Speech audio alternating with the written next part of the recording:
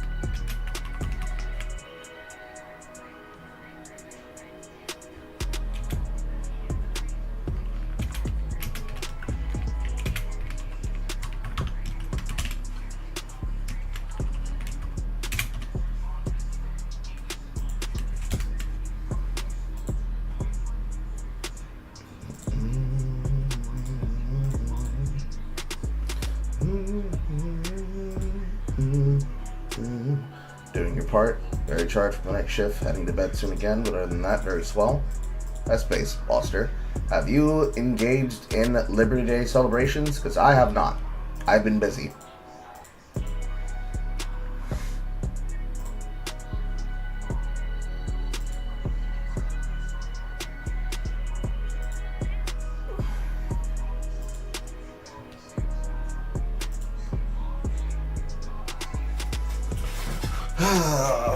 Door, overhead light, door, overhead light, door, overhead light.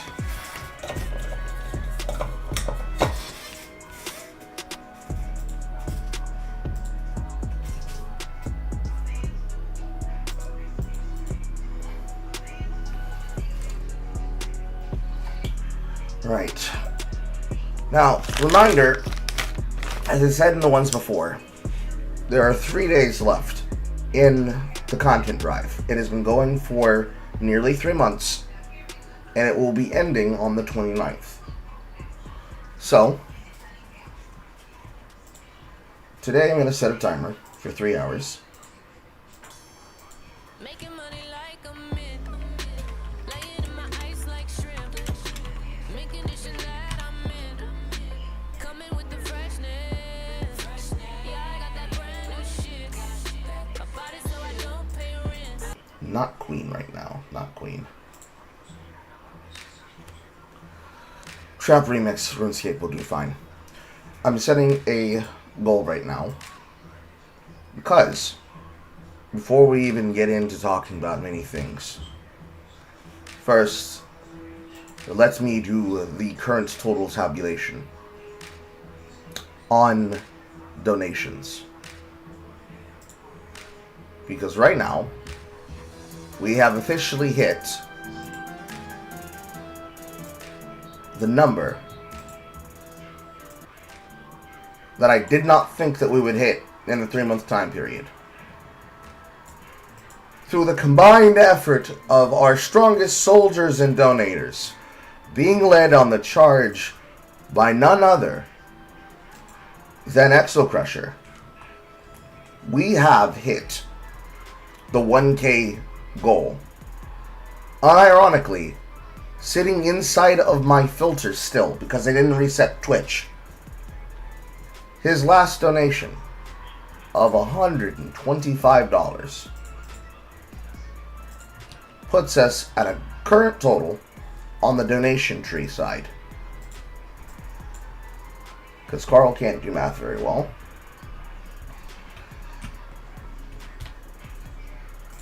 of $1,079.54 of our final concurrent total.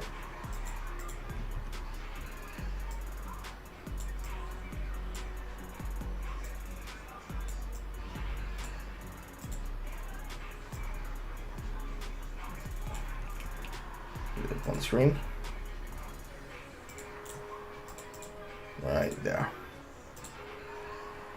We have hit the total almost inclusively from donations made possible and brought to us by Exocrusher. Not even joking. Not even joking. So, I do not know what we are doing for 1K. But one of the ideas that I have working is that I'm going to take one of the donations, or from one of the goals, from the sub-reward side, and apply it to the donation reward side. I'm still going to be hosting and asking the QA of what it is the audience wants. And I'm going to take that suggestion plus one of these, and we're going to commit to it. So, that being said, because I'm going to be picking them randomly and pairing them with one of these, to almost nearly guarantee one of these gets picked over another doing the cross-sub donations would increase the likelihood of the lower ones, right? So we're currently sitting at a cross-sub count of 5. More than likely, I was going to make new alerts to begin with, as we have plenty that can be pulled from the last few months of clips, cuts, and edits made by the audience. However, for the things like dyeing my hair and chat getting to choose the color, changing my entire wardrobe for the next 3 months, or committing to a yes and philosophy on material and content, as well as supporter-inspired content and live streams, and whatever else the audience suggests. Sub now. You have 3 days left. Because I have the ability to turn on that thing. Where is it? Where's the donation thing? Is it rewards? No. It's not streaming tools. I don't think it's power up and channel points.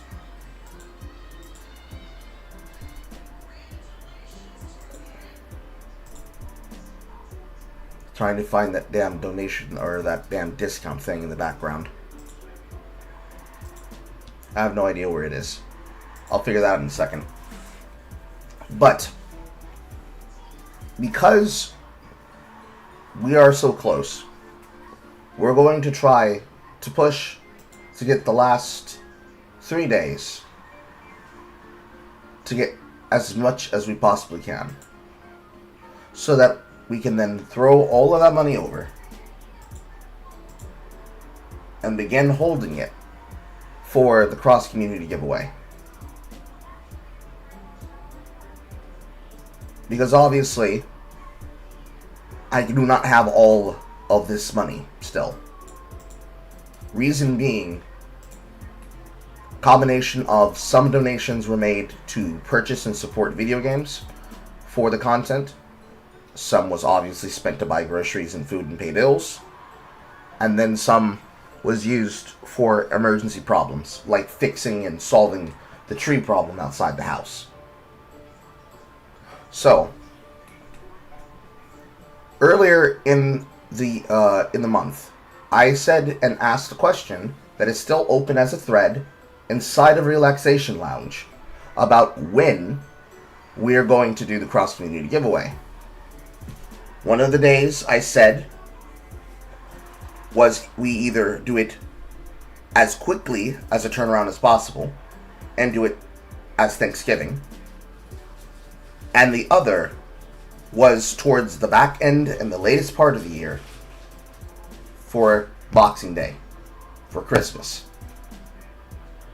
I feel like not everybody cared about the answer on that, so more than likely we're going to probably aim for Christmas, which means we have time to grow this pot larger,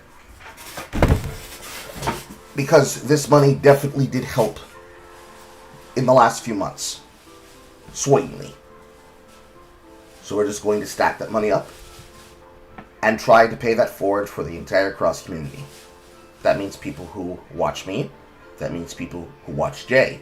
That means people who like Sheepsidian and his wife Amarana and Cassie Cage and her audience.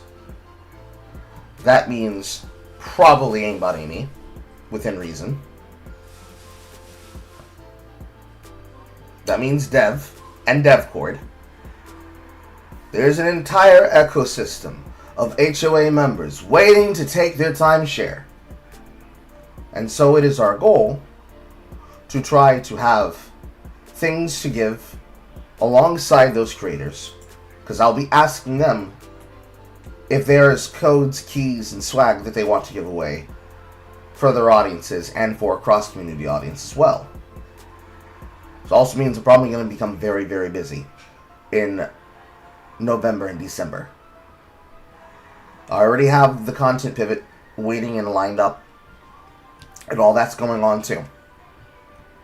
So, lots of big stuff made possible by some of our most active and generous members, I'm calling on you! Become one of them. You don't have to give a lot. You can give a little. If you have nothing to give at all, you can be able to spread word of mouth. And of course, for the love of all that is holy, please tell them to join into the Discord so that I can be able to set them up for success. Because when we start doing these things, I have to be able to DM you directly.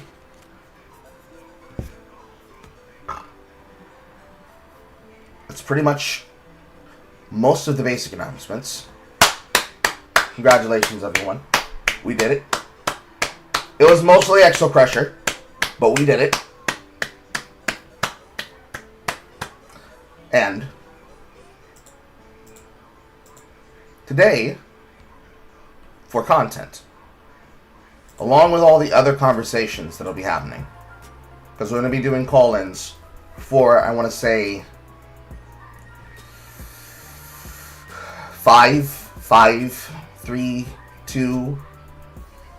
3 hours. So from what time it is right now to 6:30. So from now to 6:30, we're going to be doing 3 hours of call-in questions, because the remainder of the broadcast is going to be us talking about the real hot tea of this week. SmashJT getting filtered live on air by Colin Moriarty of Sacred Symbols Plus. The shit that I said was going to happen, happened. And oh, did he get his ass fucked! He didn't just get fucked, he got fucked! The sound his ass made as he was busting in his backside. The sound it was making while he was squealing about accountability, numbers. I have the raw VOD, unfiltered, because immediately after this happened, he has been crashing out for almost 4.5 days straight. It's not just, well, a little bit of people in the spectrum have been covering it. Everybody's been looking at it. Everybody noticed it. Everybody watched it. Everybody has known about it. And it was already reported on last night from Smashcast Live. So, as far as it's concerned with anything in terms of like, who's watching, everybody was watching. Everybody was watching. Everybody was watching. Everybody was watching his ass get fucked. And if they didn't watch it live, they were watching the VOD. Because one of the stipulations this time, unlike every other time SmashJT does content and potential and material on the internet, he was challenged by Colin. We will have the talk if you go live and you do not hide the VOD and don't private the VOD. Now, unfortunately and obviously, as it is expected, he complained loudly and got mad as fuck. And has been mad as fuck. And that's where the moldings come from. And it's been delicious. Delicious. So showing you very quickly.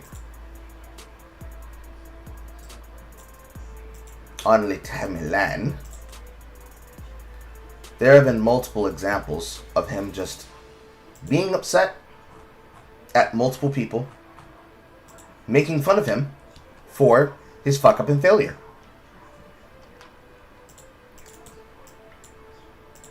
For starters, we've got him complaining and trying to, oh, I've done very well and we should come together as a community. I did alright doing on my own. Immediately into never-ending molding. Huh? You said that you were a person who worked for Sony? Oh, you were a former quality assurance playtester? You were a playtester? Oh, you're being dishonest. This is why you guys lose. Getting filtered inside of and underneath other people's posts, where he just keeps reacting under people who saw what was happening. Here's one from one of the other people who were ticked in, called King Gamer, where most people were looking at and listening to and playing back and showing the clips directly from the live. And of course, after he decided to separate the original VOD from the actual full discussion that was had with Colin, he just started just calling people retarded. It was delicious. It was great. Showing up underneath Sucker Punch production tweets about the memory issues and mission blocking bugs, about have you patched out Antifa members. Someone even got deep inside his shit and made fun of him by using the AI he loves to use so much for his content, especially the AI generated opener of his live stream, which is where we get part of the title of today's broadcast from. Just immediately saying, oh, you guys are annoying. Oh, you guys are so stupid. Letting people get under his skin. What happened? I don't get it. How embarrassing. And it is just... mwah. It's just... mwah. So... we're going to get into it. We're going to talk about it and more. However, assuming that you were amongst those who wish to call in, the call-in link is posted inside of YouTube. ! Yap-In to be able to get the link in your relevant chat. We are live on 4 platforms. I'd be live on 5, but I don't want to fuck around right now with the thing going on in the background. Get your questions in. The time starts now. And speaking of starting now, we go to our almost time-honored tradition to open call-in. Saf, how you feeling? Hello? Yes, how you doing, Saf? I'm feeling alright. Getting used to the weather changing.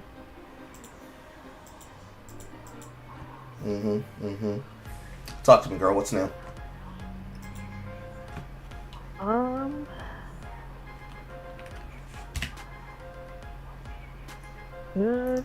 Getting stuff moved around. Like, I haven't been getting up too early in the morning. So, sleeping in. I remember missing the premiere for the Kirby Air Riders Direct, or whatever it's called.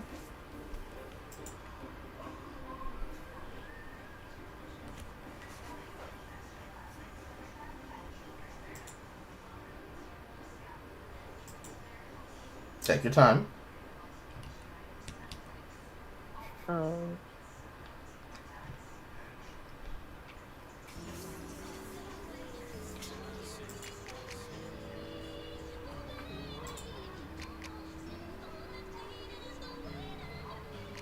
I haven't seen anything too crazy besides the that Smiling Friends thing where they insert the characters in after the scene, and that's about it. I've seen that. I'm not really sure how I feel about it. I don't necessarily think I care. I think it's just somebody having fun. I saw that there are some people who thought that it was somebody from Smiling Friends trying to make the game into, or make this situation to a plant, where it's like they're gonna bring this character up in terms of like memeability, like haha, look guys, we did the meme, we recognized the meme that happened online, wink wink wink wink. I don't know about that. I know that most people are agreeing that it was made in such a way where the ability that it was well made to almost nearly kill the joke on purpose was seemingly purposeful. Outside of that, I can tell you, But outside of those things, I am of the opinion that it is what it is. It just is what it is. Somebody was fucking around, somebody was having fun, because they were having fun with the thing that they were doing. Everybody else found it really funny that it was happening. It then became a small mimetic meme outside of all of the HD drama, and it just is there. Couldn't tell you anything else about it. That'd be up to the chat room. Call into the show, !Yap-In.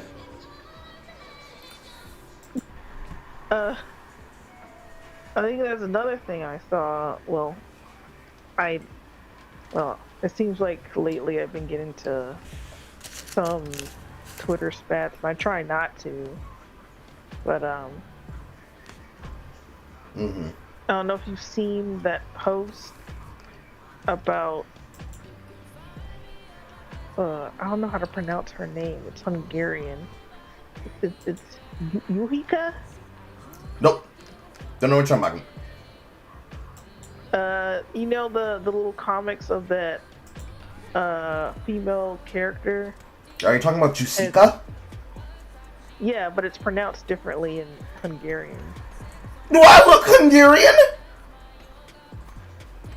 No, I'm not Hungarian. I'm not Hungarian either. I just didn't know how to pronounce the name. In any case, what about Jusika? There was a Twitter account called Lefty Pole, and they posted an illustration of the character wearing a bikini with the hammer and sickle on it. And I saw a quote tweet from somebody, and from a mutual, and they were replying to somebody else. And what this person said, Eunice, saying leftist men will unlearn everything, but their blatant misogyny. You can tell in 2016 that they had an anti-social justice warrior / feminist phase. And I'm like, are you fucking serious? Sounds pretty homosexually gay. Well, yeah, but this is a feminist saying this. She claims to be not a TERF, but hold on, I'm sorry.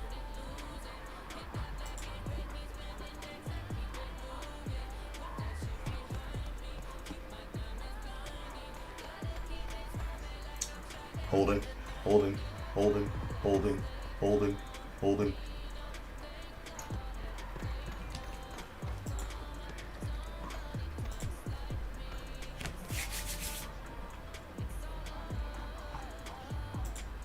She'll return shortly, chat. Let me answer some questions in the meantime. Hello, Exocrusher. The two choices between subbing is YouTube and Twitch. If you want to sub YouTube as a member, go ahead. I understand that you have your preconception notion about Twitch. Besides that, we still are building up the Kick resource so that Kick can do payouts. And Subscribe Star has always been a choice. It is just a matter of whether or not you all actually want to use that. Because for some of you, it is meant to be a Patreon alternative. But historically speaking, you guys just prefer using YouTube. So I'm not trying to force anybody to particularly use it outwards. But it's how I was keeping track of some of my more basic,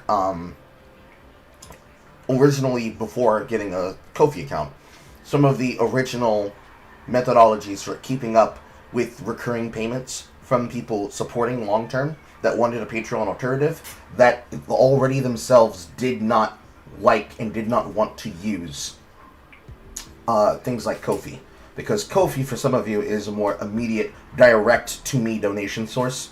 Because Subscribe Star payments would only be done when the cash-out payment reaches a base number. And most of the time, that is by request. And that's always been open by request. Whenever a person wants to say, Carl, I will pay you to do X. However, most of you guys just preferred using Ko-fi for that. Because it's like money in the hand, man. Instead of when Subscribestar decides to pay it to me. Because just like all the other ones, it has to build, and then I get to request it, and then it is sent to me after some time. So, the taxed payment source of Ko-fi, that does it twice. First, Ko-fi takes its cut, and then PayPal takes an additional cut for immediately to the card versus over time to the bank for free. That's a system that in the future is going to be an option as well. But since what we're trying to do is to grow the audience and community and continue pushing our reaches to the stars above, we can't quite blast off if we don't do that. So that's the caveat there. Okay, I am back. I apologize. I was getting a phone call. Continue. But what I was saying about that is that, like, how, I guess, from what I've noticed, how feminists treat men that try to side with them and help them, they basically still treat them like they're monsters for even showing any kind of attraction to a woman. And it's something that's always bothered me for a very long time. Feminists lie. What else is new? Yeah, but like,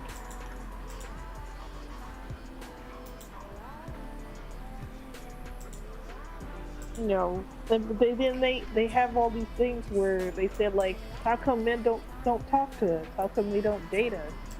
How come women aren't talking to us? Saying all this stuff about us. I don't understand.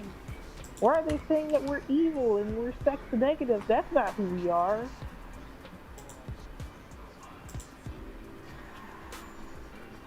I mean, in terms of, like, most conversations, at that point, that just becomes the normal incel, femcel conversation. Why don't men talk to us? Why don't they put themselves out there? We're scared. Well, so the men. To the point that it is a confusion. That is one of the working points in the reworked Romantican video that is, like, several months in editing since I changed the scope of what I wanted that conversation and that to be about. Because it was what it was. It's an entire fucking thing in its own regard. But in terms of feminists latching onto an issue and deciding to use a pet peeve problem to try and buy people in, that's on the element of that conversation that I posted for the video for Diane Yap, which was basically a woman saying, haha, look at all of these men being upset. These men don't actually want problems. They want to bitch, whine, and moan. And it's like, this is not solving problems. This is just you picking on a group that can't fight back often and often would not get support from people to help them support fighting back. It's just bullying with extra steps, and it's retarded, and it doesn't deserve to be looked at and seen. Because it's just being done for content at the end of the day. Somebody like me, I'll get accused of only getting interested in something for the means of content. But it all reaches back around to a point of relevancy where it is, I'm talking about this because you're talking about this, rather than I'm only interested because of money. So the grifting angle there exists twofold, where it's being done by women to have a punching bag that won't be able to punch back, that the only people who will punch back are the other women, and the other women are usually the honey badgers. Because unless people have forgotten that the group, they still exist, they continue doing what they're doing, and it continues to be the case that in the culture, the people who end up getting discussed and end up becoming a part of the conversation are the undesirables. The undesirables usually being people such as TikTok influencers and content creators, as well as your sex abstinees, of course. These people having conversations and other people not participating in the conversations in places where they decided to cede the ground to somebody else instead of just being in the conversation, period. Maybe that's not what you necessarily were trying to talk about, but whenever it comes up to feminism being discussed publicly on a platform, it's all of those different layers of people talking about the issue until they decided, I'm not getting enough clout off of this. It's time to switch targets to another thing to talk about, if you know what I'm talking about. It is what it is, what it is, what it is, what it is. So, that's really what I think about that. at the end of the day, because it doesn't amount to something other than clout and clout sharking. And I don't like rewarding those people with attention already. So it is what it is. And Go ahead. Go on. well then, like, I did make a reply to that person, and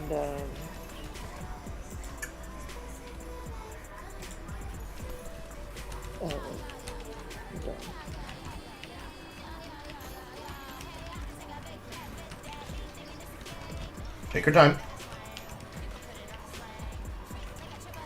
you know, where I was talking about the context of that picture, and I was like, I'm a woman and I don't find this picture objectifying.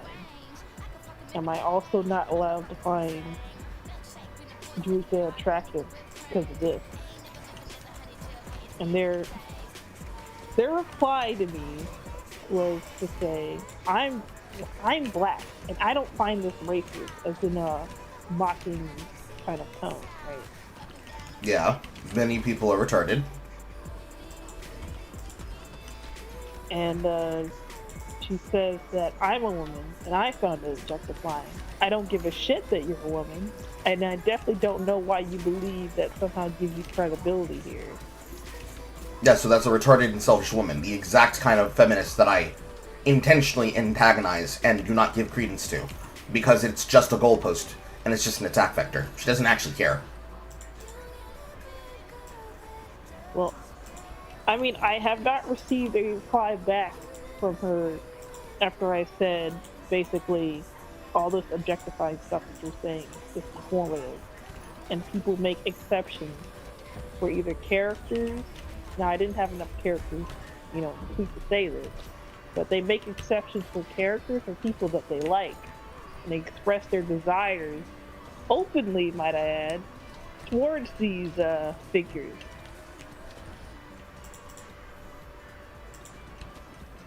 Mm-hmm. And I also don't see how a fictional woman in bikini harms real women in general, because you go online and you see women, they post pictures of themselves wearing bikinis every day. It doesn't matter if they're by the pool or at the beach or in their room, you're gonna see it every day. And it's not because of the patriarchy or whatever. I mean, much more simple and much more aggressively simplistic than that. Out here shaking it for the price of a burger combo. Well, actually, technically now, the inflation, coochie-flation, chat, has made it worse. It's now the price of a family meal. It's gone from something like $14 to $15 to fucking $30. And this is true? At the end of the day, the argument is going to be something. Men ogling women is bad for women because men hate women and only sexually objectify them and see them as objects, whereas men are seen as women by people. And that's just obviously not true because they've never talked to a fucking man. Men are the yearners of the relationship. They're the ones that long for and wish to be a part of and wish to have women around them because they respect them and their mind. If it were not the case that this is something that men do, then you would not be seeing men be the first ones to say, "Nah, you're retarded." Because it is the case, and it is the truth. Men like women. We like being around women. We like having women. It is not about having the agency and the effectiveness and the collaboration of women with us, but only the way we want to. We would like having women around us. We like having them in our hobbies. We like having them in our spaces. We like having them in our beds. We like having them in our families. We even do this thing called breeding with women, where we have families with them. We love women, but we don't like the people who act like child and then choose to claim the position of woman when it benefits and suits them. Because those aren't women. Those are manipulative, toxic people. In that itself, with that explanation, there would be a person who would say, "Well, see, you're one of those incels then. Why do you have to specify like that?" Because that's what it is. Fuck you. You people do not actually like society. You don't like people in society. You don't like being a part of society either. You guys explicitly want men to shut up and allow themselves to be subsumed as playthings and victims.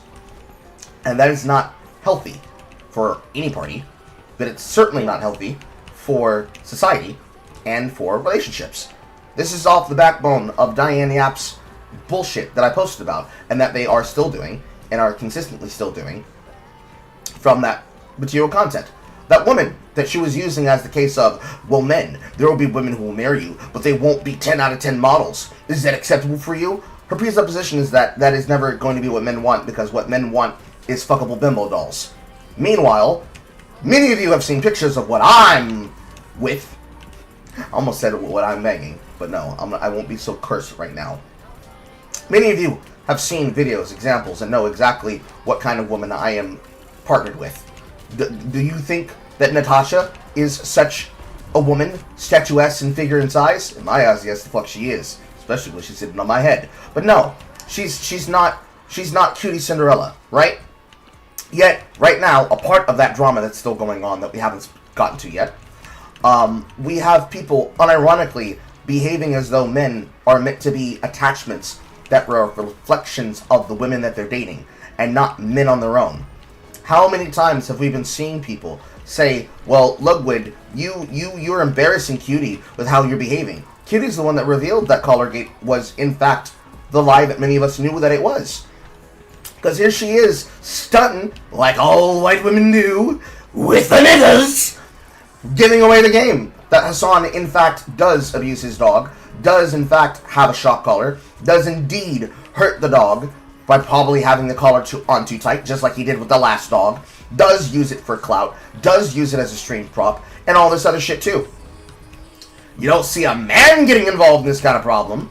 You don't see men getting that. It's because they have respect for animals, just as much as we respect the position and the opinion of women that deserve our support and our protection. Because not every woman deserves our protection.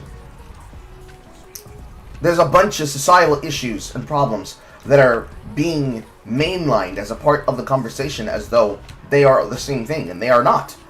And it's being done by individuals who know that they're lying when they say this shit out of their mouth. They know that they're not being honest. And it's really annoying watching them be dishonest. Because many people will then quote that and then use that as the example of why it must be the case. That it's just obviously true.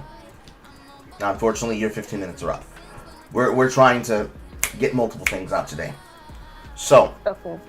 with that being said, on the issue of Jusika and the feminists trying to claim that she's evil poo-poo sexism, they didn't give a fuck when she was popular not too fucking long ago.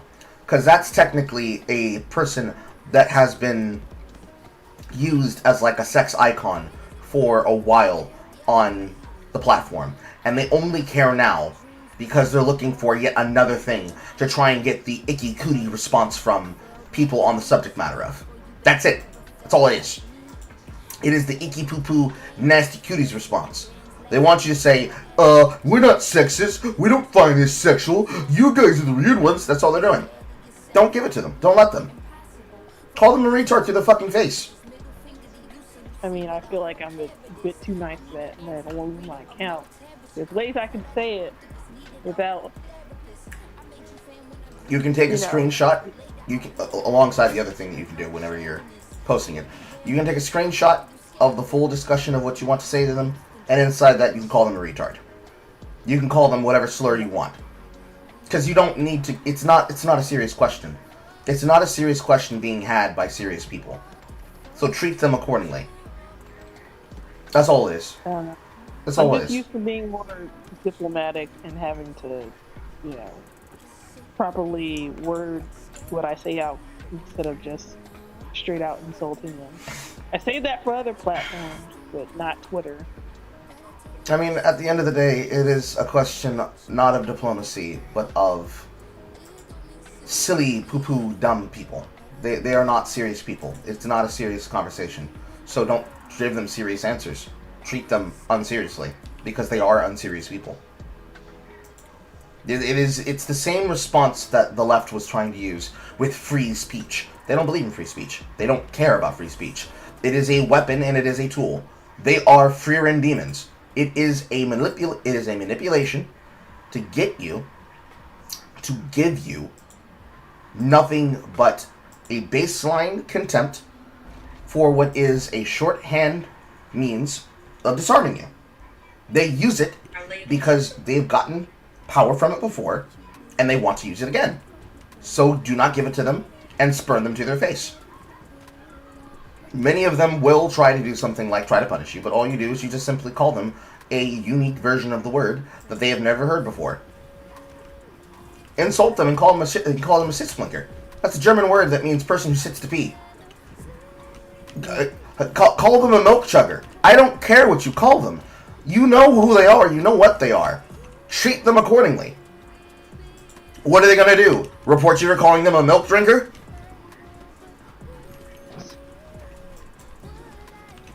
I don't know. I mean, Well, knowing these people, they're bitch made, so they probably will. But you laugh in their face. I'll keep that in mind. I hope that you do. I hope that you do. I send you forth onto the internet with peace and love. Remember to spay and neuter your pets. And if you have seen the new Burst Drain comic, be like the incel girl. Have fun having fun. And remember that there are people that are dumb. And they unironically walk through this life thinking that it do not be like that, Mr. Stancil. Okay, I release you. Goodbye. Alright, bye. I saw a question from chat where somebody asked me what I know about Ninja Gaiden, and I do not, and I was not keeping up with the conversation that was being had. I have no idea what's going on with Ninja Gaiden 4. I know that personally, I don't think I like multi-weapon combat, especially multi-weapon combat chains, but it is what it is. So just gotta let that be its own thing. I'll let chat fill me in with a TLDR, but moving back to the original subject matter. So, new news. Collargate is getting to the point where we have had both a jump in and a jump out from other creators and from other people, including conversations had about and around the likes of Ludwig and Cutie Cinderella, again, spiraling into almost near nothing nonsense. Namely, Ludwig first said it is and now is after being harassed for, quote, not backing his internet wife. Because they are in a relationship, but nigga, I don't see it. After embarrassing his internet wife, he's being considered to be a fence sitter. This, alongside information and news from people like Tectone, I super don't care. Because in terms of Collargate, it's just shit that doesn't need to be happening. Boring as it is, dumb as it is, it doesn't appear that any of the people involved are individuals that are intending on actually contributing in such meaningful ways to something actually viable in the subject matter of the conversations that they keep getting involved in. So, your mileage might matter there, but in terms of the EHC cycle, it is at the point where everybody and their mother are aware of Collargate. Off the TwitchCon Emiru situation, they are probably expecting full litigation from Emiru, and into that cycle, Mizkif is being revealed for being the abusive piece of shit that most of us already knew that he was, but now it's being confirmed for all the people who didn't already participate in actual Twitch culture. So yet again, it's a news story that only Carl knows the context to and the background details of, because my memory is that long. Surprise, surprise. Yet again.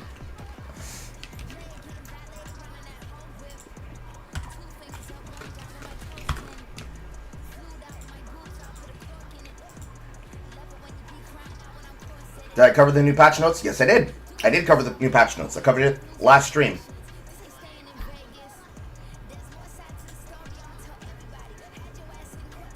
Where's my other screen? Here it is.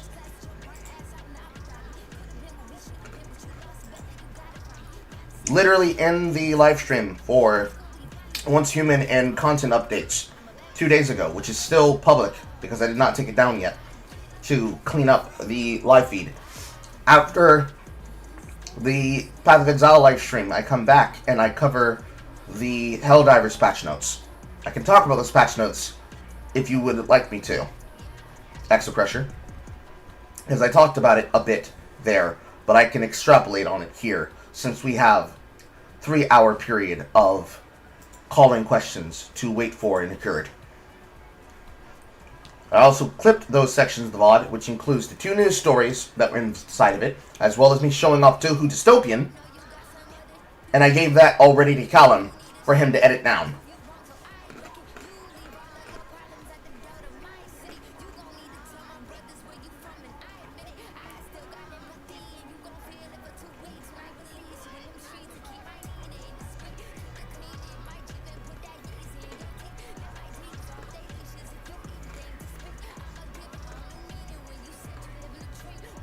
You can do that, yes.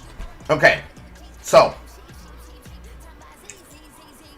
the short version of my annoyance is it is effectively patch notes that come from and are directly targeted for the whining and the malding and the coping and the seething that was being done as a part of the never-ending cope session. That is the dissertation between whether or not the people who play Helldivers 2 actually play the game, or they like the idea of playing the game, but don't actually like the part where they're meant to get better at the game and learn it. Because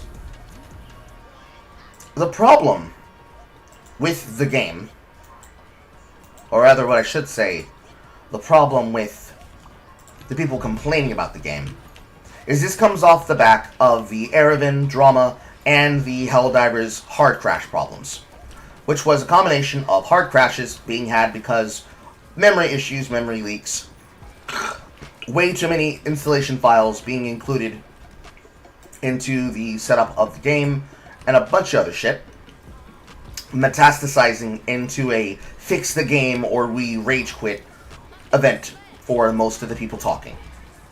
However, the problem with this is that the conversation itself was never a serious conversation about the game being bad.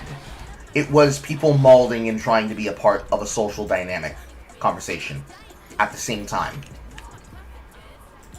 So, what I mean by that is, we, which is to say I, see people complain about the game. They say the game's broken, game's bad. I don't get to use light armor as a tool to attack people and to fight the way that I want to. I don't get to play the game the way that I want. I'm being forced to do things. But they are labeling being forced to do something as the consequence of having game balance. Hence, my long-standing opinion that these people are not actually serious players.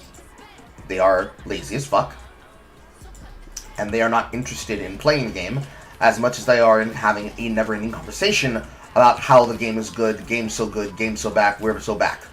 Similar to most games played by individuals that are effectively just socialites that use it as a hangout, which then leads to the conversation of friend slop. They're not really trying to play the game for the game. They're not playing the game as it actually is. They're treating it like a social situation, which is ironic. They'd be more at home playing a single-player game than playing this game. But they choose to play Helldivers, and they choose to stay there, complaining than any of the things that they could be doing. And despite this, it amounts to a perpetual cycle of people making up excuses for their bad gameplay, and then insisting that it is the job of the developers to fix the game so that they may be lazy, which then leads to the updates made in the patch. Effectively, shorthand, Light Armors got a sweet update where some enemies had body parts made better. The Rupture Strain is of concerns. The hard body still remains for medium penetration, so they did not nerf the entire new sub-faction of the content launch for the whiners and complainers, but they did give them some notable changes. Basically, what I said, which was giving a more meaningful, addressed form of counterplay comparative to Yellow Plague Syndrome. So, people say, I can't use light armor penetration weapons, they're some of the better attacking ones in the game, but I can't get the fucking armor, so they're actually using their shots on the legs, which now have light armor, to get through to them. Wonderful. Enemy types like Overseers, specifically elevated Overseers, that had way too high health and damage. They, specifically those, they specifically changed them so that things like G-Seekers could be used to mark the target and is responsible with outright killing them. One shot, one tap.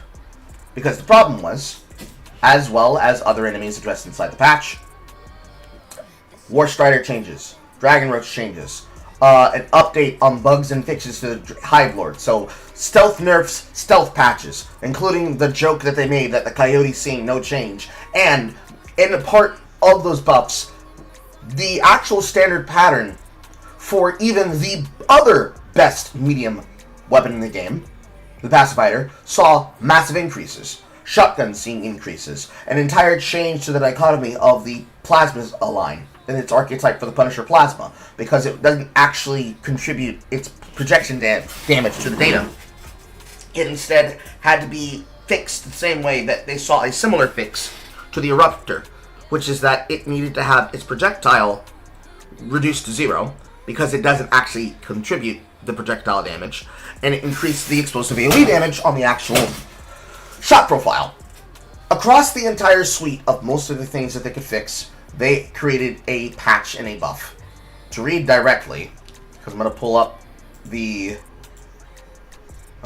patch notes as we read through this, since we're burning through time. Waiting for new call-ins coming in live. Call in! Exclamation point Yap-In. The general idea of most of the patch with balancing. Punisher Plasma now has damage explosion of 225. This is a buff. Slugger's damage and its durability damage getting increased from 280 to 330. An original mainstay. This is a buff. 330 and 90. The Liberator going 10 points up from 80 to 90 and getting durability damage from 15 to 22. This is a buff. Same thing to the Carbine. This is a buff. 60-65 for the Liberator Penetrator, the medium class suite, as a baseline. This is a buff. Liberator Concussive, getting 10 points extra damage from 65 to 75. This is a buff. Durability damage from 30 to 35. This is a buff. Multiple levels of buff. In fact, I'm going to put it on the screen for you so that you can see it for yourself and know it's real.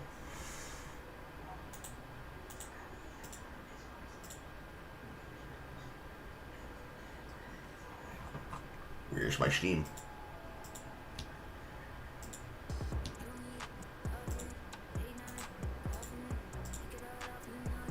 There we go. Multiple bits and pieces of updates, multiple bits and pieces of buffs throughout the entirety of the screen and the entirety of the trail. As far as the weapons are concerned, literally, you said that light armor penetrating weapons were weak. So, you can now use light armor penetrating weapons on the parts of the body where you can hit them and actually deal damage to burst them. So, those of you that are playing against Terminids, should you like to shoot a Hive Commander in the head, you can deal with that Alpha Commander, not Hive Commander. You can be able to shoot that Alpha Commander in the head and pop his body with a little bit more damage, both downrange and short range, and still also be able to do your job, while certain key weapons, like the Plasma Accelerator, is getting an ergonomics, why did that close? Is getting an ergonomics increase, while at the same time, seeing things like the Last Sickle get an upgrade and get some love and attention. The Halo Rifle, singular, getting a weapon increase to the same suite. Everything getting brought up to a better baseline, increasing the floor. While sidearm weapons in general, including the melee weapons, are getting a damage increase and are being diversified into their own kit. Extremely hard damage, good damage, but slower attack speed slightly introduced, and CQC Saber remaining the quick buzzsaw in melee that it is, as well as sidearms such as the Redeemer and the Peacemaker getting brought up the rest of the way with everything else, because weapon drag needed to be increased. Throwables getting an upgrade in general, period. Dynamite now being used as a new demolition strength of 40, now has armor penetration of medium, is able to do things that Thermite cannot do, such as close massive holes. D60 getting its damage increase, and Shatter Gems such as the Epoch, my beloved, being now forced to enter into the Plasma Pete side of the conversation, which was, why am I able to destroy things with it in the Plasma Suite that is meant to be anti-infantry and not use it to close bug holes? It now has the power to do that in overcharge with bug holes, so you can now use this thing just like the laser cannon. You want to open up the fucking thing, point at the goddamn thing, charge the shot, do it. Most of the people who are going to be complaining, or who are going to be celebrating that, already don't use the Epoch. So, they're going to be blowing themselves up and complaining. Because they did also give it extra time before you blow yourself up. As well as additional damage, additional canister charges, and additional durability damage, and a rework of how some things work in general. Including what I thought was the most controversial one, which was the Silo being now made into a very much grunt fantasy change. By that I mean, they gave it more health, enemies actively will not attack it, which now means the people who bring it to the mission are not going to be sitting there mauling, whining, and crying that they threw it into a swarm of enemies, but instead have to actually use it in the same time in which they set it down. I think that's dumb, I think it's stupid, I think it's some of the most ridiculous shit possible, but it does not pale in comparison to some of the changes that were made to some mobs. Some things, like the Flesh Mob, it makes sense. Yes, the parting of faces should deal extra damage to the main health pool of this walking Bile Titan that has no armor. We're reducing its main health damage from 6,000 to 5,000, and we're making them slightly more durable, which balances out the health decrease. They're not nerfing them, they're adjusting them. They're moving the power around so that they are more fair. That's acceptable. Same thing with the Elevated Overseer. Reduce the main health pool because Overseers themselves, all of the Overseers, are just a little bit, they have a little bit too much health. If we're doing the same damage to the Staff Wielders as we are to the Crescents, as we are to the Elevateds, it feels like you're not having enough bullets to go around for all of them. Period. Whatever. That's cool. I couldn't care less. I'm not the one struggling. But whatever. For people like me, it's a reduction of the skill floor, or a reduction of the skill ceiling and an increase of the skill floor. For most other people, they're saying, yes, Hamalina Himalashanda, well, until they see the changes made to the Leviathans, and they get angry that they're going to get beamed by the Leviathans now. Assuming that they ever actually fight Leviathans. The main health decrease is good. Moving health damage around from 150 to 200 for the health head, reducing head armor zone, means that those light armor penetrating weapons are going to be peeling through the ablative armor plating and actually doing their damage faster to those enemies. So, medium weapons, as they said, will still be killing them the same. The light armor will be killing them slightly faster. The fact that I did most of my control and learning on them with the Liberator, the stock Liberator, this was the case. It will then even be more of the case, especially with how easy it will be to set them on fire. So if you want to use shotguns, you can do so, and you'll probably have a lot more fun. But you'll probably want to be using rifle suites to begin with anyways. Leviathan gets beam-based weaponry, and it does not show up outside of missions that do not have cities. Meaning, it is now a cityscape barricaded enemy type. People will still say, worst faction, worst faction, worst faction. But, whatever. They upgraded the Rupture Strain to have better textures to be readable across their weapon suite, including the Rupture Warriors not being so goddamn a heat seeker missile. Again, I wasn't struggling. I experimented, I labbed, I learned. Everybody else did not. But it is whatever the fuck you want it to be. Call it what you want. Call it what you want. Bile Spearers, Brood Commanders, Warriors in general getting an uptune. Dragon Roaches seeing a spawn rate decrease. The destruction of the wings now actually equal instant termination of the dragon. Meaning, I don't just shoot at the wings for fun, which was a lie that was perpetuated by the developers. This being one of the many things that I thought was a lot of the bullshit that went along with the Grand Fantasy complaints, because people kept complaining, saying that this is just a buff, this is just a change. You guys are just mad that you can't be forced to play in your hard mill sim simulator. No, the Dragon Roach always had a problem. You just kept including all these other fucking things that didn't have anything to do with the Dragon Roach and said game bad, game sucks. Which then brings to the automatons outside of base alarming and everyone's favorite experience, which is being made prone and being bombarded endlessly by command turret bunkers shooting nearby you. The War Strider. It shoots less grenades. It shoots the grenades less often. They don't ragdoll you if they don't actually hit you with projectiles. And they now have vents on the back and an actual weak point for the eye so that it may be domed with something that can get through the plating. Does it mean that you're going to be able to one-shot this across the map with your sniper rifle? Maybe, maybe not. Y'all motherfuckers don't even use the anti-material, not material, material rifle to begin with anyways. So, people who are going to be taking the HMG and taking the Senator, maybe they'll fucking do it. I don't know what to tell you in that way. Because, as an enemy type, the War Strider, just like the Flesh Mob, is what we call a Beefgate. It is meant to be a tanky, beefy enemy. It is an enemy elite tactical asset. As an ETA, just like in Etrian Odyssey and FOEs, it is not designed for you to ignore. It is the front vanguard of most artillery forces for their fronts. You're not meant to ignore the War Strider. You're not meant to ignore the Factory Strider, the Dog Walker. You're not meant to ignore the Flesh Mob. You're not meant to ignore the Harvester. You're not meant to ignore the various flavors and evolutions of Charger. You're not meant to ignore the Bile Titan. You're not meant to ignore the Hive Lord outside of situations where you must engage with it directly, like Defense of the Gator. These are enemy types and they are situations designed to challenge you.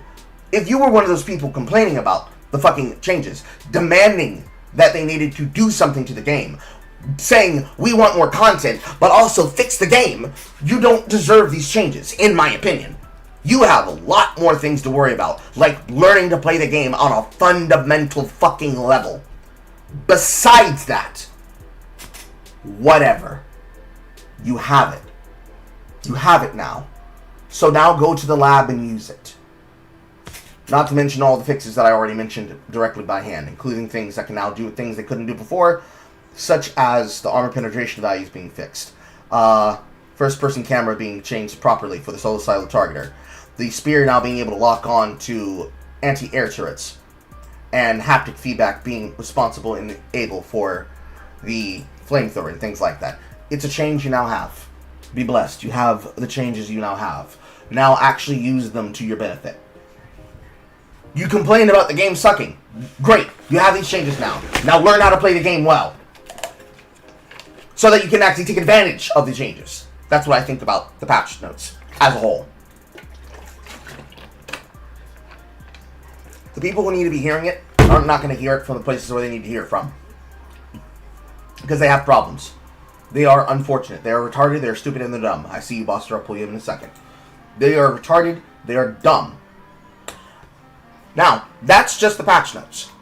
For the wine divers themselves, every single fucking creator, with the exception of Commander Kai and maybe the smaller ones, invalidated their status in my eyes. None of them deserve my respect. Not a single one of these goddamn people actually play the game well. They just want it to be a fucking extravaganza experiment. They want it to be friend slop. And I am not down for that. Welcome, Buster. Talk to me, talk to me, talk to me. Yes, I'm here. Accepting. Hey, happy Liberty Day, if that's what it's all. Excuse me. Happy Liberty Day. Yeah, I'm actually quite enjoying the update, honestly. Specifically, the optimization. So, in that case, it's a big thumbs up for me. At least somebody likes it. Lord knows these people don't. Wait, they don't? There have been people who have been complaining even after getting these updates saying, game sucks, game bad still. But it's the cycle. It's so over, we're so back. This happened to happen. Jesus. This happened to be the week of Liberty Day, so they're probably currently having fun shooting with the Constitution as a part of the Liberty Day mission order. Because they gave us basically 2 back-to-back gimmies I don't think we're going to get our cape this year. We're looking like we're seeming to be a bit lacking with the kills. But, you know, things can change. Anyways, you tell me, what do you think about the Wine Divers and about the update itself as a whole? Okay, so let me start with the Wine Divers.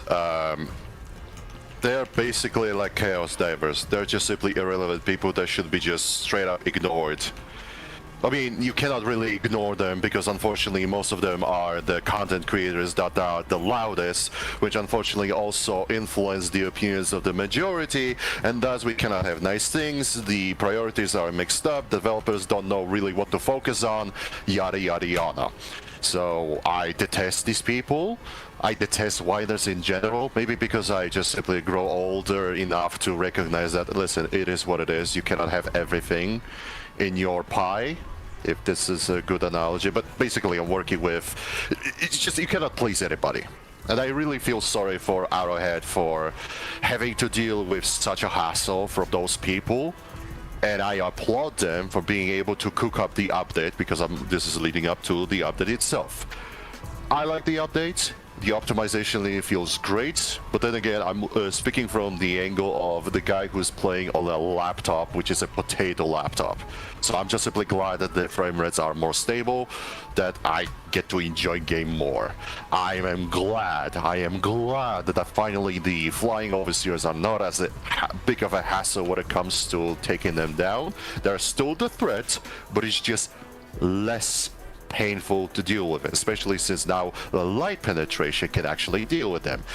What do I think about the balance when it comes to weapons of, well, it makes sense for me that light penetration would do more durable damage, so aim for the less armored targets for maximal effect. Penetration medium does what it's supposed to do, which is basically, oh, I'm piercing through the armor, but it deals less damage. Again, makes somewhat sort of sense. Okay, quick question. Was it me that I didn't pay attention, or is the fact that now the flash mobs, when you hit their heads, is actually counting as a weak spot? Was it always a thing, or is it now a thing? Getting granted additional damage is now a thing, but there was always weak points that related to the flesh mob body part. In terms of actual value, it didn't have the effect of killing faster. I believe it maybe had the most minimal amount of additional effect, but in terms of the head chunks, it now does more. So, the main damaged body, the arms, the legs, originally before the update, I have to assume that it was more for the fact that it was durability conversion. The upper body head flesh and the lower body head flesh chunks have durability coverage, namely 25% durability to explosives and 25 and 40 respectively to upper and lower durability conversion on damage. So the lower head flesh body parts could take more durability punishment, and the upper head flesh chunks could do the additional effect. And effectively, because these are all counted as individual zones on the body, this happened to go in part with increasing the coverage of damage that was done because of those zones. The problem with this is that the change made to these parts make it so that the body parts register applied damage prior to breaking, acting as a now 150 multiplier. And the idea behind it was the same vulnerability that had always existed, that they had originally a 2 point, now it's reduced to 1.8, so 80% rather than 100%. Additional damage vulnerability to fire and arc. So, explosive damage already is going to do the damage of the attack to all the parts of the body, drain the main health of the body. Fire damage, doing damage to all parts of the body, being amplified by the part that's taking the direct stream of damage, and then the overall tick damage, whether it be napalm, fire heavy, or standard fire. This applies to lasers as well. Logic still applies technically to gas as well, but gas is just more for the control effect, and these enemies shrug the control effect off anyways. It can delay their attacks, but it does not permanently lock them out of their Boolean statements for attacking. And then arc damage, as crazy as it is, with my other beloved, the de-escalator, getting an additional damage increase that makes them even more viable for the purposes that they're designed for, which is to be anti-infantry. All of the additional body part sections were designed as a way to give the overall body parts extra places for fire damage and explosive damage and arc damage to hit. So if I throw a pyro, it's going to hit the body, it's going to hit the flesh chunks, the lower flesh chunks, the arms, and the legs. Thus turning that 50 damage every spark does into nearly 2,000 damage from a single pyro. It's the same logic that applies to killing a harvester using pyrotechnic grenades, because it's not just the damage of the fire burning it, but it's also the multiple ticks of the sparks going off, and then the overall explosion, just like if you're using a cookable or a impact phosphor grenade to throw it at the body part. It's the kind of damage application that applies to the grenades of the G7 Arc Spark, as well as the de-escalator's propelled grenades. However, with the change from 4.10, which is, say, 4.1.0, what it actually does now is when you hit these flesh chunks, it's going to take your damage and multiply it by 150. That is it. That's really all that's being changed here. So, the complaint basically was, this enemy is a giant bullet sponge. We made it so that when we shoot this bullet sponge, it sets off intentional mini detonators that burn through the health faster. So, the bullet sponge is being shredded quicker when you put damage into those globules. That is it. That's all that's actually happening in terms of actual damage calculation. Now, as somebody has already figured out and has posted on the tactical information of the wiki, what this basically means is, since the update, since they are taking the damage received by 150, you can take a hard-hitting attack, such as the VG7 variable on total, aiming the full salvo to nearly kill the flesh mob with that damage. So as long as there's a head, and that head is not broken, it is going to take all incoming damage to 150% multiplier. Probably not a multiplicative multiplier, but an additive multiplier. So the damage, multiply it by 150, add it with the rest of the damage that's hitting the bodies at the same time, assuming that it doesn't just have AoE clear and pierce. Metaphorically speaking, this should mean that explosive damage is just going to be even much more better and more gooder, because it's taking that explosive damage and it's multiplying that explosive damage across the 6 upper head flesh chunks, but it remains to be seen. Have no clue. But anything that was already shredding it is going to be shredding it even harder. Machine guns, shredding it even harder. The HMG emplacement, shredding it even harder. The attempt to hit with a direct shot from something like an Epoch, which now do 1,000 compared to 800 on its full charge, should now be more good or more better. Besides that, I could not fucking tell you. I couldn't fucking tell you. Because ironically and ideally, it should be functioning the way it's supposed to be functioning. Whatever it functions as and however it behaves now, it is what it is. It appears to be the case that that is what happened. So, durability ballistics, you've got a plasma bolt that does 500 on a full charge and charges from heavy to anti-tank with the Epoch. You shoot it, it gets 500 to 800 ballistic. Then you add on additional 800 explosive damage, 400 explosive damage. You go from 900 to what is supposed to be 1600 now. I thought it was supposed to multiply the ballistic, but perhaps I'm wrong and stupid and dumb. But who fucking knows? Unironically, who fucking knows anymore? Because it's making it harder to understand what is what. Despite that,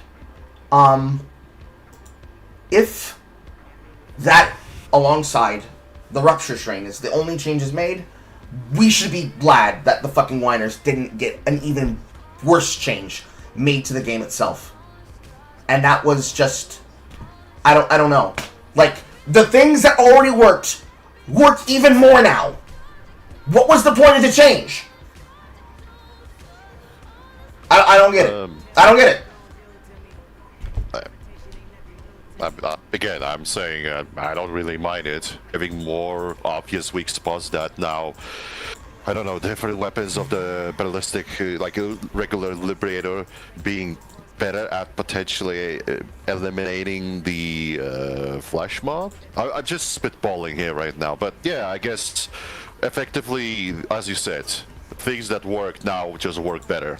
So at the end of the day, nothing significant change when it comes to balance. Although, while on the topic of balancing, I will just simply make a quick note that I've noticed how, and I'm pretty sure you probably already mentioned it before, how now, in order to quote-unquote nerf Coyote, they increase the fire resistance on the particular set of enemies. So it is not straight up nerf to the Coyote itself, it's more of let's make Coyote less efficient. And one of the buddies brought this up to my attention, saying that's kind of shitty behavior to stealth nerf the weapons by just buffing the other enemies. And I was like, I don't know, is it worse? Is it better?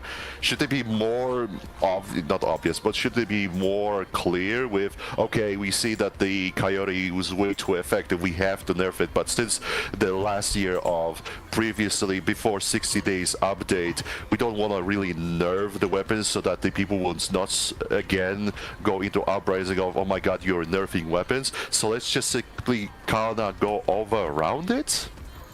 What do you think?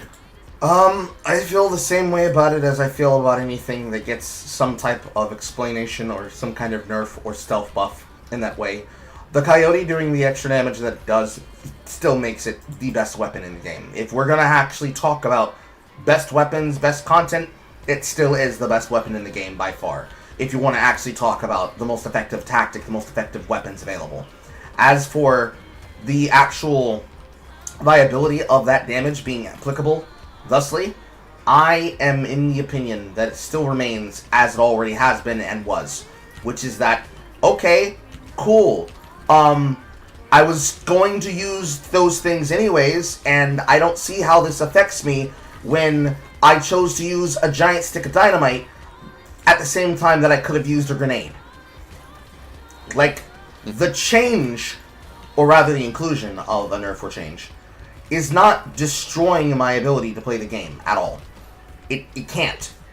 Because by its nature, by property, all they did was change a number that if we really want to apply it the way we probably should apply it, has created no serious uproar and no serious problem by us having this change. By that I mean, most people aren't using fire weapons to begin with. If they see a patch that then tells them, because I mean, there's a reason why. Like, if they are saying, this is changing everything, you guys nerfed the weapon by doing this, how many of you actually are using the flamethrower? How many of you actually are using the flamethrower? How many of you are actually using the flamer? How many of you, before and after the change that was made to the fire resistance of the dog walker, were actually making use of it? How many of you actually cared? I don't think they care, is the point that I'm making. Or understand, is the point that I'm making. Because they're too shit at the game. They did not consider that it was an option, that they could have always been using fire, and they wouldn't notice the fire resistance change, because most of them can't hit their fucking shots to begin with anyways. So, fire resistance going up just means that stray attacks aren't going to ignite the enemy. You actually need to be shooting at them with purpose. For the Coyote, that means you need to put shots on target.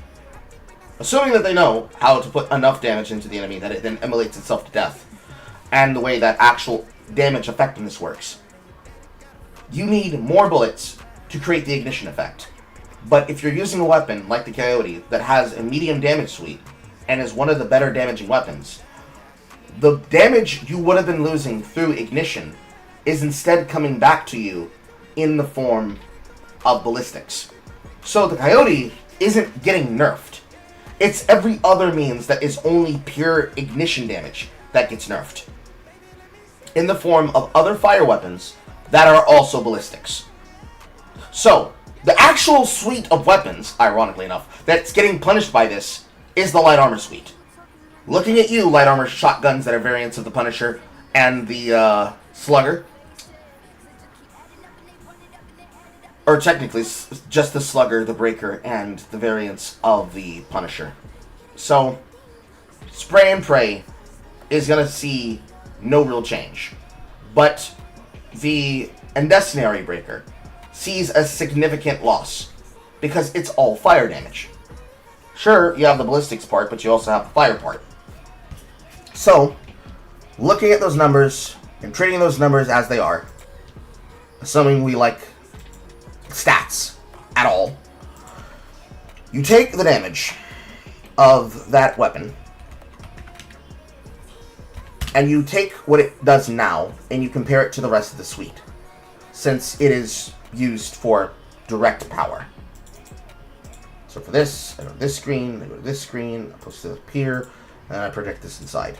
So, for the things that matter, you compare it to its actual functional suite that it's the brother to. So, current patch.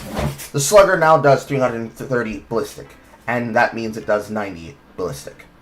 Comparative to all the other weapons in its field, how does that compare to the other weapons? Well, fortunately, the Punisher-style weapons are here. Punisher, Punisher Plasma, Cookout.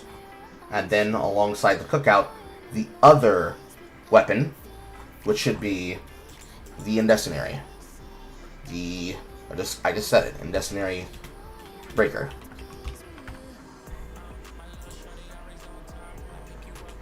So, looking at the suite, if the direct damage does 330, and the original Punisher itself is packing multiple pellets that are doing 45-12, which is that's a lot of ballistic damage for you to be comparing it to, because this is basically still a designated shotgun that functions like a rifle, because it's that accurate.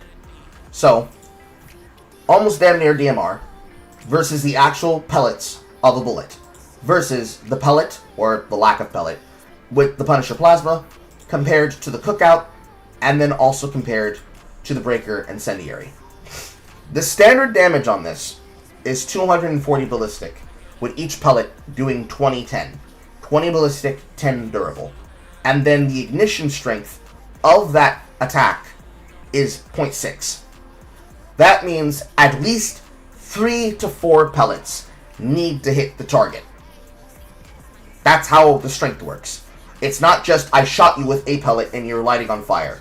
It's, I shot you, at least 5 to 6 of my pellets hit you out of the bundle of, on this one, 12, compared to the Cookout, which is 20. Which, for comparison, is 16-3. It's actually somewhat pathetic compared to the other one, but it's designed for a different purpose. Because that one is loaded by a different capacity, as rounds reload, versus one that's loaded by a magazine. Right? So, same status strength. What happens here, they both have different capacity. You need to be up close and personal to make the ignition of the Breaker Incendiary function. But it has more weight because there's less pellets. So, it's more potent. You follow me? Yes. The Cookout, also shotgun, more pellets, meaning weaker, especially if you're shooting from range, with a capacity of 16. I won't bother you all with the math, but a shot at medium range distance, 50 meters away, assuming you're in a point break situation, you are the point holder, the hard point is the door behind you. Enemies from your left to your right in a 180 cone. You sweep that shit across the field. No customization, so no duckbill. Sorry, Ignition lovers, which includes me. No duckbill. So, normal spread pattern, comparable to the spray and pray, and to all other shotguns in its class, which also technically includes the Holt. If I shoot this weapon, 90% of the time, at 50 meters, I might hit the same group of enemies, and they might get ignited. The further out from 50 that I go, shooting at further and further targets away from me, the less effective the ignition power starts. That is it. The Cookout has more damage, because it has more pellets. Obviously, 200 versus 320. It does not have the same power of its durability. I think it needs this, because it's a part of the light armor sweep, but in their logic, light armor rifles are not the same as shotguns. The power of the shotgun is to be up close. Drag does kick in, and that's the problem. If you're at a further distance away, you need more pellets to start the ignition. So you cannot use a shotgun like it's a fucking laser cannon. Period. That's it. That's it. That's all that's happening. You can't take pot shots and randomly ignite an entire bundle of patrol members. You have to be up close and personal, which means if you're already that close, you're already going to be getting the ignition effect, and you're not going to notice a difference, especially because of the horizontal recoil, the actual ergonomics, and the sway. And then the drag of your weapon, decreasing the power of your bullets. Alright. Makes perfect total sense. So at the end of the day, what are you talking to me and talking about the intricacies of the update? Basically, almost nothing really changed, because the things that's supposed to work even slightly better. Yes. Is this what I'm getting at? Okay. More or less. Like when it comes to the problem of ignition, and ironically, Exo Crusher kind of hits it on the head here. The problem with it is that in any game that has a status effect, the Coyote and other forms of ignition are supposed to, outside of specific conditions of the archetype, meant to be a buildup that then causes the burn. So, Incendiary and Cookout would probably be two weapons inside the Fire Suite that it has a reduced threshold. So imagine a threshold from 0 to 100. The Incendiary and the Cookout does 50% damage to increase that bar 50%. You get hit enough by the bullets, by their weapon strength, they stack onto each other, burn. Same thing with bleeds. You get it multiple times by something that can bleed you, bleed. And then it drains the bar. Versus how it currently works, which is that once enough bullets have started the ignition, or are hitting you to create the ignition effect, the ignite takes place and then just keeps getting refreshed. The more times the bullet hits you. What it would be good to change it to is that ignite has to be an effect that you start on the person as conflagration, because most of the damage effects that deliver fire create it as a truth factor. You were touched by fire, therefore you're on fire. You are inside of a currently burning napalm field. You are going to be lit on fire now. It is a static ground effect that is delivering the crowd control and the damage effect to you, rather than the bullet hitting you. That is different. That is fine. That's how it's supposed to be. Because that's the reason why fire spread through a stream hitting you versus a napalm barrel blowing up nearby you is different. There should be different rules for primary weapons and their delivery systems when made applicable. So if we ever get an incendiary grenade launcher, I should be able to shoot you with the grenade. And assuming that the grenade itself has a projectile damage, just like the de-escalator, that projectile damage does not create the ignition. It's the arming of the grenade and the explosion of the grenade that then delivers the effect that spreads the effect. By increasing the threshold that the enemies have for this, it means that those secondary methods of igniting. I threw a cookable grenade, and an enemy was nearby it. That's fine. I threw a pyro grenade, and the pyro sparks were spinning, and it did damage to me directly with the ballistics, and then the ignition happened, and it exploded. That's okay. I shot somebody from 500 meters away, and one pellet of my incendiator hit them, and they're now dying of fire that they cannot put out. That's not okay. That's it. That's all that happened there. That's the nerf. Well, I do recall when the first incendiary core of the automatons were deployed, and the biggest obstacle when dealing with them were the shotgunners with the shields. Because, as you said, it didn't matter at what distance they would hit you. One small pellet from 100 meters, and you were already ignited on fire. Yes. That was the biggest hustle, and it was almost a necessity to wear anti-fire suits. Preferably salamander, because in addition to 150 armor class, you also had the fire protection of 80%, so they stuck up, so you would not immediately turn into a turkey on the Thanksgiving. Yeah, and yes, and that was what originally caused them to do the original fire change, where they rebalanced that weapon. Now it's not the fire that kills you, it's the instantaneous ballistic damage from the shotgun in your face, because they're wielding a shotgun! And it's like, in the minds of these individuals, we can't win, it's still busted. Stay on the side of the body that has the shields. Engage them at a distance with a weapon that does not make you get up close. If you are going to, move from side to side, favoring the side that has the shield so they cannot beam you. You'll live. No, that's too much! No, that's too much!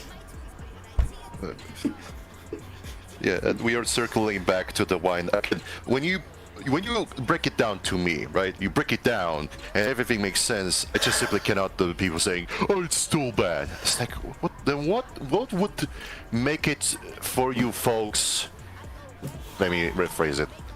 What would satisfy you effectively at this point? Because you just have to throw hands in the air and say, "What the hell you guys want?" Like seriously, what do you guys want? The simple solution for what needs to be done about this people is you need to start hitting them with Get Good. That's the short answer. The overall dynamic of what's happening is the same evolution that happens every time there is a new patch update for Path of Exile 1 and 2, which is that the map blasters, people who don't want to be forced to learn mechanics, they just want to know what the best build is so they can really start it and they can make billions and billions of currency off of it, they are behaving like they are. They believe in this hierarchy of things that in that world do apply. There is a meta inside of Exile. There is choices where this choice is obviously better than another choice. Having the ability to overhit the enemy's resistances and inverse the resistances and gain damage for having spent life on my skills. Mandatorily manufacturally good, literally a part of the metagame. But these choices that we have here, in this sandbox of ours, they behave the same as them. The patch comes through, they see their friend doing what would be an exploitative, big damage build. They want to do that build. But the version of the build that they get to play, that they were sold on, it's been changed fundamentally in the game. It doesn't do the same thing it does anymore. It might still be good, but because they didn't experience the peak efficiency, top tier experience, game suck, game bad. So they try to please those new incoming people who are a part of them. They then get locked on to a certain archetype that then befits their mindset. So the shotgun users, the light armor penetrating users, they are effectively the blasters and the mappers, whereas people like me, the bossers, that learn the mechanics of the game, we can make do with anything, because learning how to scale is more important than learning how to cheese, which is to say, learning how to play the game is more important than learning how to ignore mechanics of the game. Da-da! These individuals then tell them, have you tried not basing your entire success in all the eggs of one basket? They then say, no, you can't tell me how to play. I can play the way I want. And they remind them, we're not telling you that you can't play the way you want. I'm telling you, stop trying to break a brick wall with a toothbrush. You have to tell them that they suck to their face. And then encourage them to get better. You cannot necessarily bully them. But you have to tell them, you suck at this game. Let me show you how to summarize this shit. If they refuse to take in the internal help, then you have to do the same thing we do over there. When a person says, "Nuh-uh, my build is better," you physically show them the data. You prove to them. You give them proof of concept. Your build looks like it's dumb and it's bad and it can't succeed and it makes no currency. Here's my build doing all content, creating all of the game, and I literally did it off of a budget of a shoestring. Oh my god, wow! I can't believe it! Wow! Damn! Same thing. Same thing. It's the exact same dynamics of the conversation. All the way down to, well, I guess you just dog shit. I guess you're just bad, bro. Like, they don't know how to use the weapons in their arsenal. This is the problem that we're having. Every time we want to have a discussion about balance, they do not know how to use the weapons in their armament. They don't know how to use them. They don't care to know how to use them. They were promised something that they weren't getting, and that itself is the issue. It's so fucking lazy and dumb. Yes, I know about Halo Campaign Evolved. I saw Ezra Crusher. Unfortunate, but it is a constant conversation that keeps coming back because they only care about the mechanics that they use. So a sword user only wanting to care about sword archetypes cares infinitely about the sword archetypes. Doesn't care about bows. Bow archetype cares infinitely about all projectile form, but they don't care about spells. Spell user cares infinitely about the many ways they can scale their spell damage, as well as all the ways that they can cheat and get a little bit more damage with a little less and more involvement. Still an individual who doesn't necessarily care about what's going on with weapon effects and crossboard. Port that over to Helldivers 2. You got a bunch of friend slop divers that do not care about the mechanics of the game.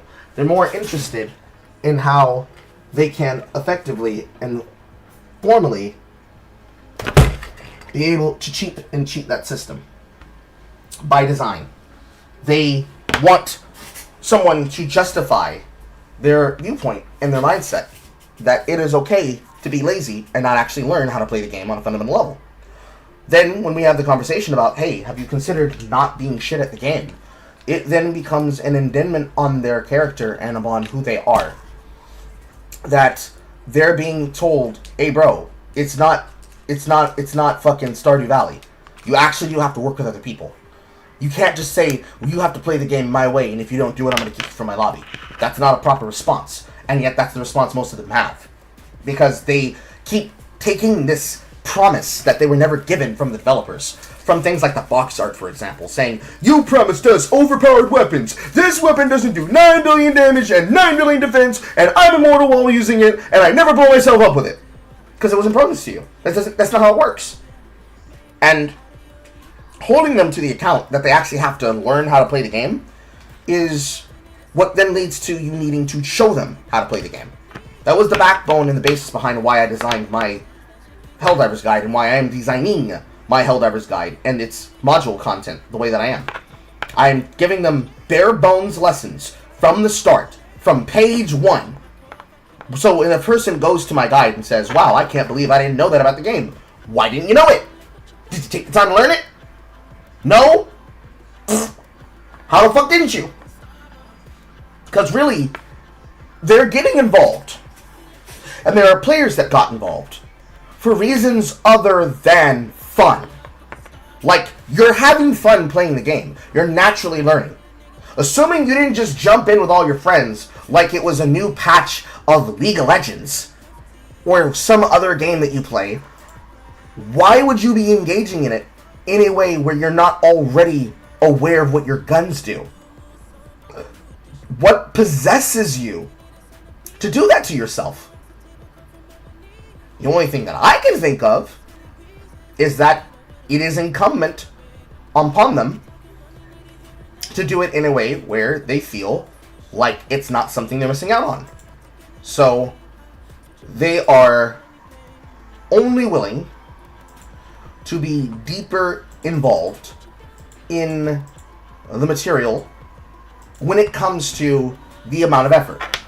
So, let's take, for example, the use of the laser cannon. If to get more damage off the laser cannon, Buster, you had to be within a charge zone on the heat of the gun. Not too overcharged, but not too undercharged either. If this became the basis upon how the weapon had to function, they would be molding never-endingly. Do you know why? I'm blinking out. Do tell. Mechanics. That's it. Mechanics. The mechanics of the weapon say, I need you to operate within this efficiency. You need to be just overheated enough, but not too overheated. Oh my god, that's too much effort! Why can't I just point the thing and shoot and kill? And at some level, right. that is the case. But it's like, you chose this weapon. You're making a video where you're saying, look guys, this is the most broken weapon in the game. This is the most broken build you can do. Meanwhile, you can't even make the build function naturally, and you don't see the value to it until somebody else tells you, have you tried using it, bro? Have you actually tried using the gun well? And that person says to you, no, you guys are you're just glaze diving. You're just glaze diving. You're just insulting people because you think you know everything. Oh, there you guys go again, harassing the rest of us real game players. And until somebody like me comes along and says, here's how you can manage this. Here's the trick of the trade. Here's how you actually learn the mechanics of this weapon. And it's not some subterfuge means of just ignoring the mechanics and using something else differently or something cheeky like that. You actually learn how to do what I say to do in the guide. Like if you were to have an ability to talk back to me as a person reading it saying, well, Mr. Streamer, it's too hard doing that. Like, we try to make it work and I can't find a way to make it work. How am I supposed to get good? And then I actually give them the answer. What's supposed to happen then is they say, oh, wow, thanks, Mr. Streamer. I can't believe it was that easy the entire time. Now I'm definitely going to be smart about how I do things and not be lazy at all. If that were the case, then there would be no discussion. There would be no insulting these people in their intelligence because they'd actually be being involved in the intelligence. They would be actually playing the game. But they want to take shortcuts. Every time, they want to take shortcuts. And the shortcuts for the solution of the problem always amount to they didn't automatically play themselves, so they are bad. The gun doesn't automatically do everything I want it to do and more. Therefore, it's dog shit and it's bad. Versus, yeah, it takes a little bit of work, but once you get over that anti-barrier of learning how to aim your gun, you'll find so many more weapons out there for you. Much like teaching somebody a new archetype in fucking Magic the Gathering, or any other game that has some level of a skill floor and a skill ceiling. I don't want to have to get good at the game. I just want the game to automatically let me win, bro. It's not that kind of game. And the sooner that those people accept that that is the case, the sooner many of them will actually be able to enjoy Helldivers. Because if they only ever go off of what they heard from consensus is a good build, or a good character, or a good weapon, then they're never actually going to become better at the game. It doesn't matter how much you nerf the enemy until you nerf the enemy into the floor, that there is no skill expression. Because every single bit of the game's mechanics, both the ones we learn and the ones that we create for ourselves through the efficiency of the actual meta tactics, the actual stratagems that aren't the stratagems we wield, but the actual battle advice that they can learn from each other and from the game's internal response system. That can't work unless they're willing to put in some lab work. They have to be willing to lab. They have to be willing to listen and learn from the game just as much as they can from each other. And it's supposed to be our job to help them do this, or at least my job to help them do this, as content creators and as designers of content and stuff, because that is what then gets them deeper involved. That's what then gets them to be a part of the content cycle. If I just say, you suck at the game, you're bad, and you're never going to learn how to get better, without explaining the reason I say that is because they're not actually putting in the time and effort to become good, then it's just people autistically yelling at other people and calling other people who are acting retarded retards. And that is not the goal of what individuals like myself seek to do. We want them to put in the mandatory work so that they can understand and realize, oh wow, I can't believe that because I was being so disinvolved that I was truly costing myself this level of time and attention. Because that's what it comes down to at the end of the day.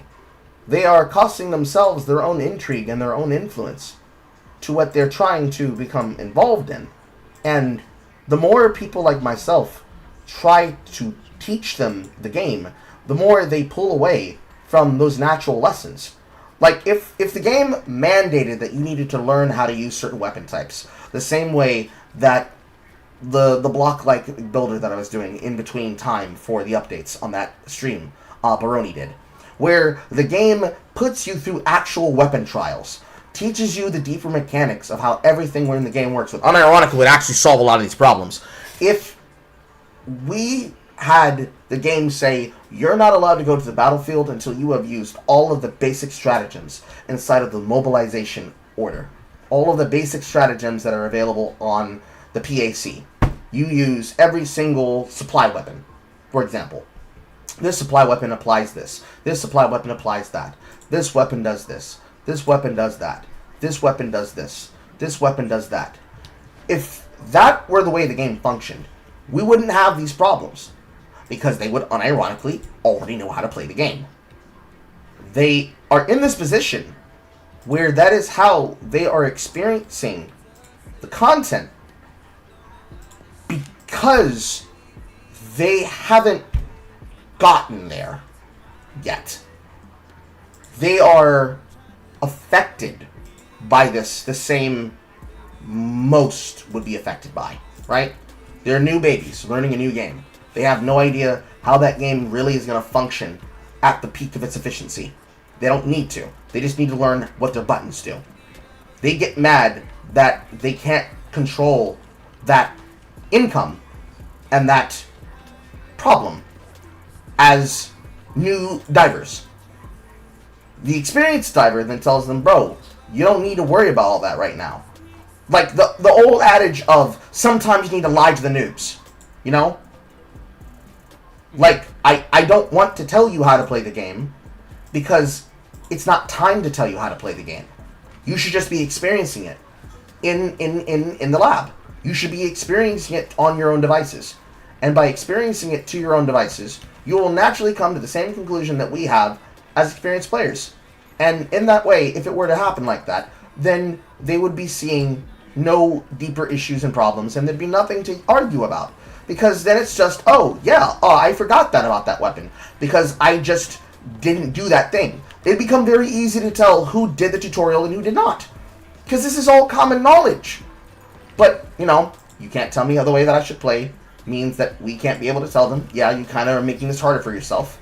And it just becomes a back and forth, where it's harder for us to get the developers to understand that it's not everybody, it's just these motherfuckers. Because it's so easy to forget that it is the case. That it is a specific selective group that is only superficially engaged in the game as far as it goes to making the money. And then, away from that issue, so away from the, I don't know what my buttons do, to the, well, why should that matter? It matters because if you're not actually engaged in the content of the game, as many people wish to claim that they do and are, and it is instead that you are hoping that somebody else does the work for you, and does the lesson for you, and does the teaching for you, and discovers the advice for you, just like Path of Exile. Oh man, I'm not able to make any currency. There's thousands of ways to make currency. Have you tried using any of the ones available? I don't want to use those ones. I'm going to use the one that I wanted to use. Well then, bro, get good at the game. You dog shit. Well, you can't tell me that. You're just harassing me. No, I'm telling you to get good at the game because you functionally do not know how to function with the game because you're more concerned and more worried about shit that isn't important and never was promised. Like, you're not promised the game is going to make you good and make you better. Stop being dog shit. If we could talk to them in this way, things would be better. But of course, they can't allow you to just harass members of the Discord. They can't allow you to harass random users for whatever purposes, even if they deserve it. That is toxic. So, with that example that I gave before, where a user was mad that I gave basic advice about the Hive Lord, leading to them trying to call for a mod to have me banned permanently from the server, just like the first time that it had happened, and any time after that, there's no reason to be upset. Why do you have to be mad? Why do you have to be mad? There's nothing to be mad about, bro. If you just play the game, you'll know how to fucking function, and you won't need them to make entire sweeping, grandiose game balancing changes, because you'll know how to play the fucking game on a fundamental level. The stuff that doesn't make sense to you will make sense to you. The knowledge will divine itself to you, and wow, I get it. Because you'll actually have learned, rather than just hoping somebody else does it for you.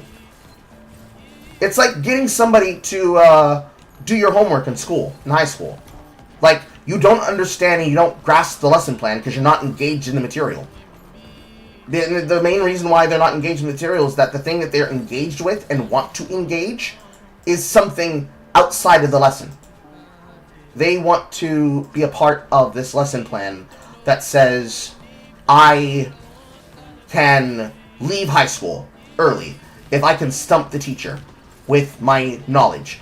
But I can't grasp the lesson because, oh, Mrs. Perkins is just so boring. Man, single player Carl, he's just so long-winded. He can't explain his point. He ain't get the point what he's talking about. You just explain it so poorly. But when somebody else touches your point and explains it, I completely get it. By whatever means is necessary to accomplish that goal, by whatever way you have to do it, that is the problem at the end of the day.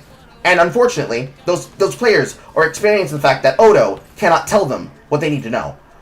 The fucking Cloud Games, Glitch Unlimited, cannot tell them what they need to know. Because unfortunately, playing the game solo and doing so for content is not the same as actually experiencing and learning the content loop. Because you're not applying yourselves. What good is the information that you're learning from these people to completely make the game simple for you if you're not actually learning how to make the game simple for you? You're just annoying yourself at the end of the day and frustrating yourselves to this, which then leads to the molding and the seething and the coping and the arguments. Because then the argument becomes, why is it nobody told me this? And it's like, I don't know. Ask your favorite content creator why they didn't tell you this. Like, why did Mrs. Perkins never tell me that math could be so fun? I don't know. Maybe Mrs. Perkins is a bad fucking teacher. You can't say that, Mr. Carl. I'll say it goddamn please. Because it's true. I don't experience this problem. But then, of course, that thing becomes the case of, well, I didn't experience this with my game. So, it must be something special to you. No, I don't understand how you know. I don't know how you people learn. I can only be able to teach you the way that I've set up the content in which to teach. So, when I had that question and I thought to myself, how do I connect to them? And how do I learn what they're struggling with most? My basic answer was, well, I'm going to go to the people. I'm going to meet them where they're at. And at that point, you can understand exactly why people are struggling. Because these niggas are fucking player base. They don't actually play with their audience members. They don't play with their chat members. They don't. They don't engage at all together as a group. They just hate. Like hating ass niggas do. At a distance. To other people. And then, when people call them up in their lives, or ask them the question blatantly, from their content, where they say, Mr. Streamer, you said on your favorite video, I completely broke the game, ! This game is so simple, I don't seem to be having it as simple as you are. What is it that you're doing that I'm not doing differently? They can't tell you the secret sauce. Because if they tell you the secret sauce, you're no longer going to watch their content. Because you won't need them.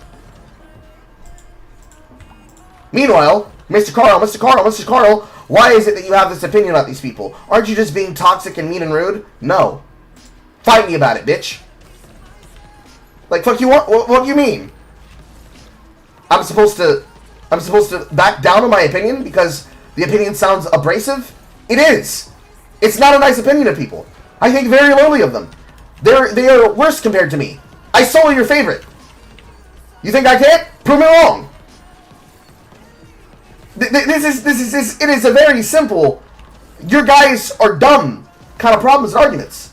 And it would be made better if it were not the case because they are effectively not doing what they should do and doing well by the player base as they should already.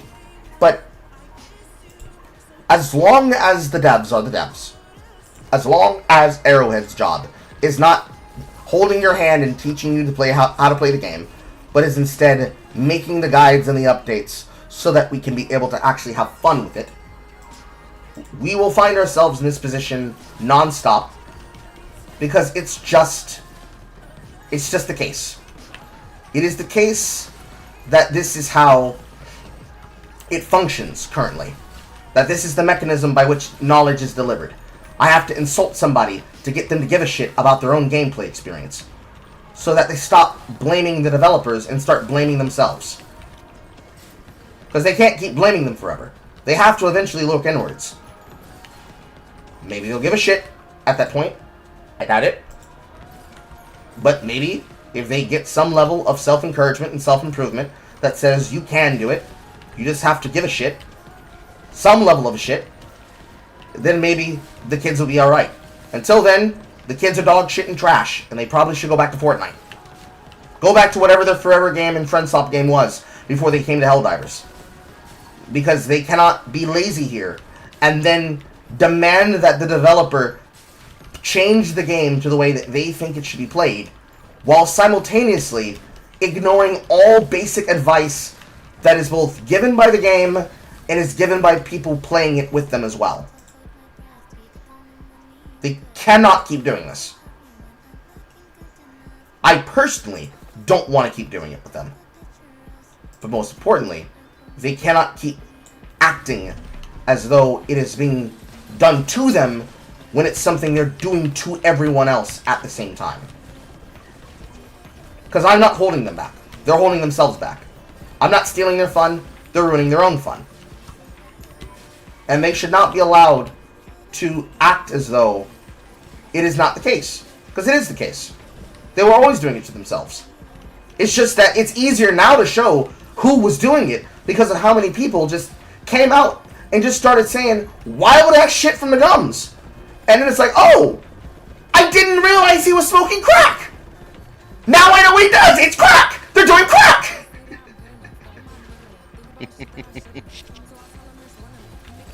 Crazy. I know that's a long-winded response, but that's the truth. It's just true. It's just true. Let me throw it back to you. What do you think?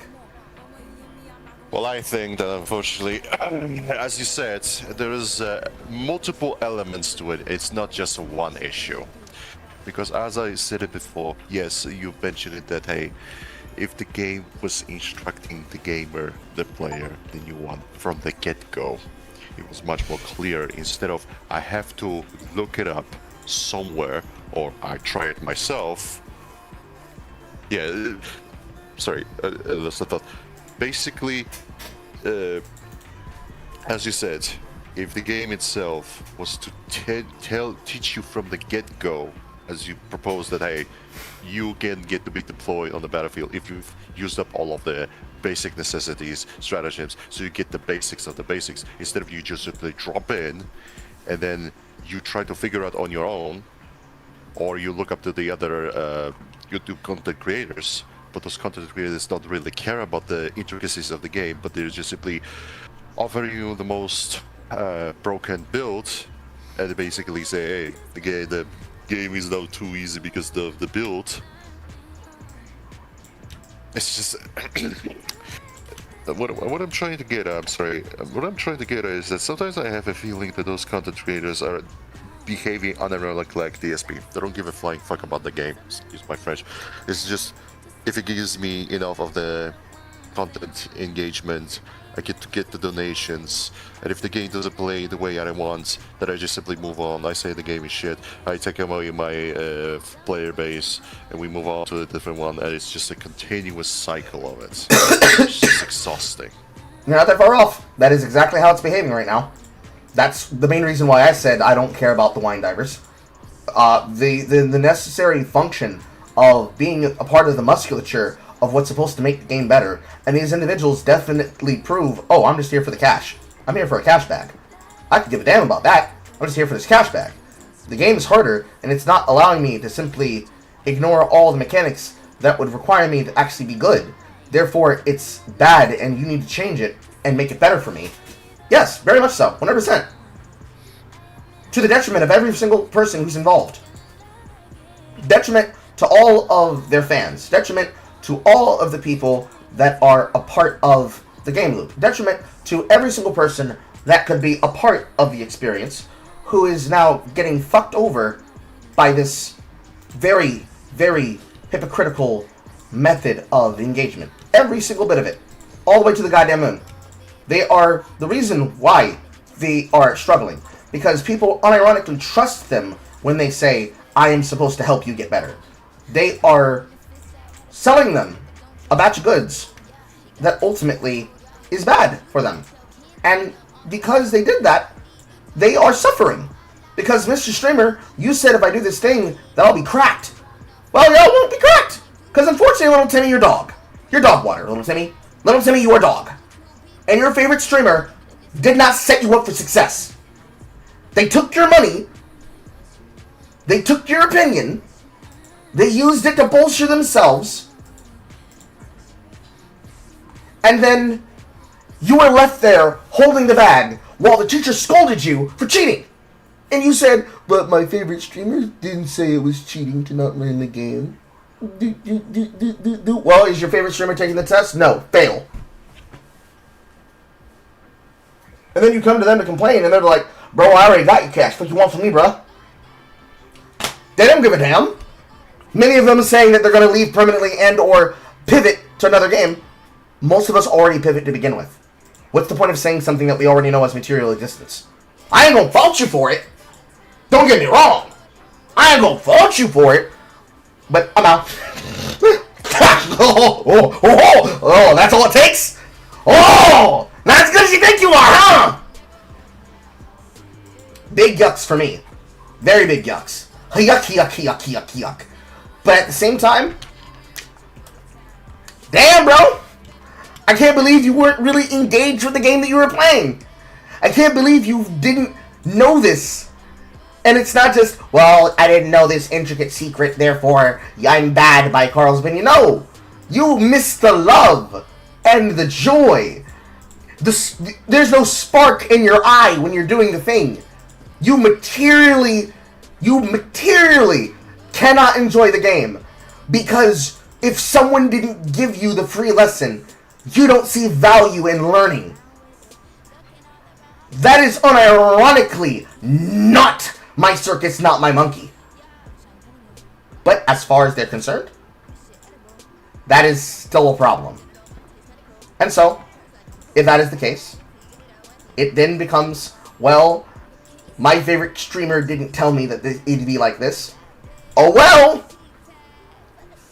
That's not the job of your favorite streamer. Your favorite streamer's job is to teach you. And to have fun. And to spark your interest with the game. Not just you see a new game and say, oh man, that's us, chat. All day, all long. We're going to monetize and we're going to milk that game for all it's worth. And yet you're the ones getting milked. Amow, lol, amow, amow. Keck. Wow, so sucky. Guess you guys don't know as much as you think you do. And then all of those people at the end of the day and their audience members acting the same way that an ass-mad player in League behave. Being called out for their bad opinions and their bad talking points and their bad arguments and bad advice. Well, no, you're just toxic. Okay, I'm gonna be over here being toxic and right, because I know I'm right. Get fucked. While deterministically ruining the game for everybody else, because every single person that is a part of your entourage actively cannot function when it comes to the majority of the gameplay that they could be playing, because their favorite streamer didn't tell them that actually you do have to learn. Actually, you do have to be involved. Actually, you should enjoy playing this game with your friends and not just rage about it endlessly, eternally, one way, each way, every way, till Sunday. You should actually like being here. It should not be that you don't like being here. Because then why are you here? Like, there's a lot that is bespoke about this. That is a part of a lot of the problems of the dynamic here. Because it is the case that they just don't like people, and they don't like games. Like, unironically, they don't like real girls. That's what it comes down to at the end of the day. No, the content creators do not like actually being responsible for your entertainment value. They don't like being the people who are actually a part of your cycle of being invested and involved with the game loop. They only wanted your cash. The fact that you want them to now tell you how to play the game and have fun playing the game with them. Get back in the pay pig hole. Back in the pay pig hole with you. That's too much involvement. Because if they really like the game, why aren't you just telling them? Why aren't you just showing them? What's all the huffing and hawing? What's with all that for? That's not necessary. Just tell them motherfucker how to play the game. Shouldn't be too hard, right? You can't expect help. You can't expect the devs to do it. If the devs tell you, then they're forcing you to do it. Why are they forcing me? Why are they forcing me? Why are you boring me? I just want to play the game immediately. But then they jump into the game, and they will have this mindset of, oh, I'm gonna figure it out over time. But it never clicks. No one ever gets them deeply involved. It never clicks. Favorite game! Don't know how to play it! And that's acceptable too! But then they invest their entire mindset and personality into it. Which is then what makes it into a problem for me, for other creators, for another player, and for the random member in the lobby. Somebody asks a basic question like, if we're using gas mines to block off the HVAC doors, if we're on a defense mission, doesn't matter what faction, but for argument's sake, Illuminate. Mostly ground forces. Therefore, mine's good. Especially in Destiny paired with gas.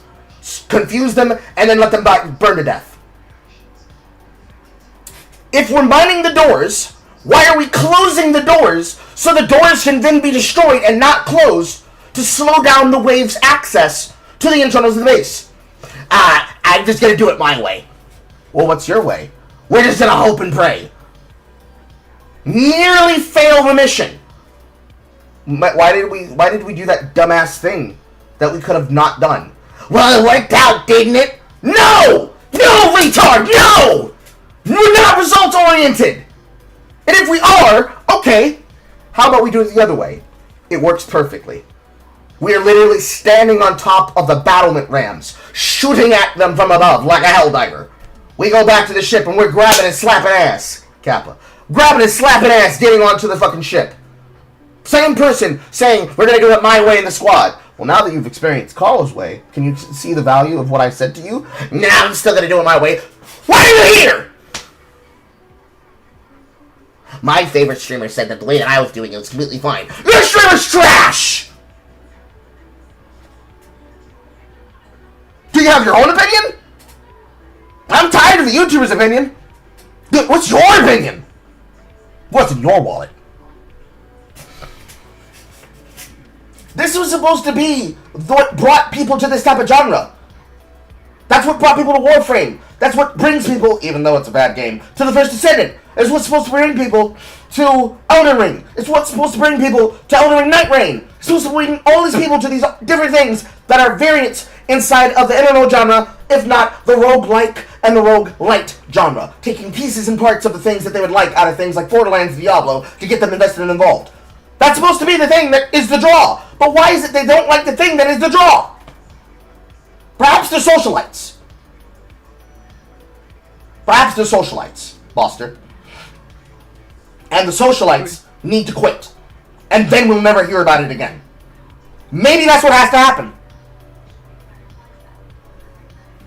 Now, in terms of the business, I'm not telling Arrowhead that they need to ban them, but in the case of Erevan possibly destroying his chances to be a member of that big boys club, that it's a big club that none of the rest of us are in, where they get free content and free material, if all of the people who are supposed to be the propaganda commanders are dog water at the game, I'm talking Captain Quark levels of shit.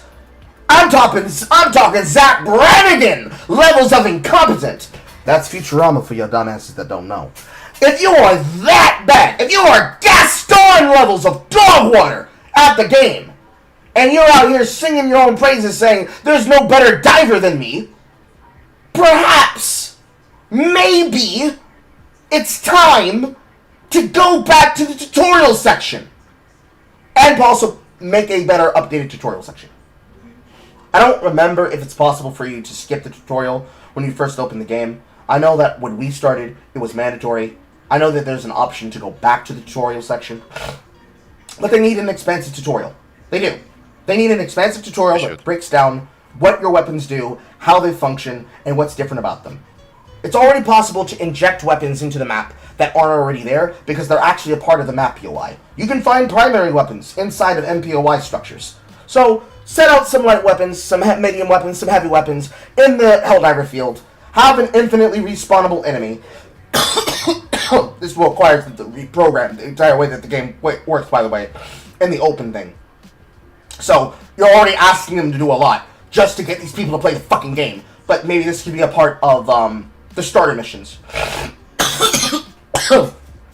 Somewhere on the map, in an elimination mission, eliminate Charger, eliminate Bile Titan, there is a forced outpost that, as a part of its MPOI structure, has a guaranteed heavy weapon with enough shots and enough ammunition to reload the weapon, if it's a one-handed weapon, or the stratagem plus the backpack, if it's a two-handed weapon, to allow them to use it. Like, take these expendable rockets and use this to kill the Charger. And then some other thing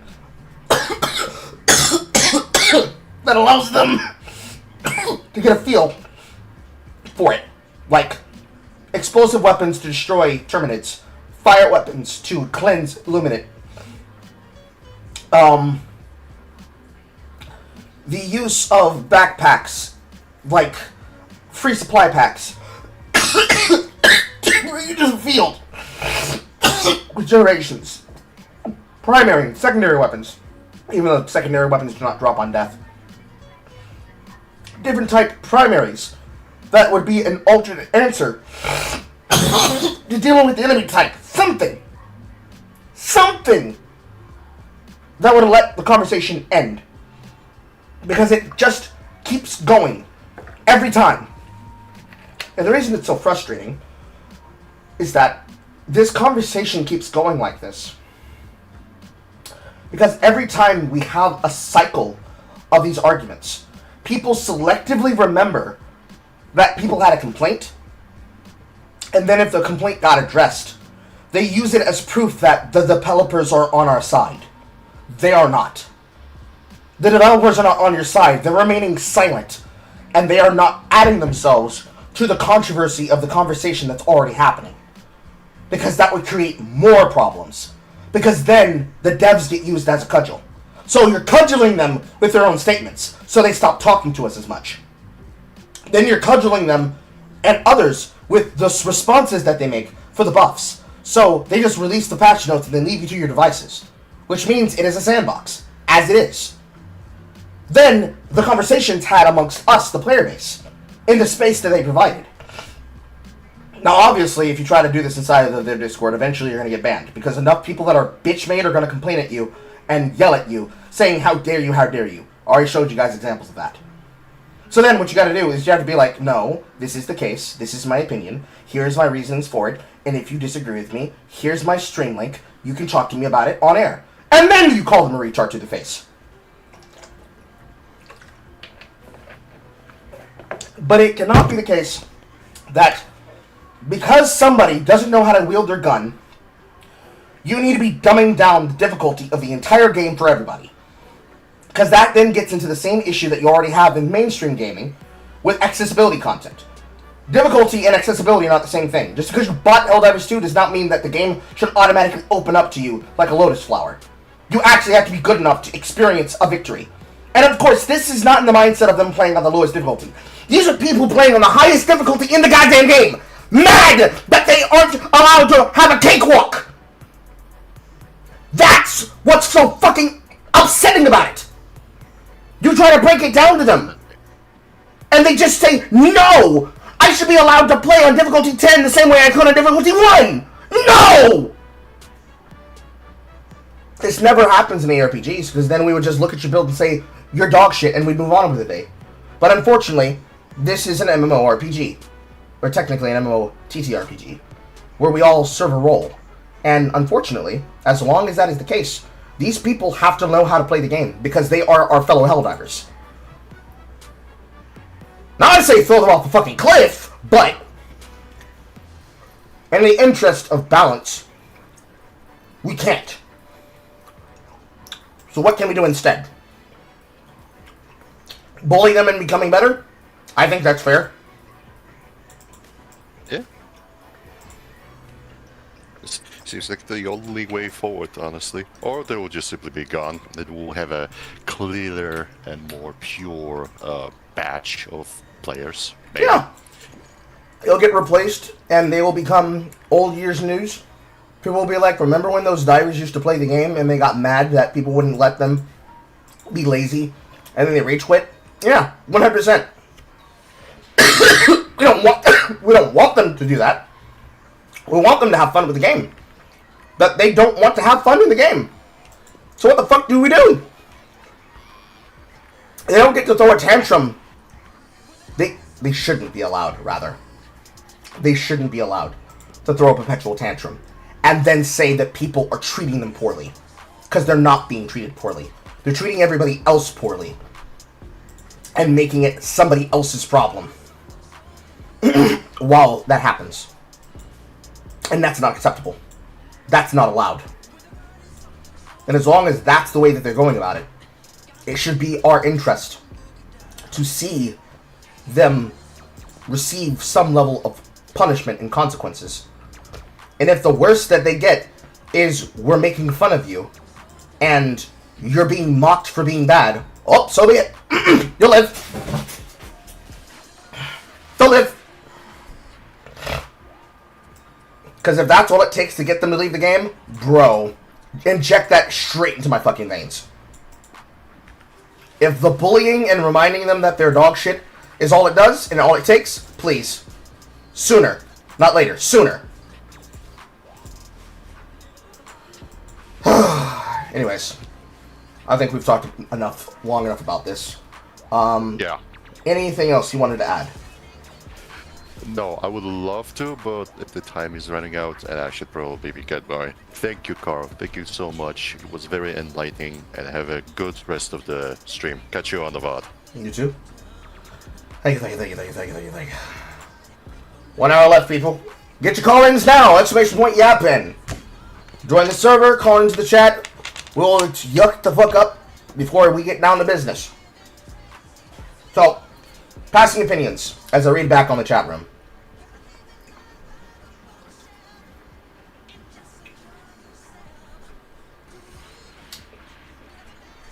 When the Exo Crusher says that the main complaint for the Flesh Mob update is that it makes explosive weapons more easier to use on the Flesh Mobs, which makes them baby driver crap. I agree. Because it's not raising the diver to a higher skill level. Because the game's not that hard. It is lowering the ceiling and bringing everybody in towards a basis that would only really apply if what you want to do is to always give them a pleasing answer. Because then they will use every caveat you give them to say, well, you did it before, why don't you do it now? Why don't you do it now? Why don't you do it now? And as long as you allow them to use that caveat, that cudgel, they will always say, glazing. Give us what we want. Give us what we want. Or we'll leave. Okay, stop threatening me. Do it. Do it! What are you gonna do? Threaten the fucking developers? That's dumb.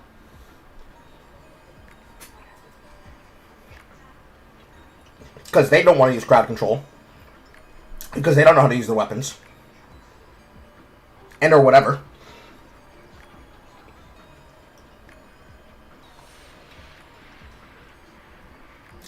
Having them modernize. Thank you, Buster. Having them modernize the game. Put some fucking earbuds on. In such a way where they just aren't asked to be better. It's not good. It's not good for the game. It's not good for the community. It's not good for the player base. It's not good for creators to repeat these opinions. Just because it gets them a little bit more fucking josh on the stream. It's the same thing with game reviewers. So when Cameron says, I notice game reviewers also don't like it when game challenges them more than an average game, is that just me or not? No, that is the case! That's the reason why people were fucking making fun of game journalists! It's why we make fun of them! They hate an entire genre of game in the W and JRPG scene. They want to make the game a fucking walking sim. Sure, have a slower difficulty. Single player game, I can do what I want. They're already going to cheat to begin with, obviously, because that's what they were getting mocked for. They were getting mocked for cheating. You want to simplify the design and make it into a walking sim. Okay, if all the person wants to do is learn the story, have fun. Be blessed, beloved. The people that are going to then complain about these things are not the same people that are just doing what they want in isolation. They would never meet. Because the one group, they would never engage in material behavior of the rest of the community. That's the first problem. They would never be involved with each other. Never. They would never be involved. Because they'd be watching shit happening. That's the first step. Second step. The ones complaining are scaring away the newer players. Because they are accusing people of being something that they're not. And then acting as the thing that they're accusing other people as. While preventing people from being able to get in. And that just makes it impossible to have any level of investment and involvement. Where people are able to have fun. Period. It doesn't help them. And it doesn't retrieve them. Anyways. Don't we have easy modes for people who like game story anyways? Yes. In the case of the Western JRPG and the Japanese JRPG, like that of Megaten and Megaten adjacent games, the easier than easy mode, some call it journey mode, some call it story mode, they already existed. Some, in the case of older games that were made difficult, like Megaten specifically, included them for those people who did not want to go through maniacs getting their ass whooped, basically. But it's people who are just not fans of the genre. That's really the problem. People who are not fans of the genre are going into the genre and are saying, I want this game to play just like the games I already play. Well, why don't you go play those games you already play? I don't want to play the games I already play. Those games are bad and they suck. So then why are you here? I was told this game was poggers. How does that help anybody? The fuck? The fuck?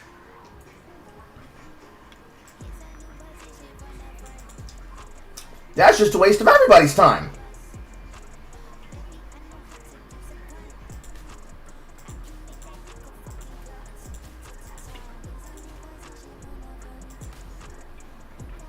So, any way that I pierce it up, the way that I see it,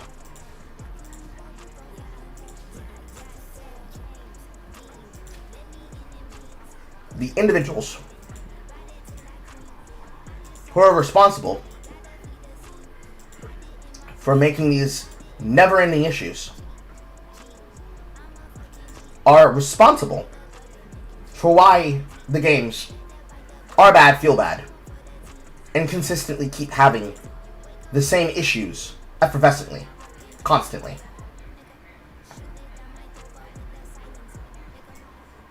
So, as far as that goes, if the lesson and the thing that has to be done is that we have to mock them to get them to leave or learn how to play, then it is what we'll have to do. It is how we'll have to act. And never the twain shall meet again.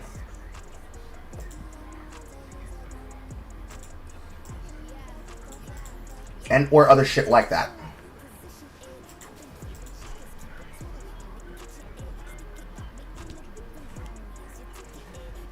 Yes, he complains about it. Even personal favorite game is Civ 11 don't do stuff like Doom Eternal. Doom Eternal anymore.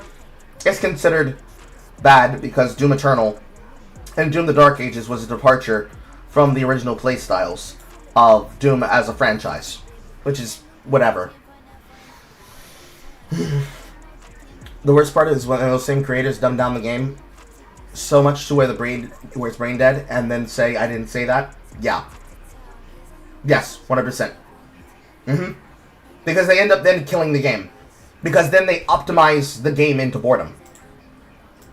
Now this will never happen in ARPGs because the seasons will always refresh the content and make the content new and better.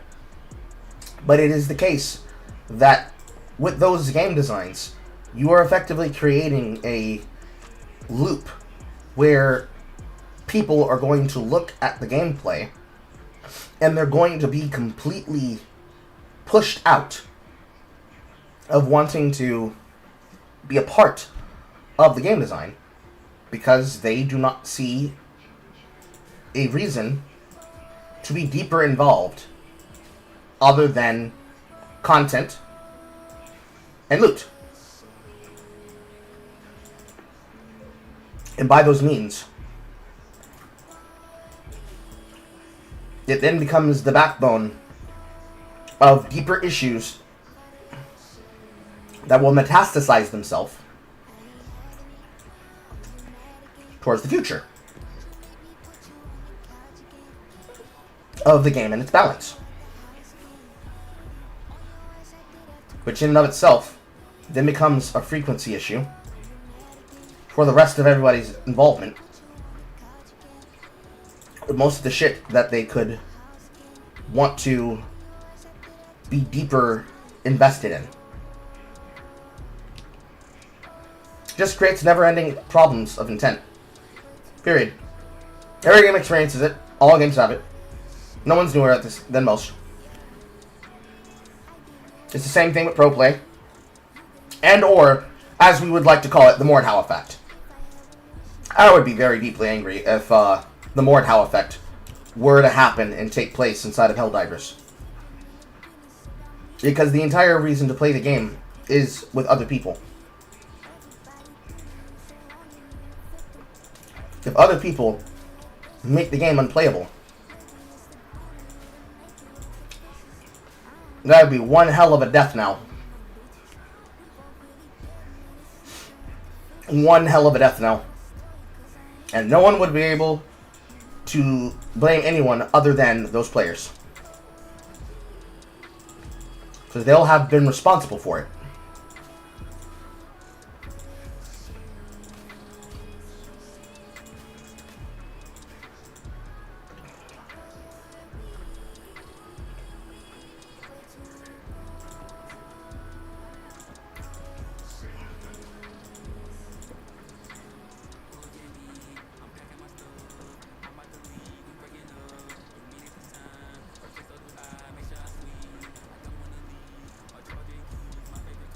As far as it's concerned for that group of people, perhaps it is the job of people like myself to be the ones that say, not today, Satan. Because 100% not today, Satan.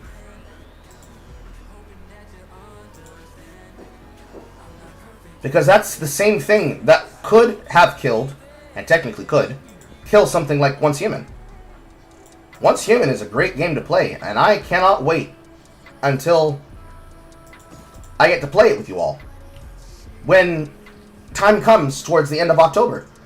Because it starts, basically, the server will start on November 1st. But all those people that are like, oh, this game does not play like the games I've played before. Because it's not the games you've played before, dumb retard.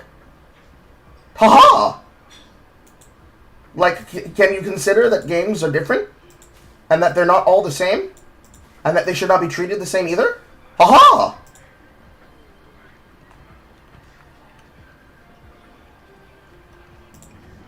It's like so common sense. It's so sensible. And yet it's not.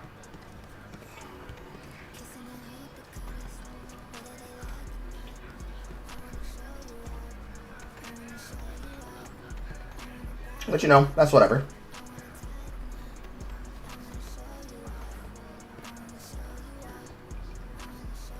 It mostly does what it's supposed to do.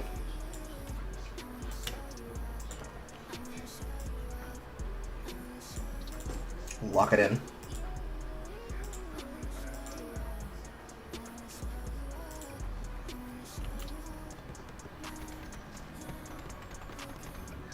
Good.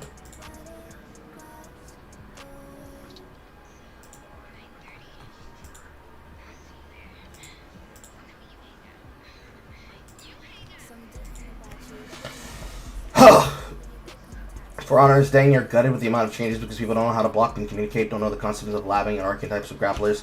Almost every fighting game nowadays has a way to have methods to escape neutral, drive, rush, and drive 6.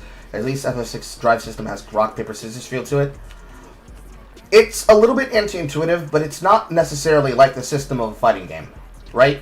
Because the problem with the idea for applying this to the fighting game system is that the feedback of that is that if you suck at that game, the game is going to tell you really fast that you're bad. So, it's not the same. It's very close, but it's not the same.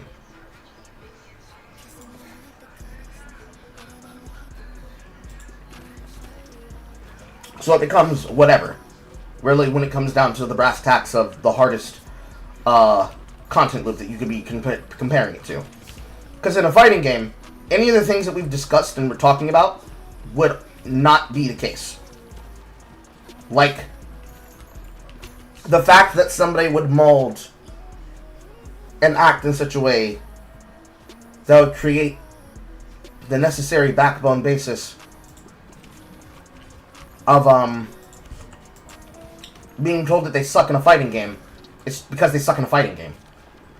Like, they can choose to ignore it, but they're going to keep getting washed, and they'll keep being a free kill. Whereas in a game like this, where you're supposed to win in some way, there is somehow the idea that they are promised success that creates the inevitability and the cyclical nature of the discussions. We are given no promises of such an experience, but that's what most people have bought into.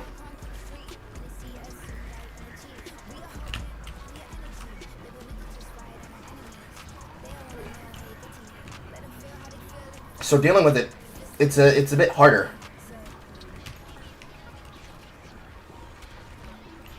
Because you actually have to, you know, have a backbone. Unfortunately, most developers, they do not have a backbone in this capacity. It is possible that they don't, because if they were to tell people, yeah, you're dog shit, you can't play the game very well, I'd imagine it would create a deeper issue.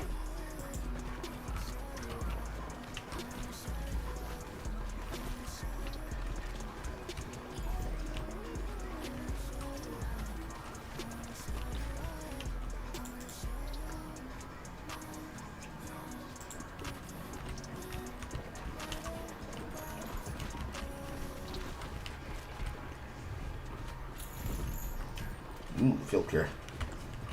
But you know, that's just ends up being the way that the games formulate now. That's just how they happen to. That's just how they happen to exist. That's just how they happen to interact.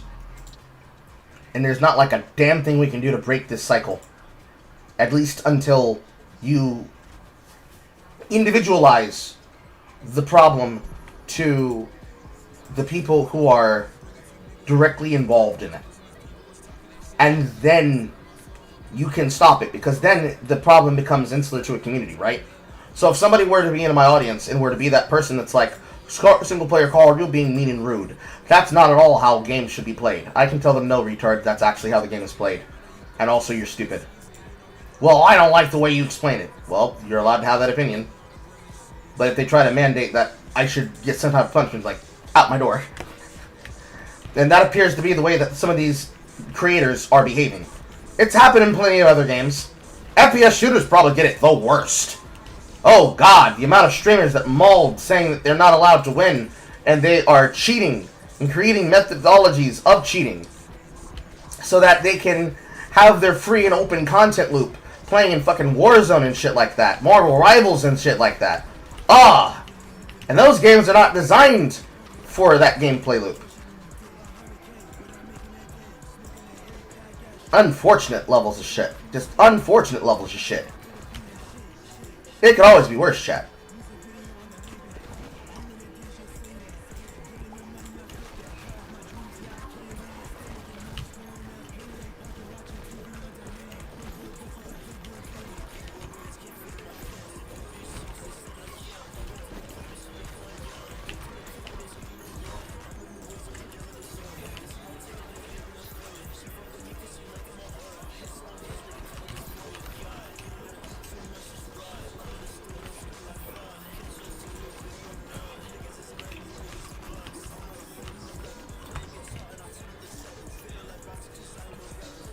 I was still talking more about this since the most gamers nowadays don't want to learn, but the developers cater to non-learners rather than telling how to figure the game out. That's not necessarily what's happening. There are some designers that indeed are doing that. But it's more like, in the fear that they lose potential audience, there are some people who feel the pressure in which they have to change the way that they would have designed the game to satisfy those users that they feel would then be a barrier to their engagement. So they feel that if they don't make the game easier for those people, that they will lose the supposed potential audience. It's a layer of the normal conversation that a person can have with the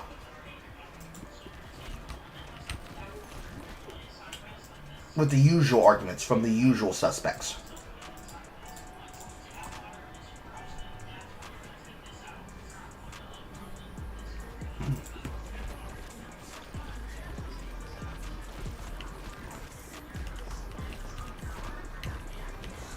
So, if the Helldiver developers didn't try to make the game simpler for those players, it is possible that those players would make the argument that they'll lose the potential audience that they could have had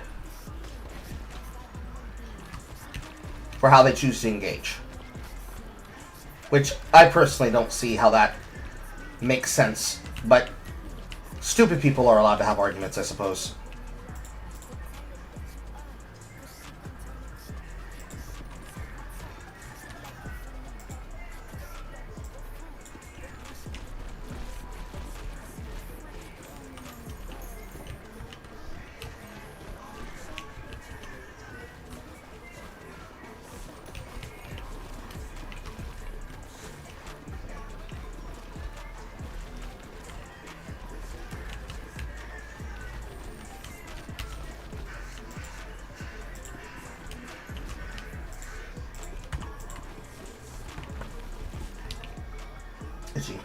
Proximity chat was a heated debate.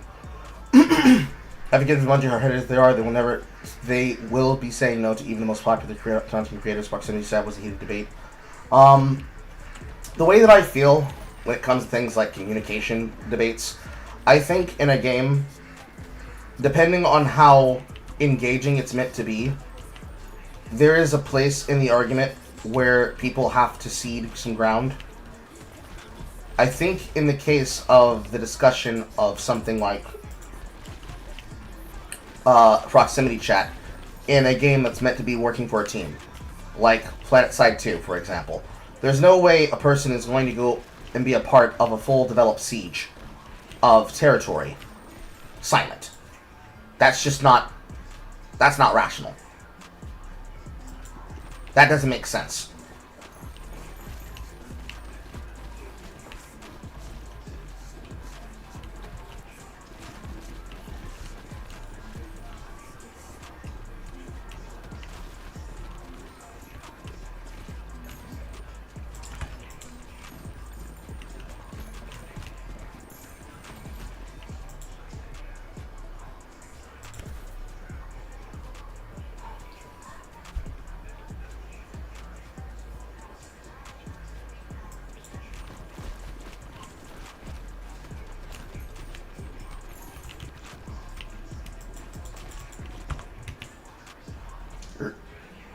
I feel like I'm missing chats.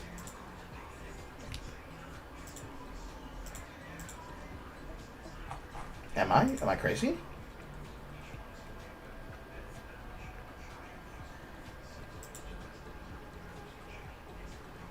No, I don't know. I can't tell. But anyways, it does not feel that the people have a burning interest to call in now, so we're going to swap to our main content. In the last 38 minutes before I get the setup, however long it takes me to finish this stage, I'll keep taking questions and answering and talking to the chat before we get into this.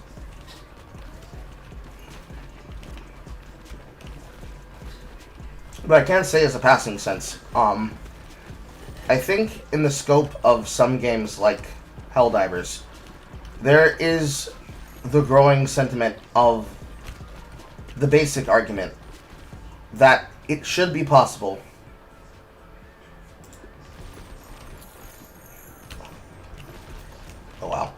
it should be possible that a person should be able to play with something like proximity chat or no proximity chat, but depending on how much of that game is meant to be social, it's probably better to not mandate prox chat than it is to just simply make space for it to exist and it be its own thing in and of itself. Because part of this is that the culture of gaming, there are people who are specifically only interested in the social aspect, and some people who are interested in the content aspect. And what's happening is that these two worlds are combining and crossing over in a way that they were never meant to. And it's creating the growing pains that we're experiencing.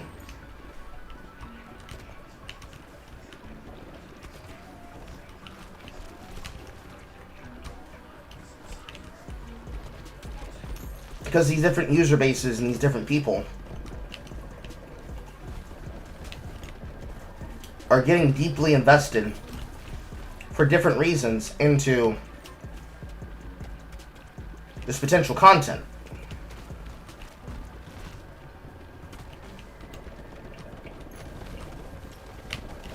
And it's now working at the detriment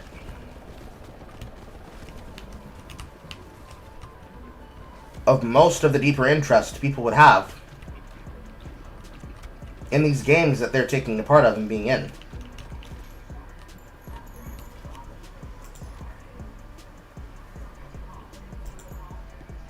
Which in and of itself is creating the endless arguments and the endless debates and the cringe had therein. So, in those ways that it matter, it is that's what's causing the problem right now. Need to build this.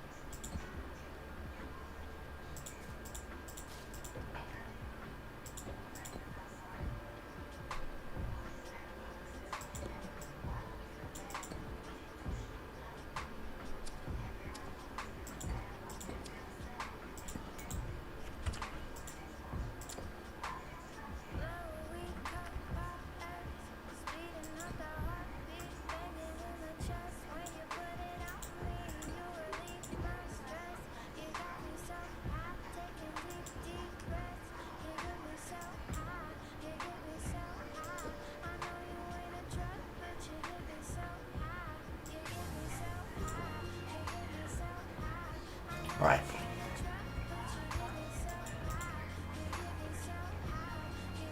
See how this feels?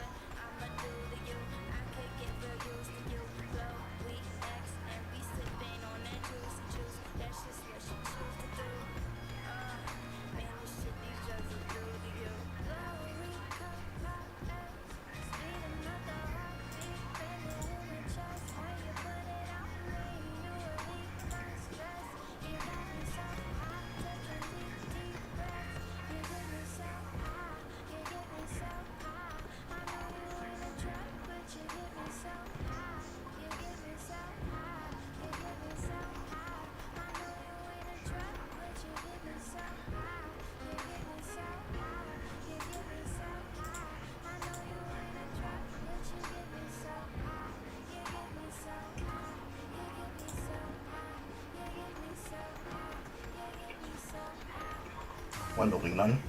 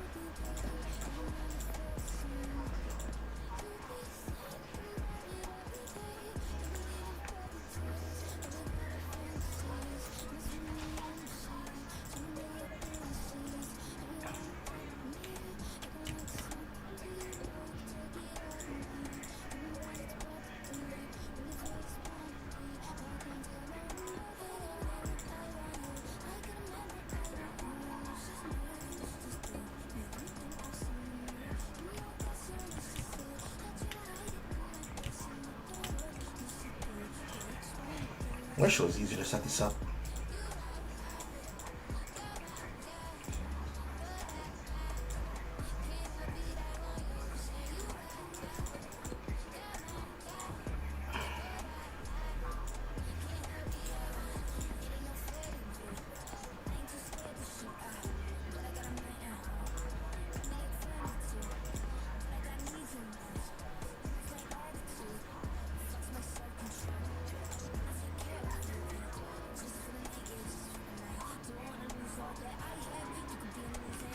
Okay. Good enough.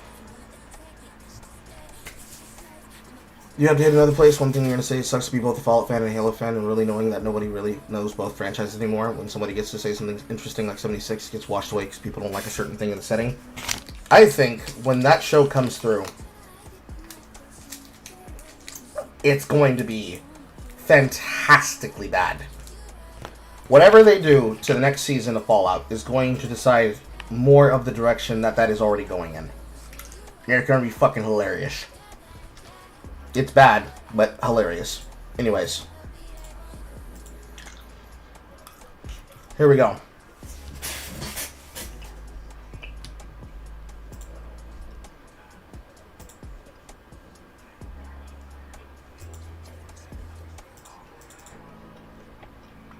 YEEBOW!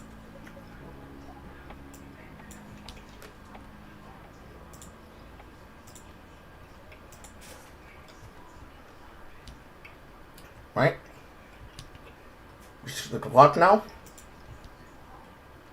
I don't think we're going to get any necessary call-ins in the next 30 minutes. So call-ins are now kaput. We're going directly into the content now.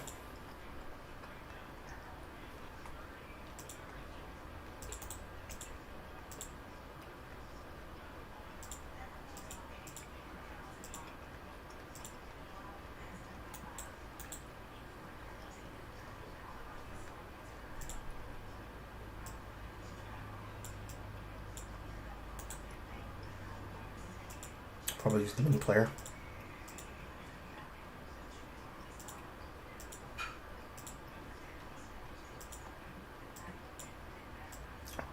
We're not going to be watching all of this stream chat, but I do have the full entire VOD, because the version that's on the VOD material is not telling the full story of what's in what he was doing. Alright?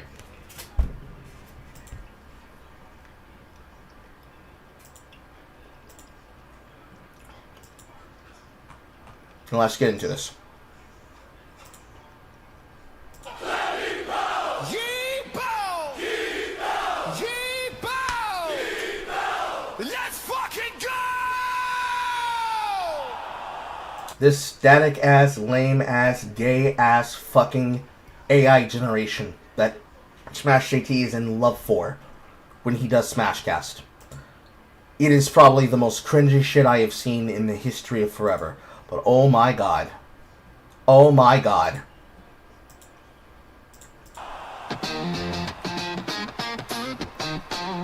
He's got something for Hypno.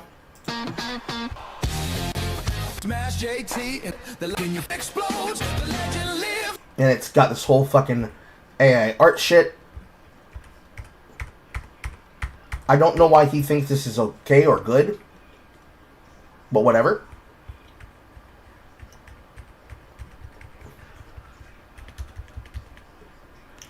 Fast forward towards the end. Let's fucking go!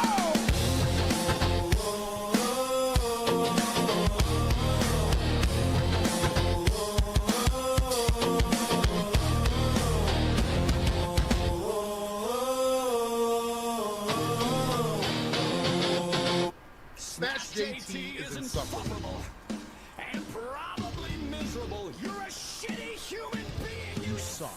One of the Gooner Gang master generals. He's pushing kids and women out of the way to get views instead of a fire. You have a dude in his hot tub behind an in-ground pool sharing his thoughts. SmashJT, fade away. So, as you can already tell, this being the way that he chose to open the show, where he would get himself embarrassed and filtered with all the other people he has reacting on this, oh my god. I can't believe that this is how he broadcasts it.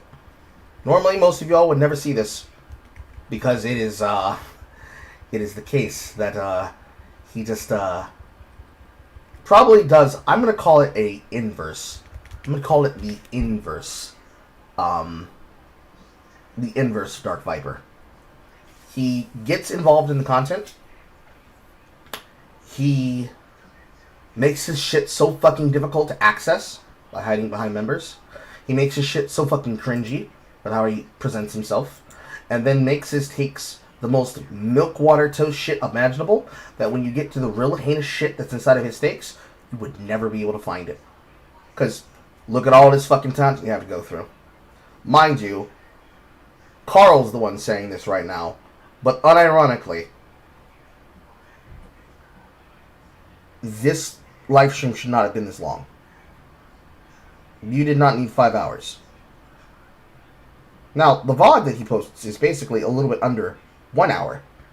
So, what did he cut out? We're going to be getting into that. Because the things that you have him covering afterwards, the biggest T next to the rest of his mold.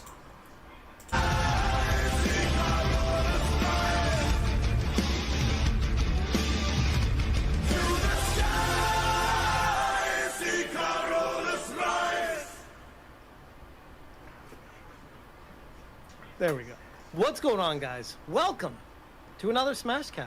It's been a minute. It's been almost 20 hours. I feel like there's more people here tonight.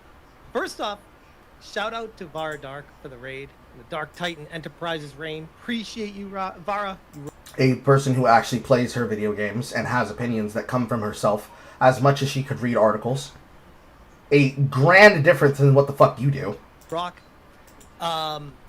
I don't know how to turn on slow mode, so I'm not really sure. Broadcaster, content creator who doesn't know how to use a feature in a tool that is literally just a tool inside of the fucking chat box because he's used to never actually doing it. Donations coming through before the chat even starts. Something that should have been a part of his ask. This should have been a part of Colin's ask.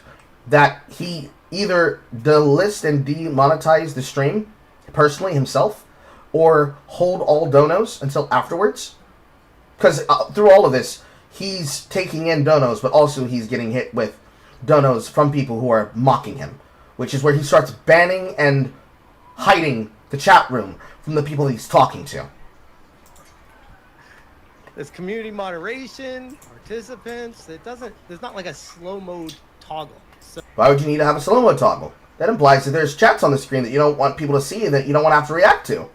Or that you don't want in the chat room in general. Why would you need moderation tools? When you're talking to a person about their honest opinions and fact research about your talking points. Is that something that a person who's solid on their opinion should be doing? I don't think so. I don't know what to do. But Do nothing. You would have saved you the embarrassment. shout out to you guys. I know the mods are going to be working overtime tonight. I will set a few ground rules for you guys. I welcome a conversation from all perspectives. You should be welcoming a conversation from all perspectives. You shouldn't have to be saying anything. You shouldn't be preambling any of this. It's the job of your moderators. Let your moderators moderate.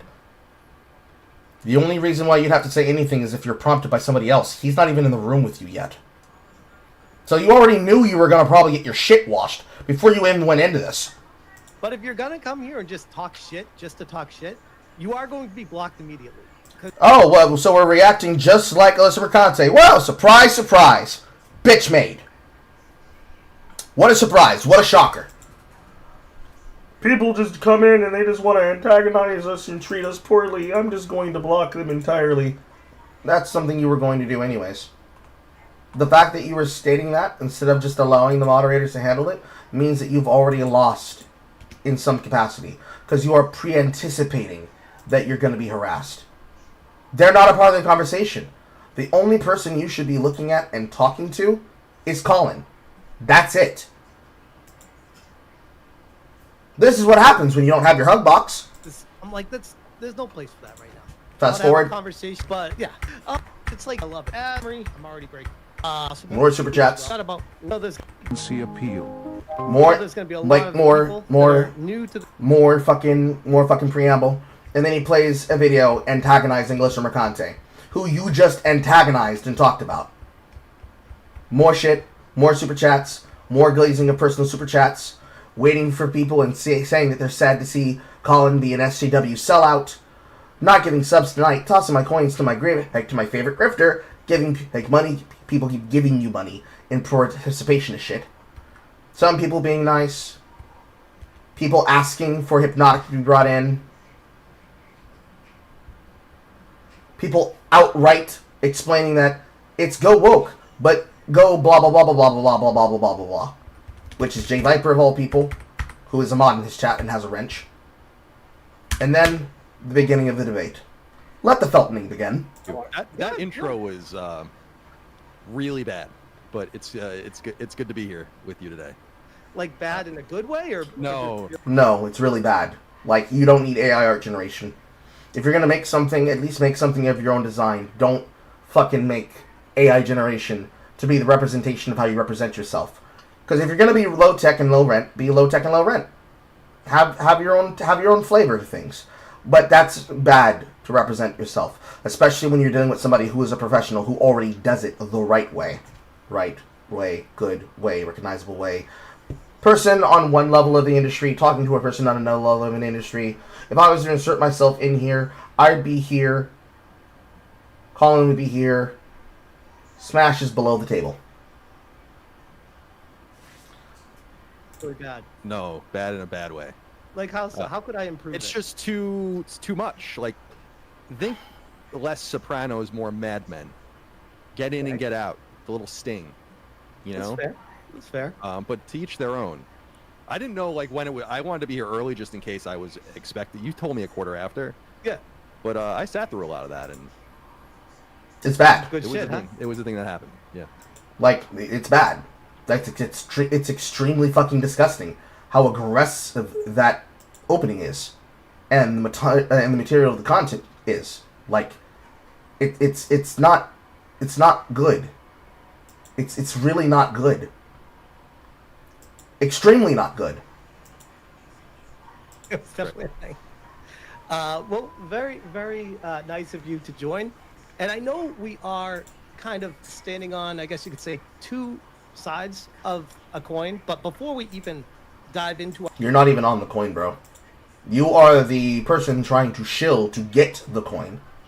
All the people who are watching you sit there trying to shill for the coin, they are responsible for why you're even able to do what you're trying to fucking do, bro.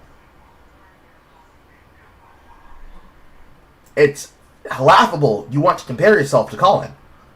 Because that means you want to be a game journalist. You can't really define yourself as a game journalist, bro. It don't work.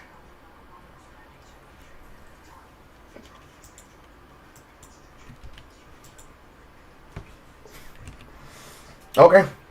our perspectives, why don't you, I'm sure most people already know who you are, your reputation precedes you. But why don't you tell people who you are, where they can find you, and what your history is and stuff like that, where you're coming from. Okay. Thank you for having me. My name is Colin Moriarty. I am the host of a PlayStation podcast called Sacred Symbols that I've been doing for a long time. I've basically been the co-host or host of the three biggest PlayStation podcasts over time. So Podcast Beyond, which still exists, that I left in 2015, and then PS I Love You, which is defunct now, and then Sacred Symbols. I run a popular Patreon called Last Stand Media. We do a podcast network, and I've been in the games industry professionally for 23 years, I guess, now, since I was in college. So professional game journalist is responsible for one of the best media organizations in existence, knows what the fuck he's doing, has known what he's been doing for 23 plus years. Is the backbone for what most people would say is the unaffiliated part of the industry. Because you've got the shills on the left, and then you've got the grifters on the right. That is not based on political sides. You've got people who are using the culture war on both sides. You've got people that clearly want to be the open mouth of the industry on one side. And then you have the people that are just making money off the fools rushing in on the other. Those are the coin sides here. So the question you need to ask yourself is which one does SmashJT see himself as? Is he a journalist in which he serves the people? Or is he some influencer who's just got opinions, bro?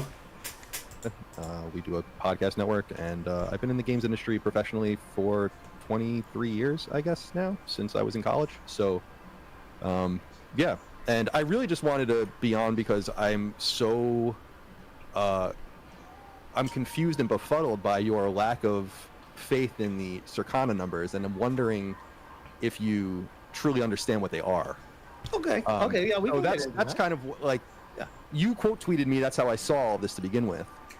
I just said the kind of anodyne thing about Ghost of Yotei that I really like it. I'm not a big fan of Ghost of Tsushima, so I think it's a big step up from the original game.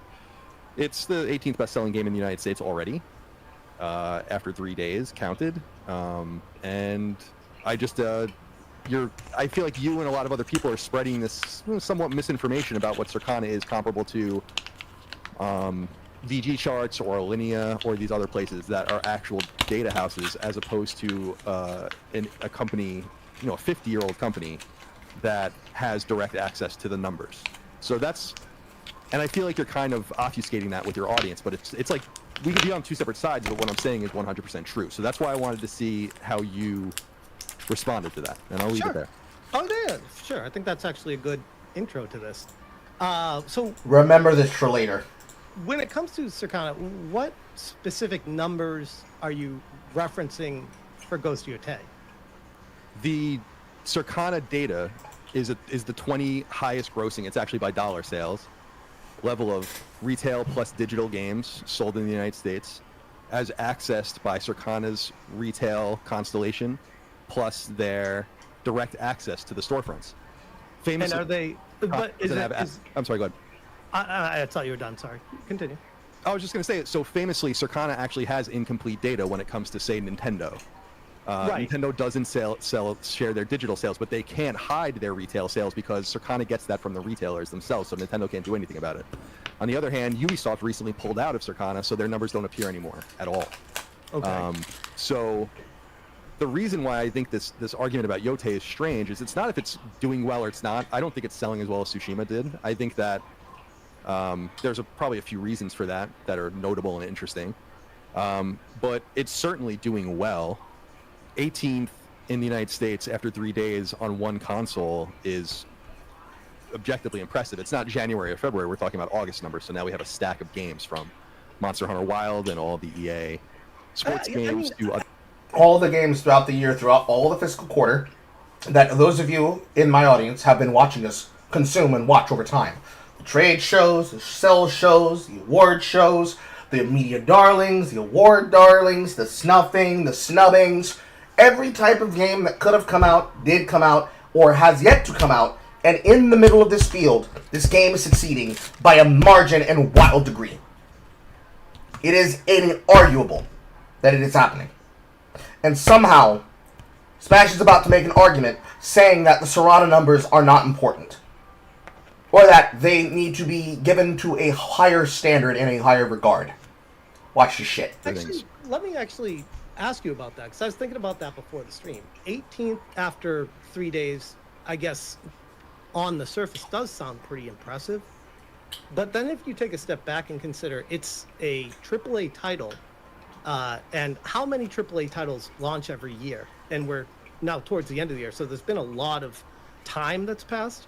Would you say 20, 30 AAA titles a year come out or so? Yeah, I think it probably depends on how you even define that number. It's probably more than that, actually. Like, if you consider games that will never chart but are pretty good, and certainly AAA, like a Chronos or a Hell is Us or something like that, you could probably get to something more like 50. But even if you wanted to call those AA games or whatever, the point is that the numbers are, the charts are organized by dollar sales.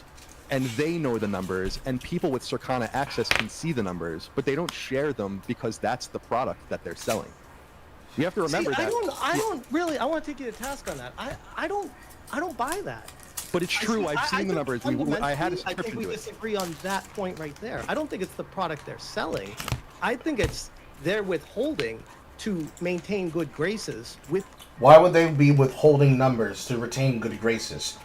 They can get the numbers from the fucking people who are a part of the system. It's like NATO. If a company wants to pull out, they can pull out and their numbers will not show. For most of the industry, standardizing the numbers, reporting on it, you can infer what isn't there. And then when you get direct numbers from publishing, overall reported, as well as actually existing in the marketplace, as well as actual sales made on sales platforms like Steam, it is inarguable. It is who are they impressing? The game journalists? They don't need to. The industry? They don't need to. The industry would already know the answers behind the doors. It'd be the bean counters, right? No, shareholders. So they're trying to do it to impress the shareholders, who would be the ones that then decide the future of these companies. But we already saw the case that it's not that. That's not happening. Because if it was being done for the industry to be involved, then, ladies and gentlemen, going all the way back to my fucking chart, we'd be seeing that effect wholesale on the industry as an entire profit line. That was not happening. How do I know? Because it wasn't. But how do I know? How do you know, Carl? Carl, how do you know? The same way we always knew. I'm engaging the chart. It would have been that conversation between the consumers and the company and the developers and the publishers. In other words,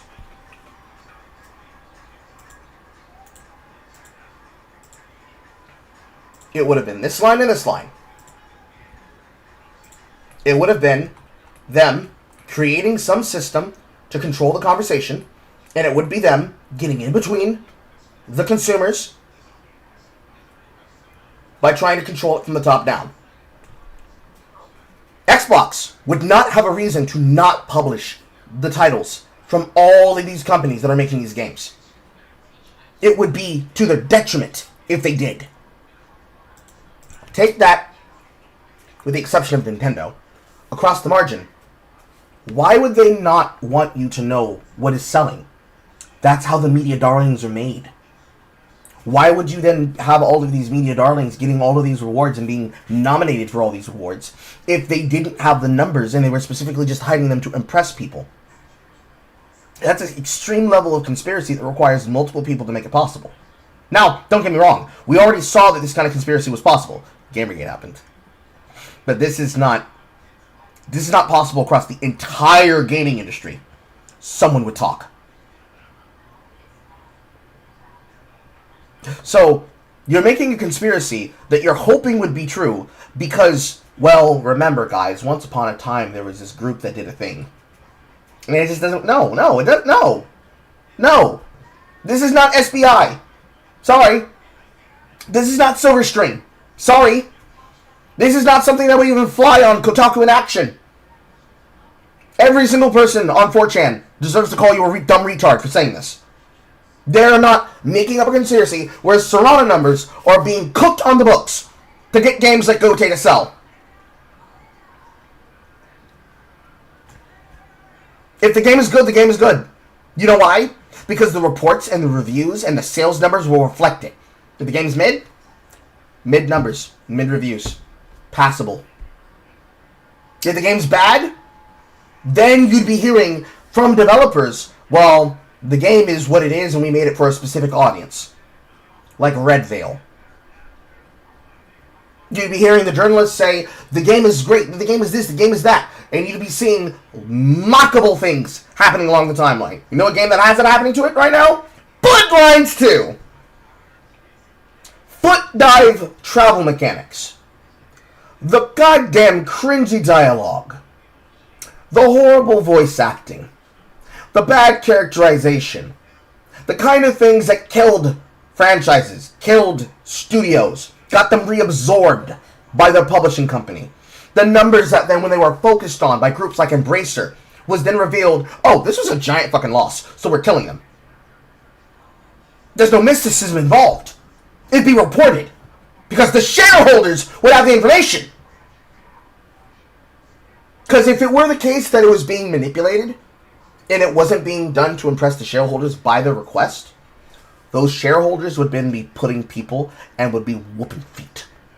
Because you're fucking with their money and their investment. And then you would still know because then they would still be rewarding those numbers as a part of the door bucket. Like, it all gotta go someplace, bro. These companies, because otherwise the companies are not going to continue to provide them the numbers if they don't make them look as good as possible. Would you agree with that? That's retarded, but no. No, because when you... And I can understand why people might think that. But like, it's a logical thing to think. Like, hey, if you don't wash my hand, I'm not going to wash your back. It makes sense to say it, but it's stupid. And Colin's going to explain why. The real value in the data. So think about like the number or the charts that they send out every month as like the hors d'oeuvre. And it's like, if you want more than that, that's sit at the table. It costs thousands of dollars to join Circana. As I said to you on Twitter, and I can expand on it, is like when I was at IGN many years ago and we were still NPD group, we had a Circana. It was an NPD subscription at the time. It cost 6 figures. And you're contractually obligated to not share the numbers. In fact, they would be so protective about the numbers that they would often give different people different numbers to try to track leaks. Now, why is that? Because these numbers are important. Because they can make and break the potential futures of a stock market investment. If people have this kind of data, they can outright directly manipulate the stock market, among other reasons. Content surge, content buy, drop, sell, the same kind of insider information that you would never want to give away. Duh.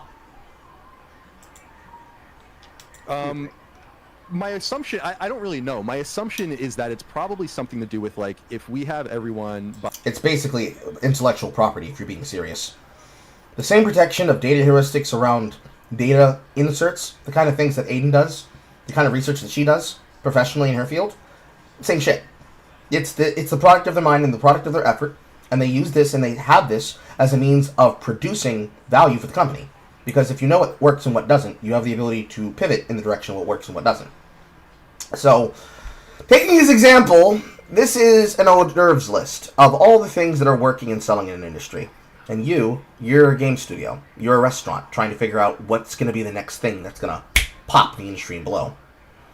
The pivot of information like this is what creates an entire industry to decide, let's make MOBAs. No, let's make looter shooters. No, let's make ARPGs that are like Diablo but in different fields of interest. No, let's make Fortnite. Let's try to make an everything game.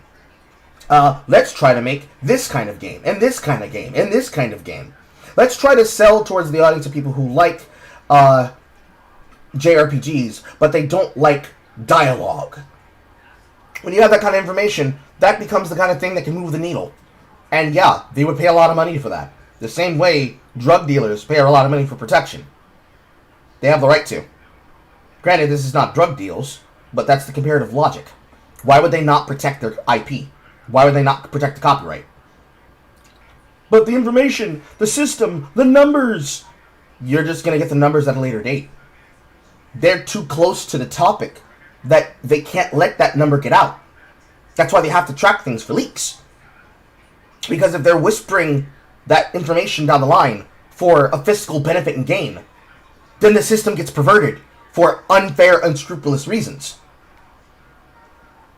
This is not going to be an answer that SmashJT likes. Buying in and sharing numbers and being honest and equitable, then we should probably universally protect the numbers from being publicly exposed, because it's really a part of a data set that can be, as it is happening now, I think with Yote, somewhat misrepresented. I think it's a big reason why Ubisoft left Circana is because Assassin's Creed Shadows and Star Wars Outlaws were widely attacked for their sales figures, but Assassin's Creed Shadows, so in July was the last month that Assassin's Creed Shadows would have been posted on Circana, and at that point, it was the 3rd best-selling game in the United States for the year. So, period. Notice JT's face. He does not like what he's hearing. At all. He does not like what he's hearing. Just, yeah, it was one of the better selling games. Because unfortunately, the opinion of people who are mocking the game on Twitter does not reflect reality. Now, the reality of it might be you have an entire firestorm around a game that leads to its sales figures, but it doesn't lead to it being a critical success. Right? Making money and being good are two different things. If you believe in woke is bad, then being a commercial success is not the important thing. You want a critical success. Something that gets critically panned because it didn't sell well. But in reality, it was actually a fucking firestorm waiting to happen. Makes it sleeper. Which means the audience saw the value. This would be what people got out of Expedition 33. Not what they got out of other things. Yote, selling as it is, we don't know if it'll get that cult status. Certainly, there are things about it that brings the game's star value down. Including not Karen Fukar, different Asian Carl. Including fucking Eric Ishii. But What are we actually talking about right now? So, I just think that, like, you can feel how you want about Yote, about it being woke, about people not liking it, about the actress, about Sucker Punch, all those kinds of things. But Circana data is the gold standard of data. It's the only really reliable data we have, and you have to obviously garner other things about it because it's the United States only. But the U.S. is the biggest core gaming market in the world. You assume Outside China. certain things about the data is true. For instance, Western Europe reflecting, or Latin America reflecting these numbers, but in lesser numbers. So, the same application you can put upon the global standards, what you'd expect for America for its Corona. Period. Now, for the other nations, you need to go to Lou Hugh. Hugex. ZHUGEEX. Because that's the guy that covers those markets. Because in terms of the Western numbers, that is where you want to go for these numbers. In terms of the other markets' data, you have to go talk to affiliated sources in those fields. And unfortunately, as was the case with Indiana Black, when you get embarrassed or attached to a critical failure, as was G4, people tend to leave and don't come back with their knowledge and expertise. And she was somebody who was an example of who could talk to those spheres of influences. She would have been a perfect person to have at Last Free Nation. But unfortunately, the internet did what the internet did. That doesn't mean that she didn't say cringy shit, because she obviously believed in the fucking political pander. But that's not the problem at the end of the day. She had actual talent that knew what she was talking about in terms of the foreign marketplace, and she was mishandled. Do with that information what you will. You can kind of start putting a picture together. That's why I'm a little surprised why people aren't super, like, I think it's a fun puzzle. You're saying it's the gold standard, and I'm surprised that people aren't just going along with it. And I would push back saying, because there is, and I think you'd agree with this, there's a lot of trust me, bro, with it. Like, it's not hard numbers. It's hard numbers if you have access to the data. That's what I'm telling you. Like, when I accessed the subscription, it was hard numbers. But because they don't give the full transparency to those numbers, it leaves room to be able to psychologically manipulate how people should feel about something. Is that fair to say? I mean, maybe you can look at it like that, but I really think, I don't know how long you've been tracking like NPD numbers. The NPD numbers go all the way back to the mid 90s. So, and I mean, I'm not new to this world either. No, I'm not saying you are. I work at Sony. I've been in the game industry myself. I'm not some random dude that just turned on a camera one day. So this is not new to me either. And that's not trying to big time. Wait, did you say you worked at Sony? So, here's where telling that lie about your background is bad for you. I worked at Sony as a product tester. Oh, excuse me, did you say you worked at a Fortune 500 company that relies on this data in our industry? Why are you arguing this?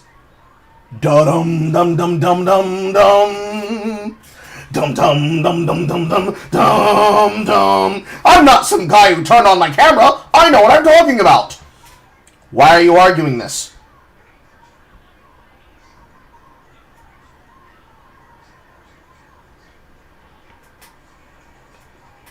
If it was just being misinformed, it would have been one thing.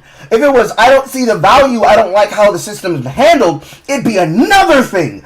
But now, you are trying to say your product testing experience is the same as 23 years of game journalism. An actual game journalist.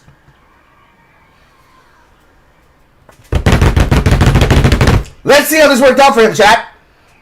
Sony Online Entertainment. Oh, okay, cool. So you don't know that I would imagine SOE was incredibly attracted to the NPD numbers at the time, knowing that they were contributing to them. Not necessarily. It was more MMORPG, longevity stuff. They didn't really care about that when I was there, at least. Not that I noticed. It's surprising. The game that would apply to would be Elder Scrolls. You do realize that, right? One of the better selling games. One of the better selling games was under SEO. Fucking PlanetSide was under SEO. EverQuest 1, EverQuest 2, EverQuest Next. Before they sold their controlling interest and they went back to the publishers and developers, you literally were working with the people who were responsible for making those things sell. You would have had those goddamn numbers. You absolute gibbering baboon!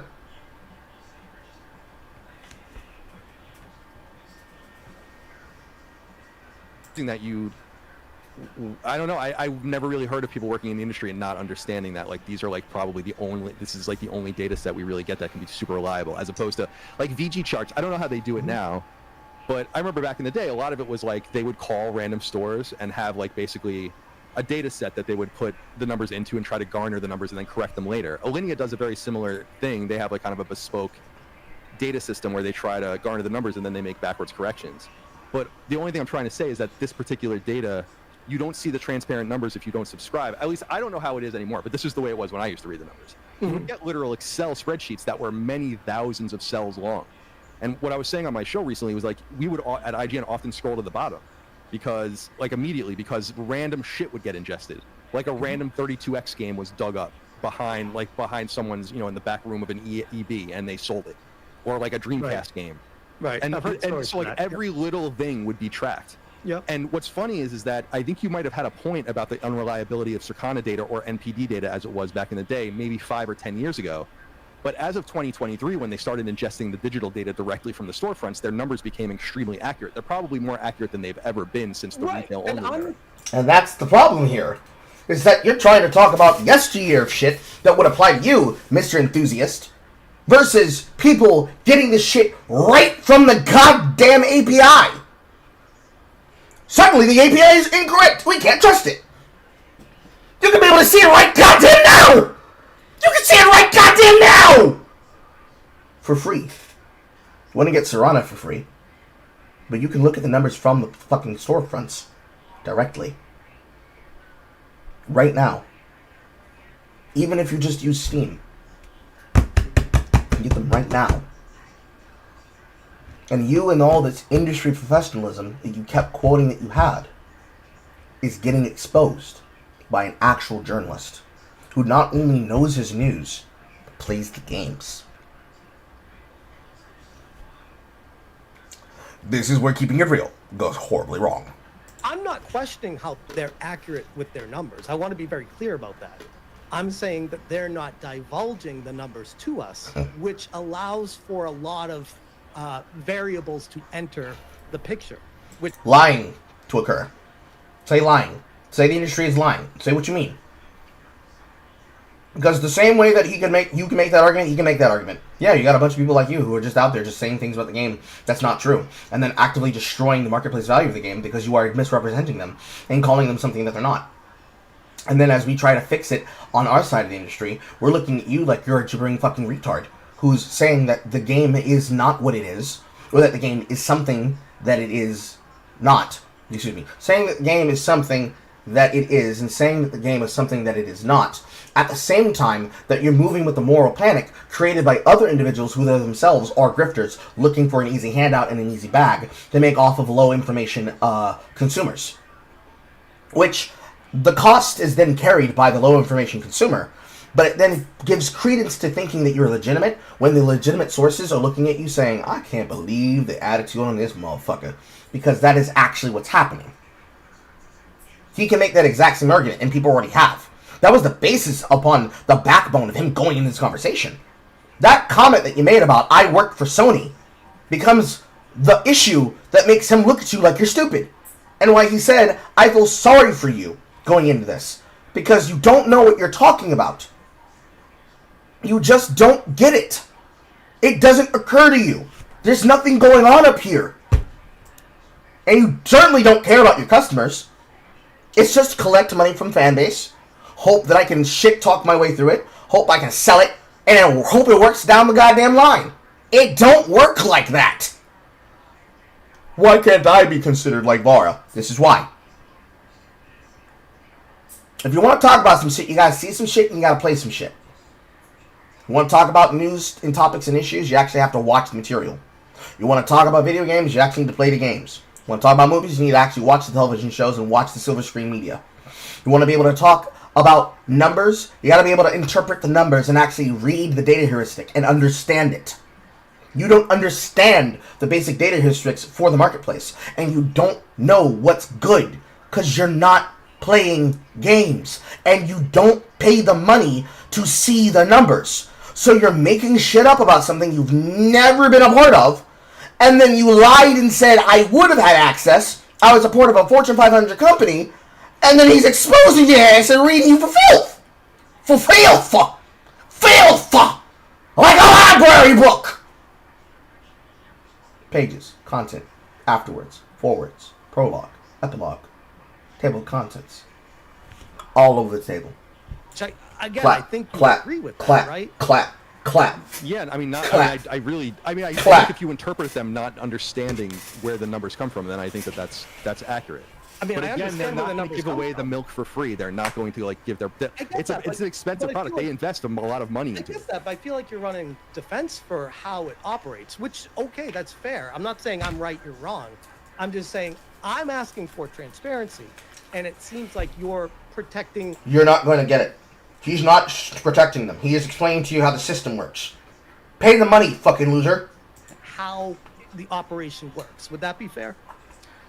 Yeah, I mean, I guess I would love a system where we had a transparent, like actually Japan's a great example, although it's retail only. Europe, the same thing, like a retail only I'm glad you situation. brought that up because that's where Prepare yourself. He's about to try a gotcha. I was just going to take this. Before the stream, I brought this chart up. This is the first 2 weeks that we have of actual tangible data that is fully transparent. This is not Circana. This is Japanese launch sales, Famitsu, which physical. And this tells me that Japan is being very transparent.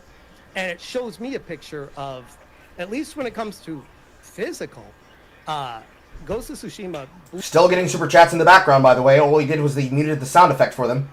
So, as he's sitting here, raking in the attention and embarrassing himself on a bigger platform than he ever has, still making money. Still making money. Still making money. Still making money. Still making money. Still making money.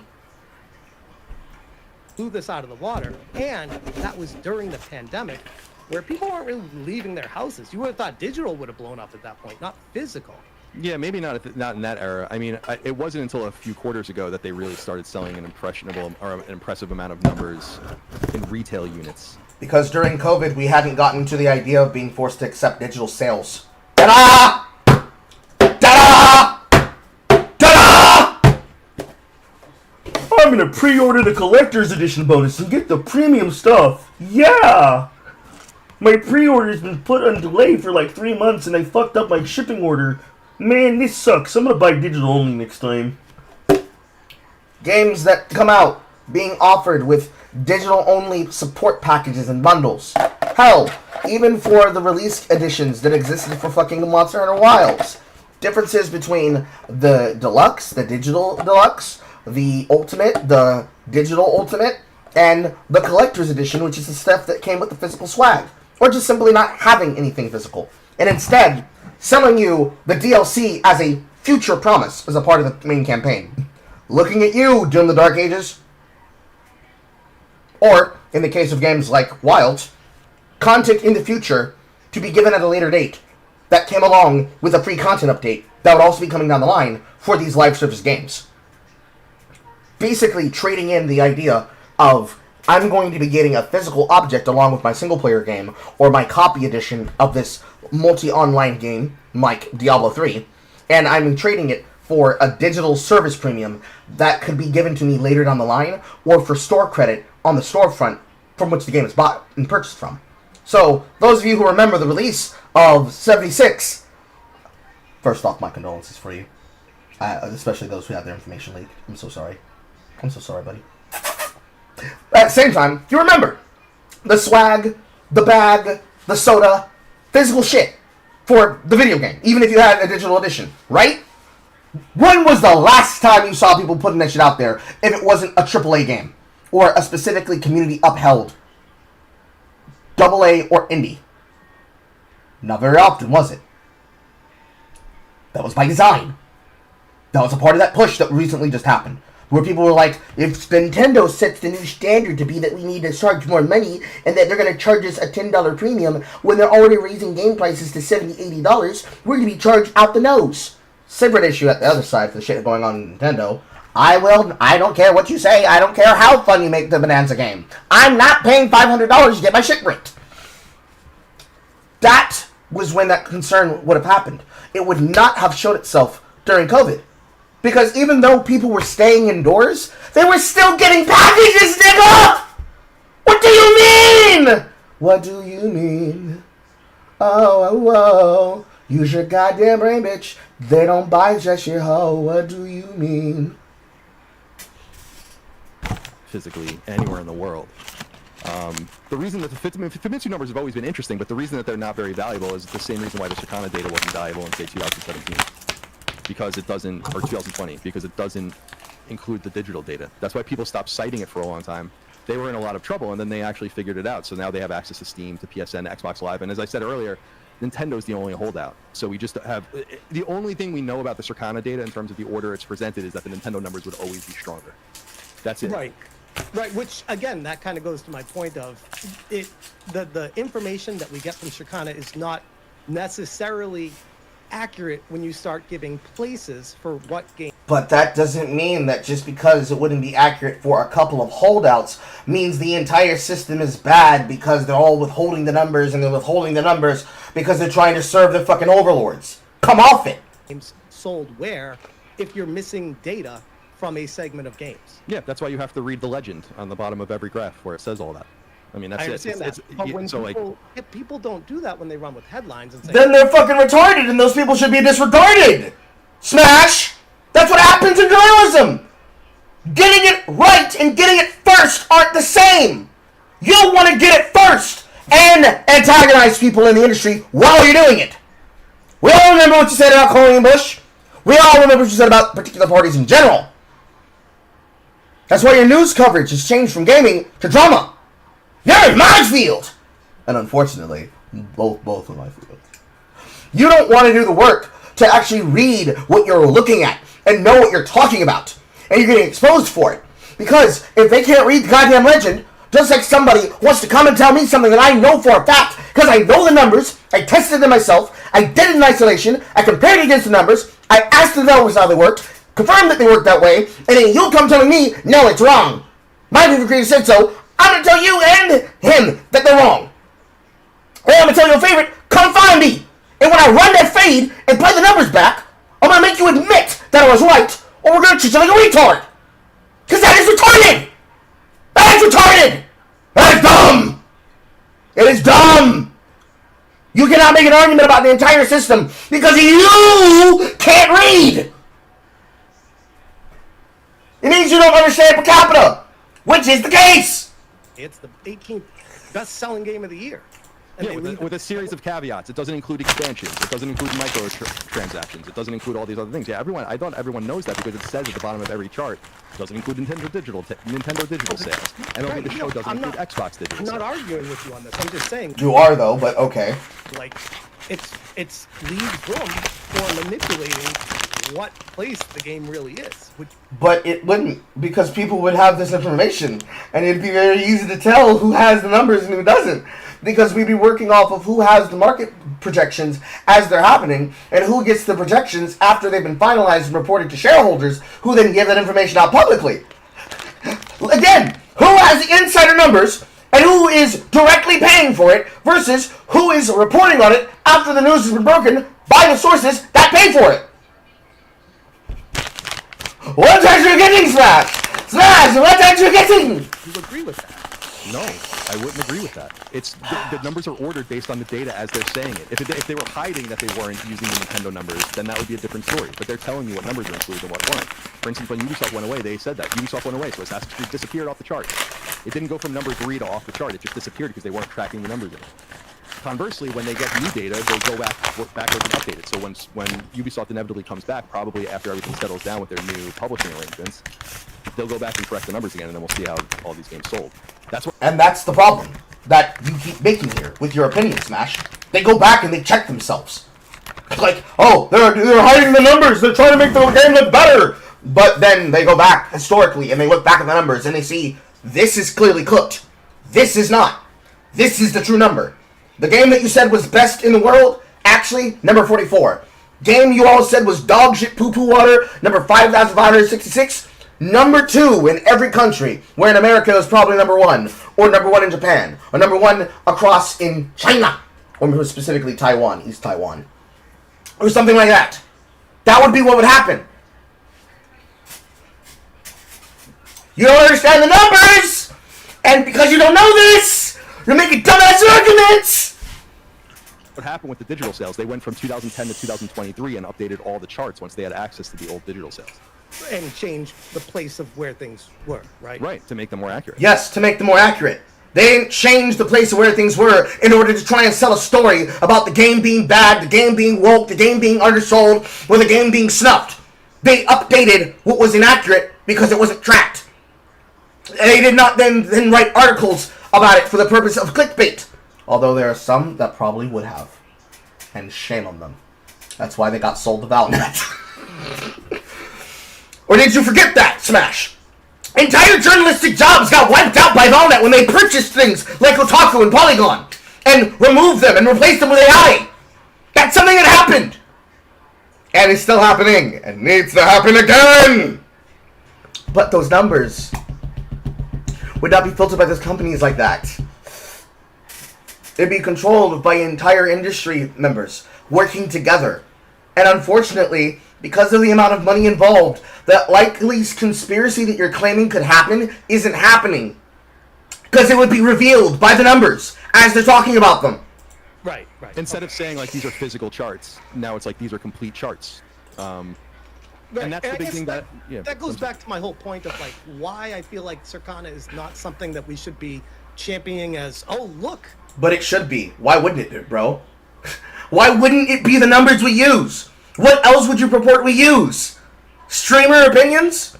Streamer VODs? Streamer videos? YouTube ads? YouTube videos? Oh, great. So we're going to go to the system of don't trust the market affiliates that have the numbers. Trust the guy who says with a camera that the game is trash because he heard through the grapevine it's woke and it's trash. So make it into what it was back then. Return to the problem that existed before. You're not supposed to use YouTubers as the market standard of the industry. Just as much as we can make fun of Chris Stuckman, we have to also do due diligence and say, damn, Grace actually knows what she's talking about right now. Because that's how Hollywood works already. And I can promise you Hollywood's not going to be making gossip and rumors about shit, at least when it comes to the variety mags. Assuming that you want the world to exist in the same capacity as those companies that are talking about the trades and the numbers. Because Smash, if what you're saying was accurate to all forms of business and industry, you do realize that Hollywood wouldn't be able to function and Broadway wouldn't be able to function, right? That's the problem, bro. Is Yote actually woke? Is Yote not actually woke? Excuse me, misread that, boss man. No. It's got some cringy ass mechanics and some cringy ass and hard and bad writing and maybe some difficult puzzles and shit, but it's not woke. It does not purport itself to be woke. And if it were the case of get broke, go woke, it's go woke, get infinitely more money than they would have had before. And the worst part about it is that we've always known the case that go woke, go broke is not the problem. It is go broke, get woke, and eventually croak. A game being woke does not indirectly make it bad, because that, again, is the difference between a critical success and a commercial success. What makes the games poor is when they miss the margin with their core audiences that they are meant to be purported and bought by. So when you make a game that services the audience of nobody, like that of games we already have as an example, Red Veil, the original original Battlefields, into the manipulation of dice, the remasters and remakes that are selling for fucking pot candle hands, older games being remastered and remade, and the originals going completely unlisted, Forspoken, Assassin's Creed, Post-Odyssey,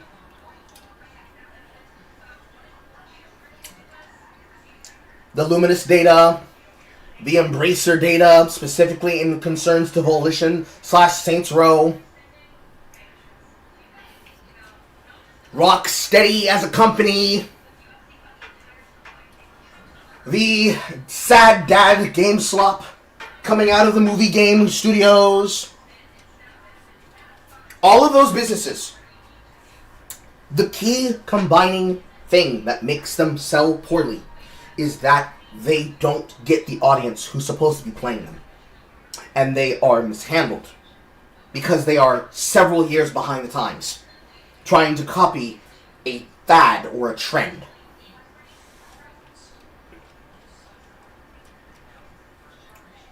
This is not the reflection that what you're going to get online. Not from a poll poster. A poll poster is going to tell you the game sucks because look at the memes on Reddit, look at the memes on Twitter, look at the memes on 4chan, look at the memes on TikTok. But that doesn't reflect the accurate picture. It can give you a taste of the flavor of the conversation, but it doesn't tell you sales numbers. And the culture problem. Unfortunately, the only thing that they care about is cold hard cash. It does not register to the eggheads. They count beans. They don't count tweets. It is doing great because it's like, well, is it though? Like, just because a bunch of caveats, all these other things, and to portray it the best way with words that you use to put the image into focus the most perfect way you can, say, because of all these things we said, the game is a success. It's like, well, I mean, I guess you could do that with a lot of things. Is that fair to say? Yeah, that's fair to say, but I also think that that's like other people's positioning. Sony hasn't said anything about the game, which is not a huge surprise because they don't say anything about anything anymore. Doesn't that concern you? Like, not really. They didn't say anything about Helldivers numbers for 3 months. But they did say something about Tsushima fairly quickly after it launched. Right. 5 years ago. Their whole strategy is different now. Everyone knows that because they don't talk anymore.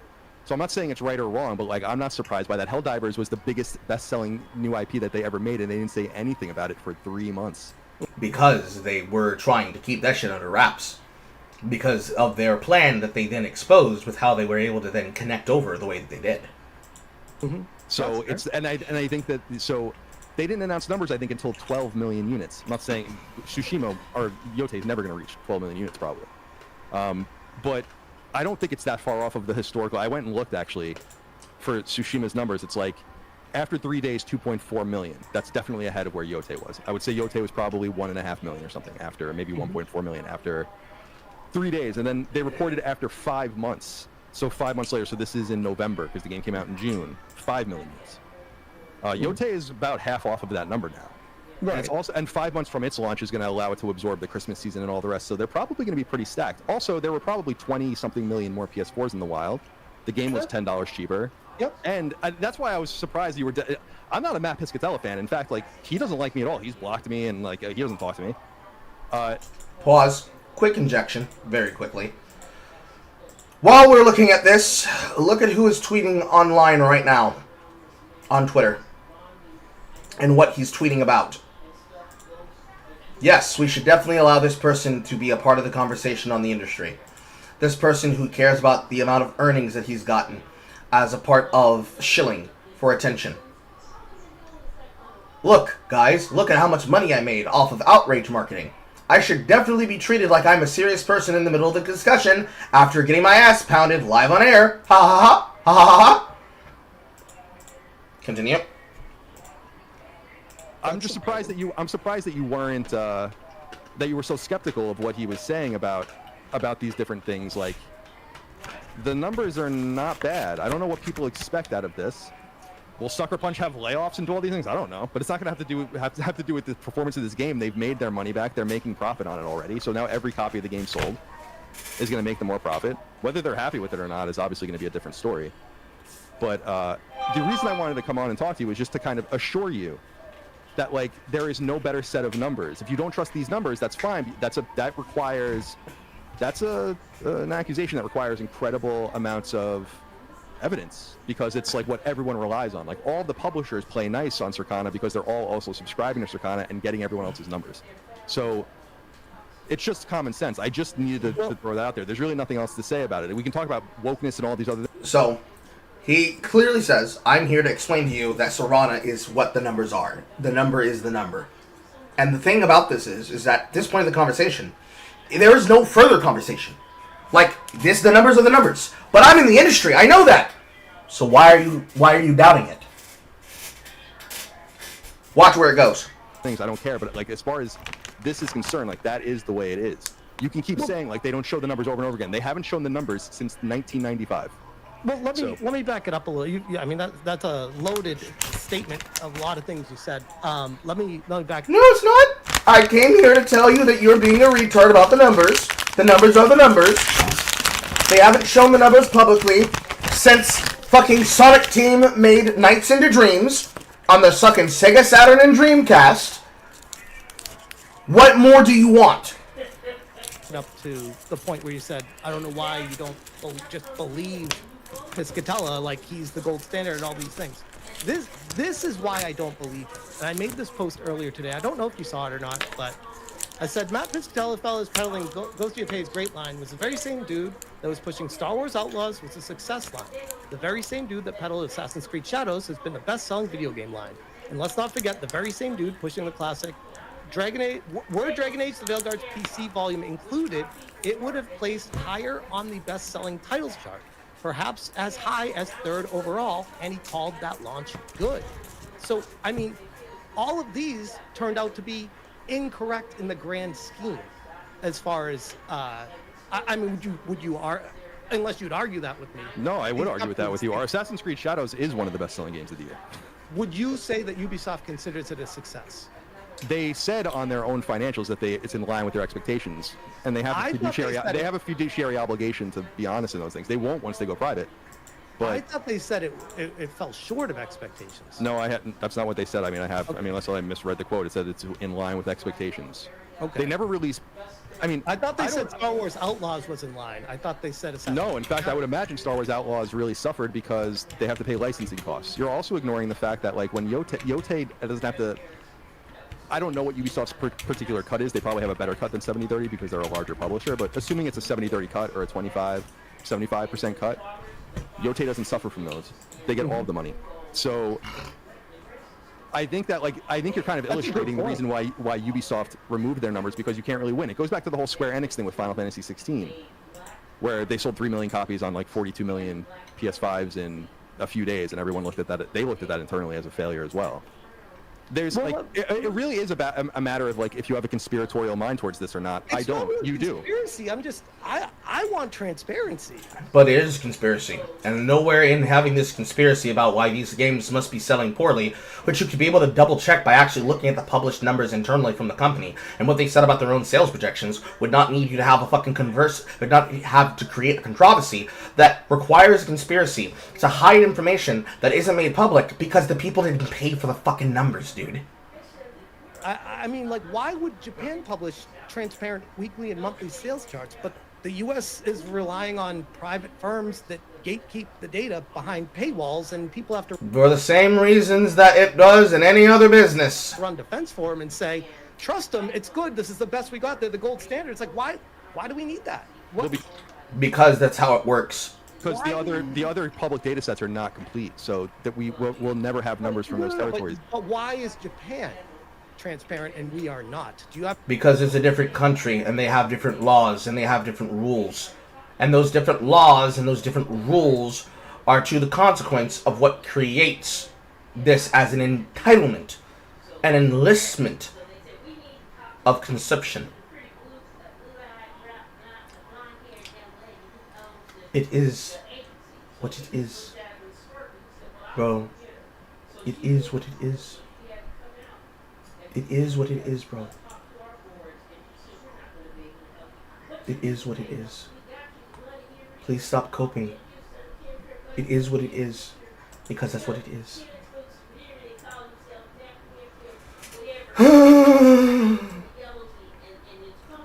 Sigh. Sigh, bro. Sigh. Fucking sigh.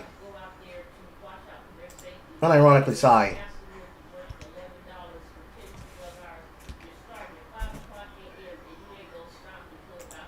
It's like a child. Any like issues with that, or can you explain why it's different? No, I can't remember it's like Media Create or something like that is the company that does it in Japan, and it's a retail only environment that's existed since the late 80s. Those numbers go back even further than NPD's numbers. I have no problem with these numbers existing or being transparent. What I'm telling you is that I would love a situation where Circana numbers or Circana type numbers were public. It's just that that's the product that they're selling. The numbers don't come for free. You know, they're in the same family as Nielsen and BookScan and all these kinds of things. These numbers are all hidden. They share them by a. I mean, it's just obvious that Would they're. you agree that it benefits the customers and gamers and investors even, and developers, like literally everyone, to have actual numbers? It does benefit. It does benefit the investors. That's why they subscribe to Circana. They see the numbers. Right, but I'm just maybe I'm not explaining this properly. Wouldn't it benefit everyone to be transparent? The only reason why you would not be transparent is to be able to play with the numbers, to manipulate it. Would you agree with that? No, because Circana's entire business since the 60s, again, as the NPD group, they just recently became Circana. I'm not talking about Circana. I guess. Sorry, I moved on from that. Sony, Nintendo, like everything. Why is it private? Why is it a secret? Because it's business craft. It's like you don't want to share those numbers. They'll definitely in Japan, say they do. They will. Yote numbers, I don't want to say I know for sure, but I imagine they'll be in the next financial statement, and they're probably holding on to those numbers until then. Similar to Helldivers too, because their strategy is different now. Do you think it's healthy for the industry when, like, people in the know, people that have access media or whatever, have anonymous published data instead of official figures? Do you think that's a healthy industry? I don't think that like situations like this, like what brings us together tonight, where we're debating something where it's like, well, if we just had the information, none of this would be a problem. I guess I just don't gauge the health of the industry based on the transparency of sales numbers. Like, I don't. But I feel like that's what your whole argument is, though. No, my whole argument is that the most reliable data we have on software sales comes from Circana, that it shows that Ghost of Yote has done well, and that... Yeah, like, I don't know how you don't keep getting this, bro. Like, he has never made any argument about any of that. It literally is the case that you have broken yourself on this wheel, and you refuse to let it go. That tells me that you don't care, though. You're like, I don't care about the sales numbers. I mean, I care about them academically, but I don't look at what you're asking me. Is it like a dark force around the industry? I'm saying no. I don't give a shit if we know the numbers or not. I care as an analyst, but it has no bearing on anything else. No, most people don't give a shit about any of this. Okay. So no, I don't think so. The numbers are proprietary because you don't want to share all of your data with. I mean, Sony has long hidden their numbers. When the Vita was failing, they folded the numbers into PSP and called them handhelds. People hide their numbers all the time. I do agree. And you know why they do that? You'd agree with that too. Yeah, well, what I was going to say was knowing their... At the time, yes. As a part of the argument you're making, no. New strategy where they don't say anything. So, like, Helldivers is the canary in the coal mine, because they should have and could have said something way sooner than they did, but they didn't. And that game is sold. The sole answer for that is small developer and big publisher, and the communication between the parties that are in between it. So if they have a third-party person that's responding to all these creators, they probably have a third-party person who's handling the reputation of those numbers from the developer. Sold way more copies than almost anything else that they've released this generation, probably except for Spider-Man 2. And yeah, but that's a little bit different too, because I mean, anyone was playing Helldivers. So I mean, it's the issue on Stellar Blade is that Stellar Blade was going to make money regardless. It's an issue separate from the sales issue, because the issue with Stellar Blade, Bossman, was censorship. People being sold a batch of goods and then it being taken from them. At which case that was true. And the response that the shipped up developers said was, guys, just don't patch the game. Wink, wink, wink, wink, wink, wink. Just don't patch the game. And also wait for PC. Wink, wink, wink, wink, wink. That was the issue with that game. Like, Yote and Stellar Blade are two different situations. Well, I mean, it wasn't like that big of a shock that it was a roaring success. Yeah, I guess I feel like we're talking past each other. I want this. I would love a transparent situation. That would be awesome. It would be super cool, as I said earlier, if people even started leaking the numbers. We always loved that. Back on NeoGAF back in the day, people would leak the numbers. That's why I was saying earlier that NPD started putting fake numbers out in some people's charts to try to track the people down. That's how serious it is, because you're breaching the contract you have with them when you share the numbers. That's why people don't share them, because they're afraid that it's like sharing a screenshot and there's like some secret watermark in it. You might be accidentally sharing a number that accidentally points to your exact account because it's a little bit different, because they started doing that during the retail era. So that's why the numbers aren't shared. I feel like that's what we keep getting back to, and maybe if it's a circular argument right now, maybe we can move on from it. But I just feel like right now we're kind of normalizing opacity, and the industry that is being built on consumer spending is allergic to being accountable to the very consumers that they're selling the products to. And I feel like that is a massive disconnect that does not exist in all regions, but it exists here. And all we have to go by is various analysts, not just Piscatella and Circana. There's various analysts that also do this. You say he's the gold standard. That's your preference. That's your opinion, which is fine. But I don't necessarily agree with you on that. I think that if you don't, it's totally fine if you don't believe the numbers. I think you have to present evidences to why the numbers don't count and why everyone in the industry believes them. I just did. I thought we went through all the screenshots of how. You bringing up screenshots about Famitsu has nothing to do with Serrana. You have not made a certifiable argument about Serrana. Your argument about Serrana is literal cope. Try again. Oh, he's done this in the past before. Yeah, because you used Assassin's Creed Shadows, which is Dragon Age Veilguard. Dragon Age Veilguard did sell really well in the beginning. It tailed off, and we don't know what the expectations were for the game. It did sell. It sold several million copies, didn't it? So it didn't sell like 2 million copies? I don't think, not in the first few weeks. No, maybe it got all over. If you're trying now say, well, you see, Serrana's not trustworthy because look at all these games that have drama going on about them. Like, they're mockery. Like, clearly these games are good. That's not what you were making. That's not what your claim was. Now you're reaching for straws. This is where he's about to whoop your ass. There eventually. I don't give a shit about Dragon Age. I don't play Dragon Age games. What I'm saying is that like, this is the reason. Like, what he said was incorrect about it. It doesn't matter if you played it or not. My point is, this is why it's not incorrect. You're looking at they're not lying about the numbers. You don't understand what I'm sorry, dude. You really don't know what you're talking about. Like, you really don't. Like, everything rides on their long-term reliability. That's why they went back and fixed the numbers when they didn't have digital access, for instance. Like, games. But I feel like by presenting information that's a partial picture with a whole bunch of stipulations attached to it. Except that the stipulations are, these are the numbers because it's the industry standard.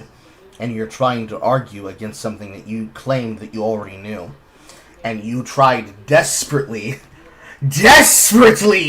to assume, as Exocristian's about to use Charles Fried Chicken Barbecue. Okay, 1 second. Hold on. That's going into the Radio Carl ads. Holy shit. Where's my page?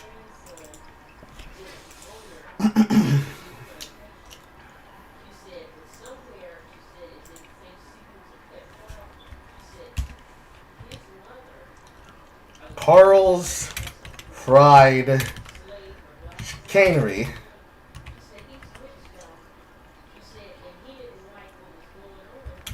Barbecue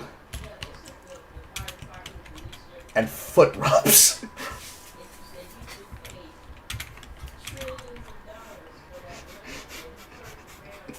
God damn it. Oh God. What have I done? What is this monster I've created? Okay. So, put this in perspective. Imagine I'm a shareholder for Carl's Fried Chicanery Barbecue and Foot Rub. For each month, or for a year, he gives me a transparency record each time we meet up because it's my money going to his pocket as an account holder. Yes. It paints a very fake image of reality that people run with to try to get a W, and it's like, well, that's... Try to get a W in the industry that has been running on these numbers for years? That they use as the projection of how everything is meant to be understood and function, as the basis on how they are talking about things. If I don't give him a report, that means something is wrong. Actually, yes, I can actually even use an even better example that we all fully understand. the numbers that I have shown you all in concerns with just the Obsidian chart, because I have to update the numbers for today because those are people who have donated or will donate on Super Chats or will donate in through Ko-Fi. When I show you guys those numbers that are on my chart for the sub reward and dono tracker, because I started the bottom tracker different from the original tracker, I'm physically tracking the money on a separate list, on this separate sheet. So, Etzer Crusher being one of the people who has donated the most, he can see which one of these payments are payments that he physically made himself, because he knows what he paid for proportionally. And he can also tell which ones were based off of what, because if it was added with somebody else's work of the day, he could probably tell which much of it was his money and how much of it was somebody else's money. Because it's like a back and forth between himself, Boster, and a couple of other people who've donated here and there. Like Alex is in here, he's in here a lot, Boss is in here as well. He can tell if the money that I would have available at a later date when we come to donate cash back and donate money and donate gifts and give away things adds up to the money that he's given. So I tell you all where the money's gone. The same way that for the fundraise that we did for my friend in Batavia, Ohio, I then showed the receipts of where that money came from and where it went, so that people could say, I did not steal the money. Because obviously, if I did not show that, then it would be theft. The same thing done to Innuendo Studios would be done to me. Look, he stole this money. Look, he ran away with it. And instead we say, no he didn't. And in fact, here's the proof of where it went. Here's the screenshots of all of the information. Here's the evidence of all the information, collated down to the last dime. Which, by the way, she opened another fundraiser because she's starting to have troubles again. They're starting to fuck her over at a job. We'll talk about that at a later date. Like, I would be giving him reports on what was happening regardless. You would not be able to say that these are things that are not happening, Smash, because then they would be reporting him for fraud. There's too much money here for you to say that it's something that is happening that's not happening. So many people would be saying, you're stealing my money. Where's my report on the industry? Where's my money, Brian? Where's my money? Where's my money, Brian? You can't keep saying these things about the industry and no one check you on it. Especially after them saying you are the industry and them showing you're not the industry. Or, worse, in my field of interest, this works. Yeah, this also works too. You're retarded. No, I'm not. Yes, you are. You don't understand this basic thing you'd already understand if you knew this. This game is not funny. It's funny how you're arguing it, but it's not funny. It's frustrating. Because then you're endemning the reputation of companies, journalists, businesses, developers, corporations as a whole. Everybody's in this Bane conspiracy theory, and the only way that it's fully revealed is from SmashJT and people like Smash. That's not how the industry should work. What is the W? What, like, I guess I'm curious, like, what is Circana's W by presenting their clients with bad data? Go ahead. Have you seen the internet? What everyone's running with right now? How they... So, you're asked, what is the W? What does Circana gain from lying to their clients? Well, have you seen the internet? Have you seen how people can manipulate the information? Yeah! It's almost like there's a good reason for them to have their accurate data based on those fucking grifters, huh? You're one of them, Smash! Trying to get owns on everyone? Oh, look! Do you understand that Circana's data doesn't exist for the internet, that it exists for the paying clients that rely on its reliability? Then why does Matt even tweet anything out? Because they're I just said this earlier, because they tease the numbers so that you subscribe to get the actual data. That's why they do it. That's why they've done it forever. And in fact, back in the PS3 era, they stopped even doing that, and everyone got mad. So they started releasing them again. That's why. Like, this is a frustrating conversation because It's a sales tactic, Smash. It's a sales tactic. Come on, oh my God. Come on down to Carl's Fried Cannery Barbecue and Foot Rub. Get yourself a rub and a tug for only $15.97.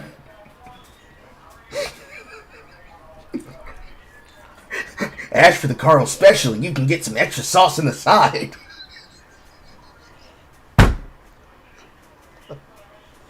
I'm so upset with you, Usher Crusher. Like, this is basic marketing rules. This is basic marketing tools. This is basic fucking syndication. How don't you understand this, Smash? I thought you were a businessman. Say you worked at SOE, like, how do you not understand this shit? It's like, it's crazy to me. No offense. It's like, how do you not understand? I understand. I don't agree with it, is my point. You can disagree with it all you fucking want. You still don't understand. Because you keep arguing it. I feel like it needs to be more transparent, and I don't agree with the methods. I feel like it's very disingenuous. It paints a false image, and you're saying, it's fine, bro. This is how it works. Because it is how it works. If you were taking an argument about, hey, people should be allowed to withhold the numbers so they can be used for insider trading, that would be the argument you're making. But that's not how the industry works. Because if they were using it for insider trading and people were making way too much money off of it, doing legal action, those people would be found out. And I'm pretty sure that's what's happened.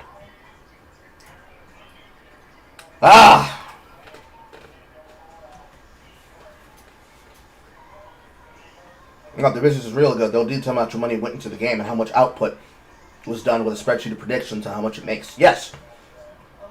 That's effectively what Serana is technically allowing you to do. They give you the numbers, and then you physically take the comparison of the spreadsheets. Then you take the news, and you do data heuristics with those numbers. On the internal number, this is something they're already doing for the job business itself. But Serana is the data that is representative of the entire industry. So, if Serana worked more like what Smash thinks it works as a master control system, then you would have an entire business.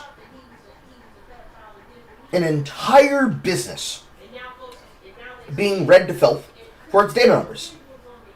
Like, it'd be a system that takes Serana and combines it with something like Ground News and shows the gaming development that is reporting on the numbers and the gaming developers that are not reporting on the numbers.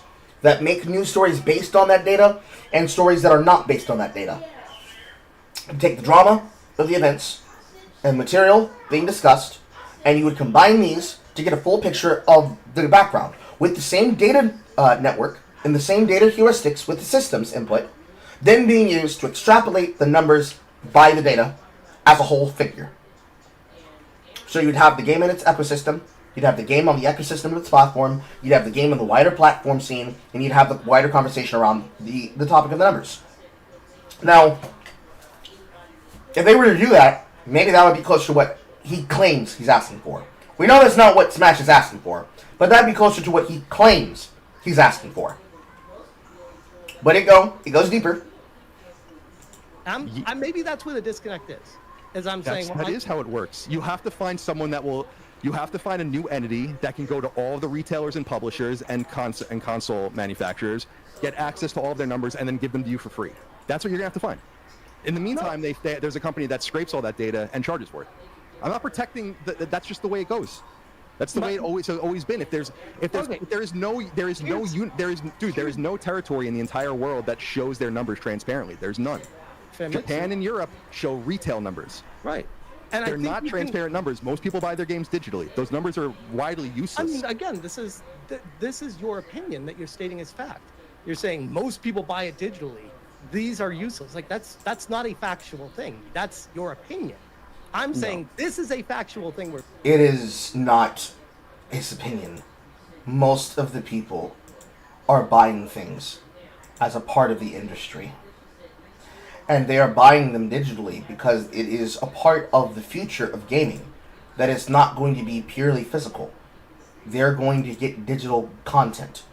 If they don't actually operate with it, if they don't actually produce what they're asking for, then they will be descriptively behind the times and ineffectual with dealing with the marketplace that they are building for. And it will ruin them. Ruin them. Ruin them. Because they are not competitive to what they need to be.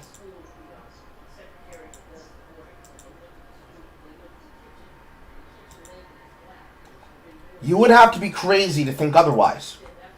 But it appears that he is indeed smoking crack here. He is doing meth. Looking at here, something that's not lied, not this is tangible. It's an actual graph showcasing sales in Japan. And oh, by the way, if you It shows want to retail sales in Japan. Right.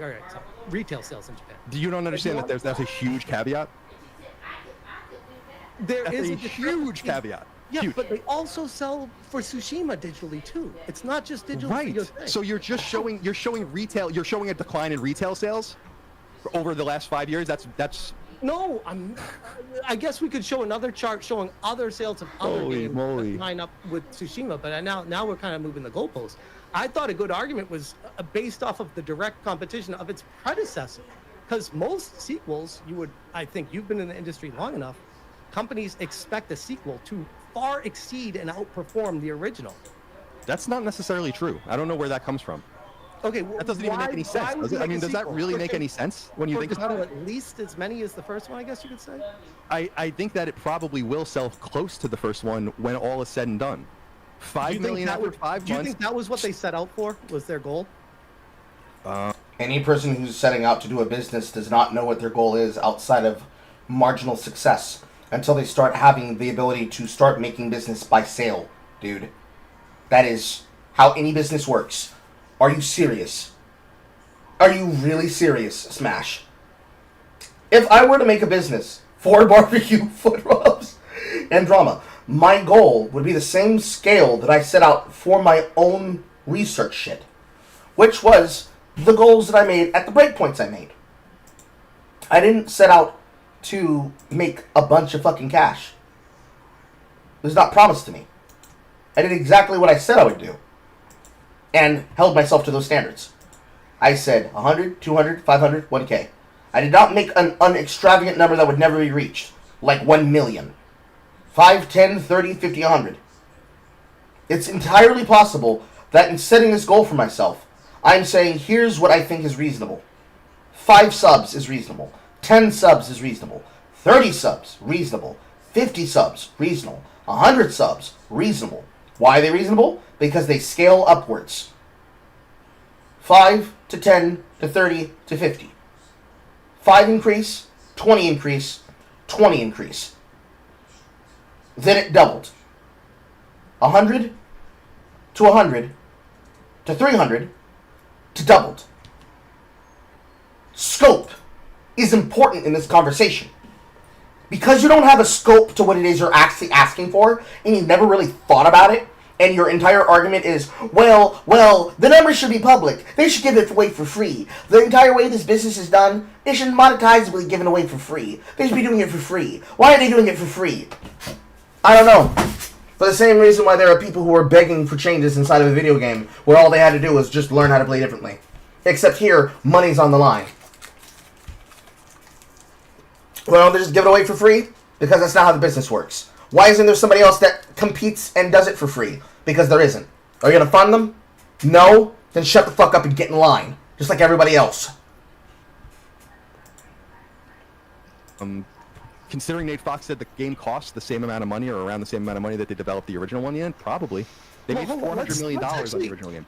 That one is very vague too, because they say they don't give actual information. So what does about the same even mean? 1 million away? 10 million more? 100? Like what is? Oh, it was almost. Or what was the quote? It was close to how much the original budget was. I think he said surprising. I think he said. I had it here in my notes. Very, very similar. Very similar. So assume it's even 1.5x more. Mm-hmm. That brings it to 90 million. Mm-hmm. Assume the marketing spend is another 0.5x more. There we go. Sony has made all of that money back plus another $50 or so million, and now every single game that they sell is pure profit. Correct. So if we're saying we'll say just for numbers use, we'll say it's 100 million for the budget. So you're saying right now that it's at 1.6 million they've sold. That's at 80 million. They need to sell, we'll say, another 900,000 or so to get to 40 million more, and that would be a 20 million profit in a year or so of selling this game. By the way, I want to be clear. I never said this game is not going to turn a profit.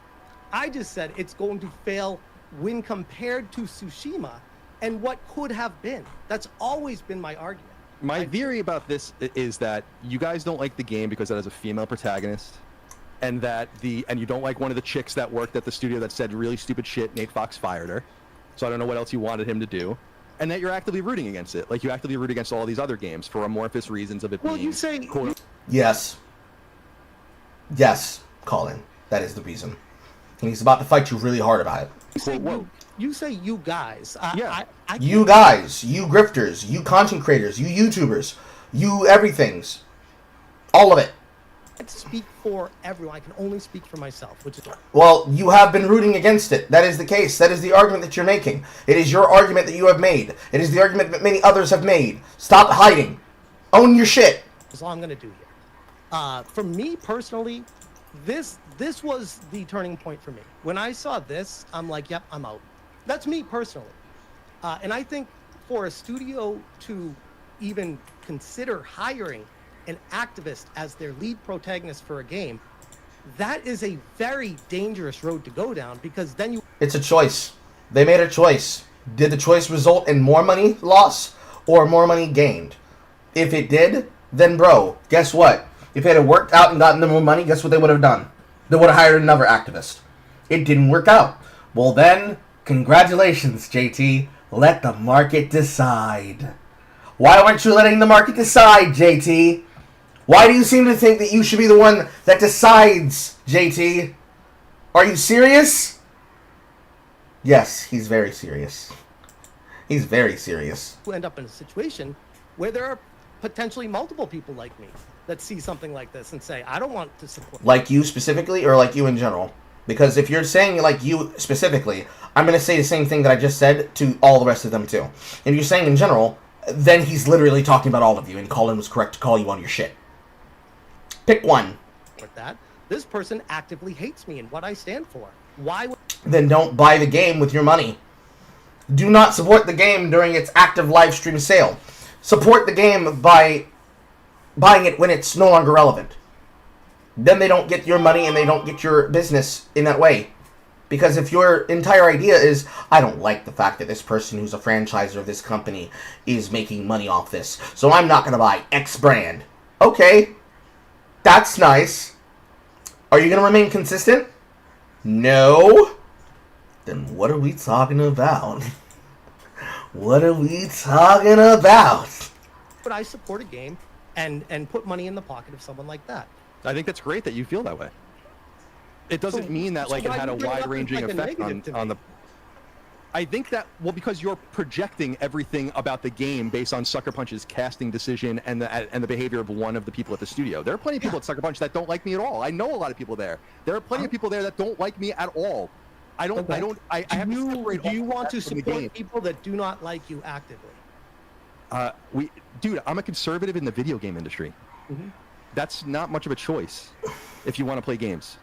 It's the creative industry. So, the answer that you just asked here, Spash, was retarded as fuck.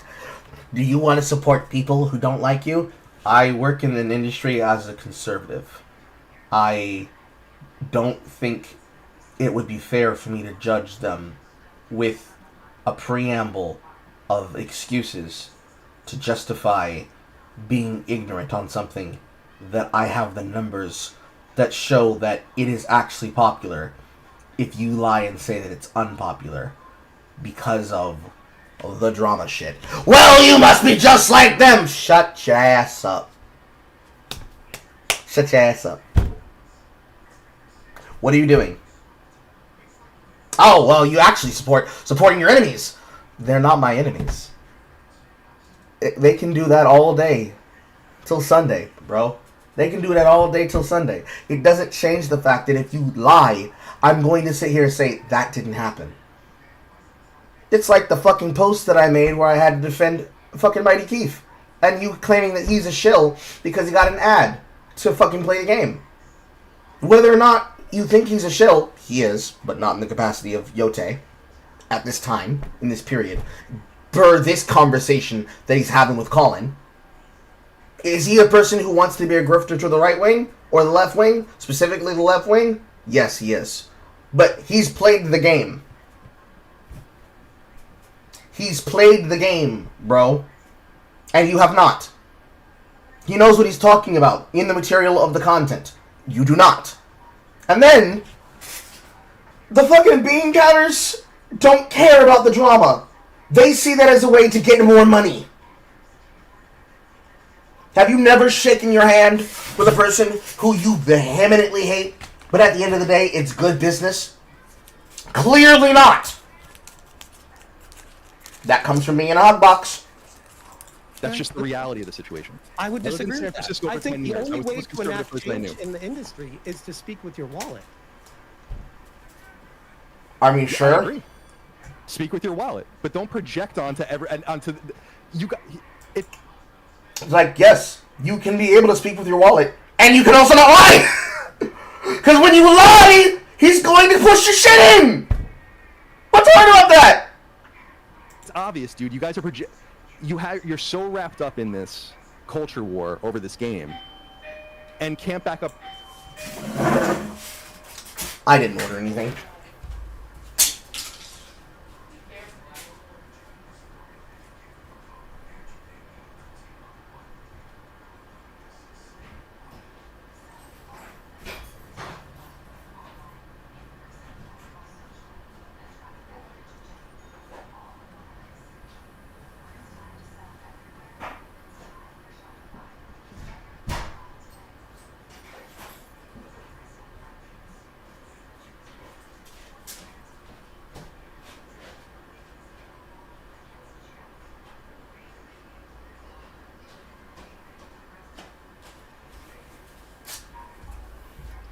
What an odd time to have a delivery at the middle of the night. And see the forest for the trees. I'm sure you guys cost, and not only you guys, but other people that were offended by it, cost the game, I don't know, tens of thousands of copies sold. Certainly it would have sold more copies and did more if the casting was different.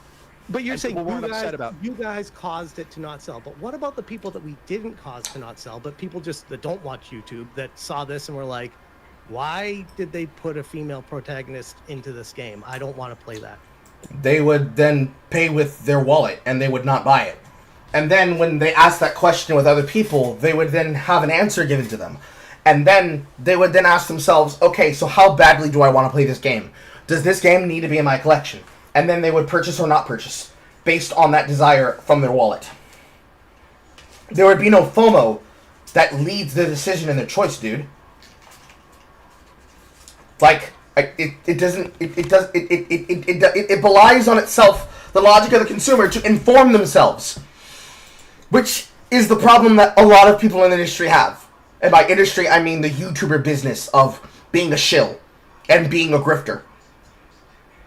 My own scheister, saying that I'm like fucking SmashJT and I'm not. I don't know, and I don't care. Because I can promise you, Eric Ishii's never going to talk to me personally. Period, dude. They're never going to talk to me directly. If they do, the shit that I will have to say to them, they're not going to like to hear it because it's the shit I would have already been saying to them on Twitter, live to their face. The fact of the matter is, those people are not going to tell you the truth.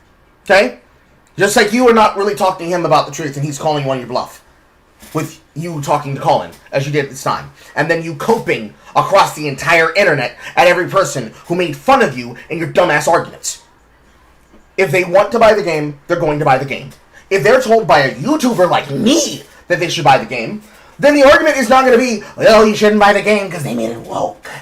No, because that's not what my audience comes to me for. Path of Exile 3 making white women go crazy is wild, by the way, Extra Crusher. Oh my god.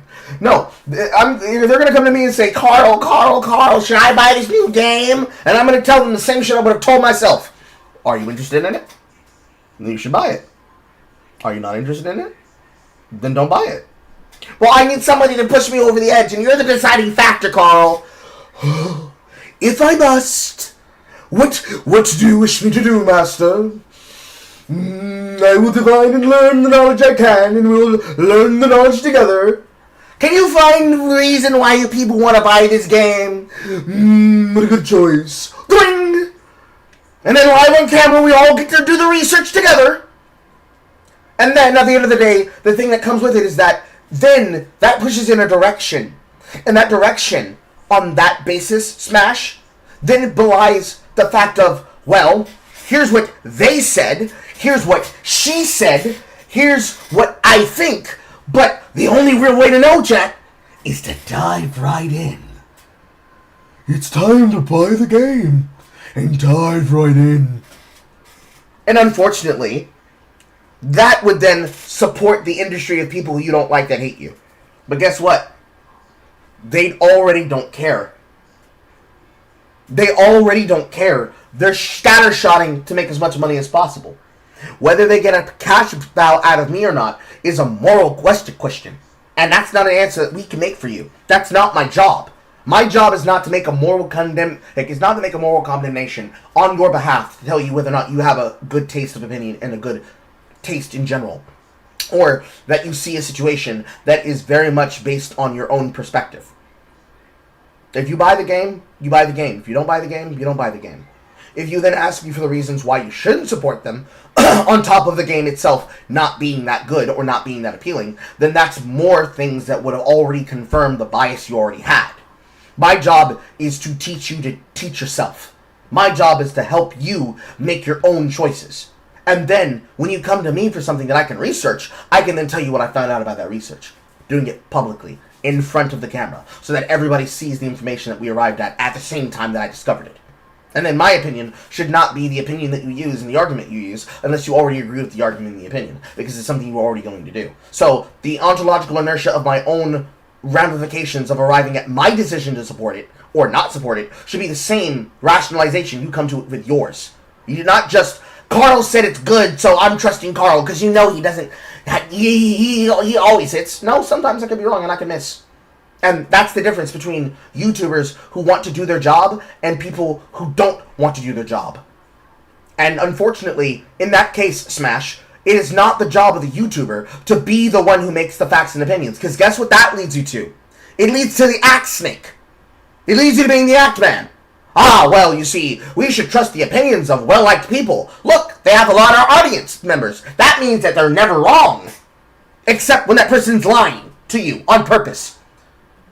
Because he's trying to control another person on a proxy to push somebody else out or in to something they want.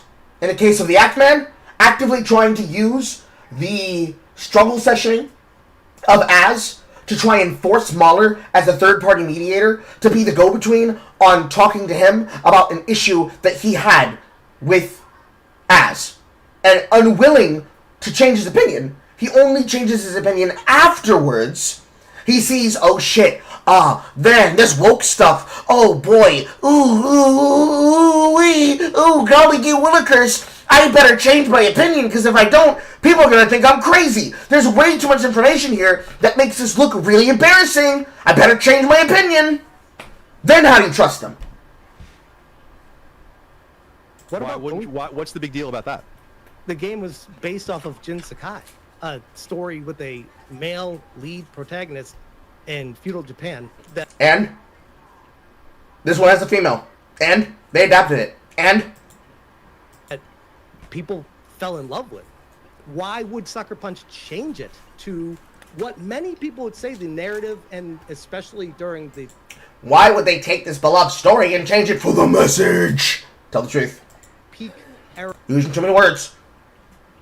Of, I guess you could say, wokeness or whatever you want to call it during the pandemic. Did you play Ghost of Tsushima? I did. One of my favorite games of all time. Love it. How the fuck would they continue the game? Jin Sakai becoming the ghost, go to the mainland, open world, would have been amazing. He's I don't. So you wanted a direct sequel to the Ghost story that was wrapped up, especially with Iki Island and all that stuff, as opposed to jumping forward. Yes, yes, I did, and I know a lot of people that did. Your opinion is trash, is what he's telling you. Narratively, they would not be able to continue it unless the thing that you want to happen, which is you be in the kitchen, happened, and you're not the developer. It's not your choice. If you think that's something that should exist, make the game company, make the game, sell it. Prove us wrong. Go forth! I don't know. I really don't know how the story would continue from there. The story's over. He's wanted. Oh, I don't even want to spoil I'm in it. for writers write stories. They create the story. I could give you the same pushback saying I don't know how you'd write a story 100 years in the future throwing a chick in there. Like what kind of argument is that? What is the? Unironically quoting throw a chick in there, make her gay. Well, I want to go back to the chick thing. Like, what is the problem with it being a woman? Because it's a fantasy. It's not supposed to be historically accurate. Let's go back even further than that. Why did they need to put a girl into it? Because they chose to. If I came up with an ARPG where all of the characters are women, but they're all sexually attractive with various body types. I'm talking all of the body types. From the skinniest, stick-thin Eugenia Cooney not eating enough to 500 heifer, and they all have magical abilities, and yet they're somehow all conventionally attractive, despite their body types. Who's going to say, Carl, why did you make an ARPG that's just full of breasted, boobedly women that all look like supermodels, from size 0 to size 32F? Yes. Yeah, that's how it works! That's how ideas work! Smash! If people want to support that, and it's like, man, Carl's really cooking there in the kitchen. His breasted boobedly fighter is a really fun ARPG. Like, I don't necessarily care about the characters and stuff, but man, the game systems! It's like going to fucking Hooters for the conversation in wings, bro! Unironically, man! Ah! I don't know. I guess it was a creative decision. I don't mind one way or the other. Exactly. That's the problem I have with it. You have a problem with a creative decision. Good for you. Who cares?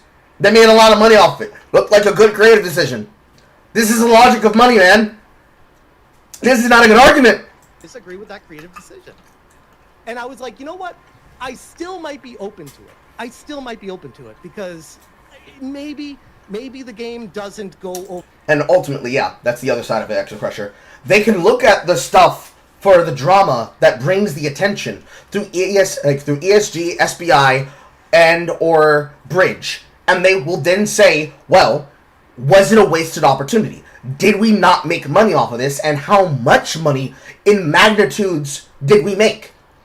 Exactly. 100%. And unfortunately, it appears that SmashJT's opinion is that, actually, they should do what I want. So, SmashJT, just like all the Hellwiners, just like all the other people who usually complain about video games and the reason they do shit, or movies, or TV shows, and aren't the people who have the insight to allow there to be possibilities and differences, he is the type of person who automatically says, why didn't they do what I want? Because they didn't! Overboard in any direction, but as soon as I saw this post from her, I was out. But that's just me though. I don't speak. Right, that's just you and a select number of other people. That's great. No one's saying you can't feel or don't feel a certain way about it. I think what a lot of people are confused about, and what I'm certainly confused about, is the hate and this energy that you guys put towards disliking everything. It comes off to me as touristy. If I'm being perfectly honest just with you. because I don't like what you like doesn't mean anything. I love. You not liking what I like does not mean anything about the condemned of your character. But you actively trying to change the industry into something that it's not understanding the culture of the place that you're trying to navigate through, and actively being combative about things that are part of the culture is the sign of a tourist. And you are a gaming tourist, Smash. You are 100% a gaming tourist. To the nines. Does that mean you need to be as nerdy as me? No. Does it mean you need to be using slurs as often as Jay does? No. Does it mean that you need to have 10 plus hour pain streams that are endurance based between your content, like that of the political side of the spectrum being it's Adam Sitch, and the entertainment side of the industry being Every Frame Applause, or any of the other super shows that are ran by any of the people who are guests on those platforms and performances. No. But the fact that you don't even know the language, habla the culture, and are actively trying to just simply not truthfully speak on what you want to talk about, yeah, you're a tourist. Expedition 33 is one of the best games I've ever played. That's wonderful. That's still one game out of many that you clearly just seem to not like at all, bro. I fell in love with that game. It was amazing. I just finished Silksong, one of the best games I've ever played. What does that have to do with Ghost of Yotei? What? Yeah, and what does that have to do with Ghost of Yotei, bro? That's great that you played some new games that were coming up and were the rant and rave. I could probably ask the same question on whether or not you played Balatro, and then you'd be in the exact same position as Set Alpha saying, Balatro's gambling. I don't want to do a conversation with you. The behoovement of the material that you could have done, and the content that you could have said, and the arguments that could have been had in the place of that conversation that never happened, says a lot about the position of the conversation that is happening, and whether or not you add your voice to it. What does it have to do with saying you hate everything? I'm like, no, I don't. Because whenever you have something to say positive about the industry, you withhold it, and you're saying it in a place where nobody can see it, which is half the problem of your content. You're always projecting the negativity in your content and in your work. You're never open and loud about the things you are supportive of. And you're always loud about the things that you're hyper negative of. Especially to the point of covering it constantly to be negative. How are they supposed to know what you fucking love and like, considering all your content's behind a paywall? I just gave you examples of games I love. But why is your YouTube channel covered in all the things you hate then? It's covered in things that are interesting to me. There's Okay, your channel is covered in things that in your interests seem to be all negative. Da-da! Maybe talk about more positive things. Maybe talk about more games that you enjoyed, as well as things that you didn't enjoy, as much as you could controversy and topics. He's got a perfect case example, which is a question anybody could be asked about any kind of output and input that they do. Because if people actually knew that about your work, they would not make that argument. But that's never what you're there for. You're never there for that. You don't come to the table to sell and to play and to make and to trade and to converse. You come selling shit. You always want to sell something. things that I hate, things that I like, things that are something curious to talk about. That's my YouTube channel. Drama. You just described yourself being a snake oil salesman that sells drama. Because if you're not talking about games that you like, games that you love, games that you dislike, games that have controversy and topics going around them, and you're not always just antagonizing the entire greater industry that you are already being rejected by, then you wouldn't ask that question. The fuck? You know, that's always been my YouTube channel. Yeah, I don't know, man. It comes off to... The interesting thing about how this all seems to work is people that don't understand who someone else is, oftentimes they just hear the negative stuff, and then they get a perception of, oh. Yes, Smash. People that get often lied about will have somebody give them a negative presentation of their worst qualities because they have a negative opinion about them. And the wise man will then see if those negative opinions are then vented and are justified by their viewpoints, especially depending on how vindictive that person is. And yet, if you actually get into a deeper conversation and talk about those things at depth and at length, that person's character will then reveal themselves to be who they are or are not. In your case, you don't talk about the things that you like and the things that you don't like. You talk about things that can make you a profit. It's all over your channel. He does not think that you have the ability to have the conversation that would be possible if you weren't a fucking grifter. Therefore, you are just bad. You are as bad faith as Ethan fucking Ralph. Now, whether or not that's the case, you thought, whether or not that's the case, on whether or not is the things to be had, somebody doesn't know what permaban means, on whether that is the case of something that is to be had, is reliant upon an entire other connection of problems that are already instigated upon the further connections and the further discussions that could be had with the material and the discussion that is then being given to the greater span of full discussion and full conversation. But unfortunately, the scope of what you're asking for is not the same thing as what you actually want it to be. You don't want that to be the case. You don't want that to be the discussion. You want it to be something entirely different, dude. Unfortunately, you do not have deeper things to talk about. There's nothing greater going on inside your head or your heart. You want people to say, "Ah, there's something greater to me. You don't know everything about me." But when you get the opportunity to show me, show him, show the industry, show the people that you're disagreeing with, show the other people what it is that you're actually here for, into, and trying to do, you don't. There's no redeeming qualities. Oh, that's all that guy is. Because they don't actually research and find out, oh, actually... So, you're claiming that Colin doesn't do his research now? That's bold. Let's see how that works out for him. Actually, he's multifaceted and talks about a lot of different things. And I found him because of something he hated, but he actually talks about things that he loves too. How are they going to be able to do that? Everything that you have is paywalled. And the things that are not paywalled are all the things that you are constantly ranting about hating. I looked at your YouTube channel. It was all, I mean, I'm sure there's things on there, but it was all just Drama. the same shit. It's not really about, it's really not about, like, I would love to see, do you do, like, deep dives into games and, like, Here we go. Do you play games, bro? games with people and, like, talk about the games you play? And I do, or is it about yeah. everything that you hate and, like, the next on my woke games- thing and on the my woman games- or the, didn't No, you, on my like, game or when things, you I talk called, about like, when, games didn't you all the call time. Tales of Kenzera Zao woke because it had black people in it? No, Dun dun dun dun dun.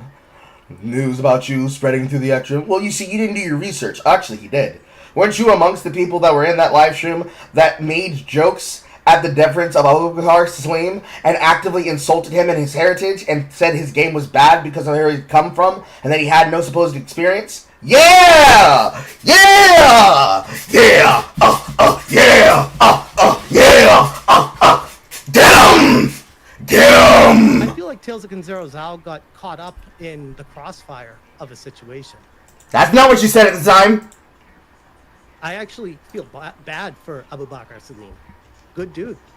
Well, if you feel bad for people like that, you should think twice about kind of some of the energies you're putting into the ether in the industry. No, I think it's bad. important. That's why we're here, is to find out information, to give the information to people.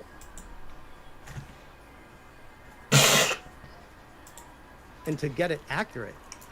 Yeah, to get it accurate. And that's why I wanted to come on to let you know, everyone in the industry knows that the gold standard of numbers is Circana. Doesn't mean... and Period. Like, period.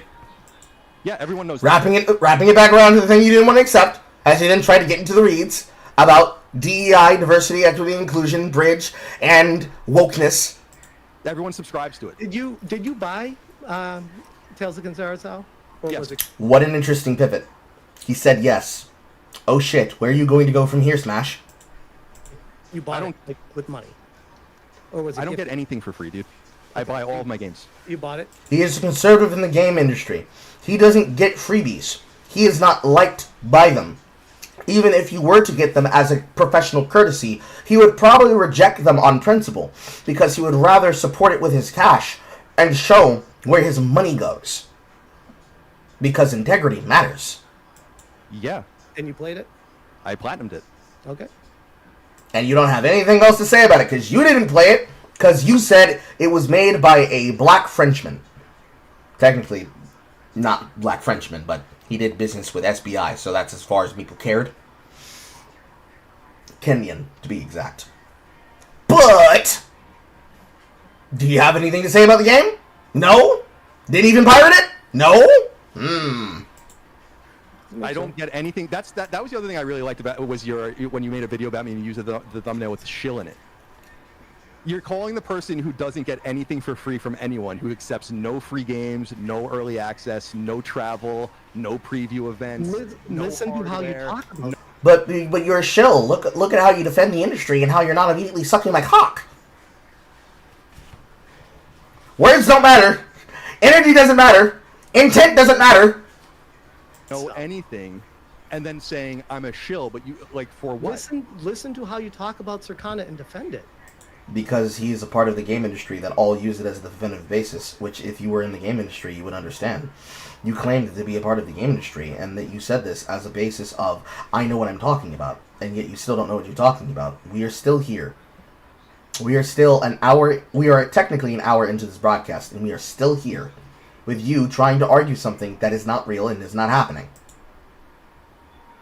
So if something is objectively true and one defends it, they're a shill for it.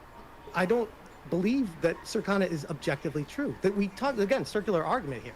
We talked about how they obfuscate numbers, misdirect, and make it seem like something's better than it is, and then far afterwards go back and correct it with, oh, actually it was way further down than it was because... How would that happen in the current year when the data that is directly getting from the API at the store would show the opportunity, if someone were to cook the books in this way that you're describing, Smash, would be immediately outed, especially if it was the basis of the story. You make a video. Somebody claims something about the Serrano numbers in this universe that you live in. You make a video. Something that you're able to divine through the numbers is not accurate. It's on the levels of a fucking Robert Langdon book. So, the Da Vinci Code, Angels and Demons. A grand conspiracy that only you can divine. Only you see the numbers, Mason. People in the industry start looking into it and they realize, oh shit, actually he is right. Sorry, Horror, you cancel crew crusty. Look, I have to wash my hands religiously. I'm sorry. I'm gonna look ashy.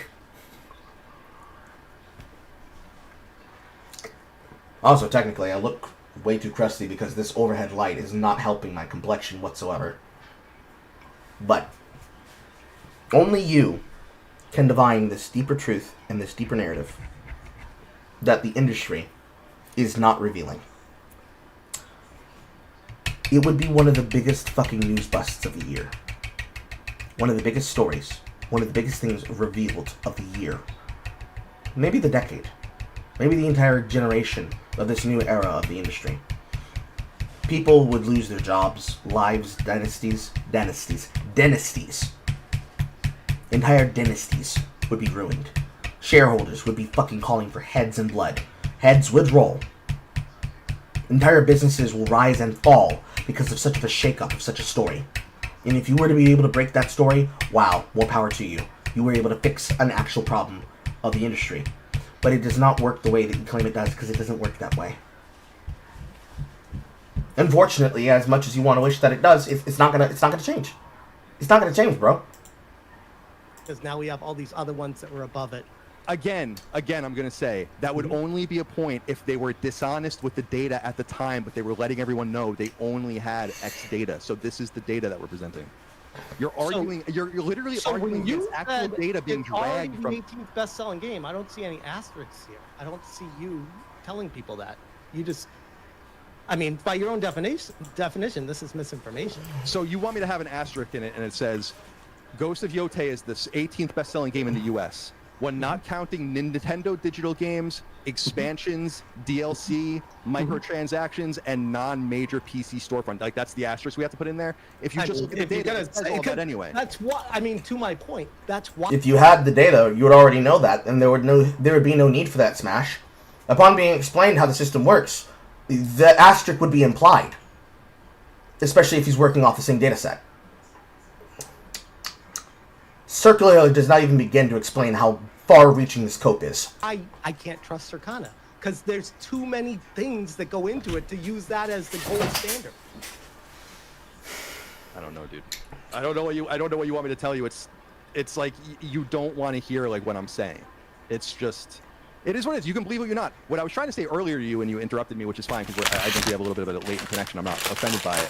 Was that like part of the fun of getting the Circana numbers or the NPD numbers back in the day was trying to plug in things you did know to try to figure out what you could figure out from the charts. And we already did that. We have which is literally what I said. Numbers for Sonic Racing. We have numbers for Metal Gear Solid. We have numbers for other things, Silent Hill. You can put the numbers in there and figure it out. It's just like it just seems like you want to disbelieve. And I'm just telling you, not everything is a conspiracy. Not everyone's out to get you. There's literally nothing, there's nothing in it for them to misrepresent the data because if the data is wrong, then they don't have jobs anymore. If the data is wrong, no one will trust them.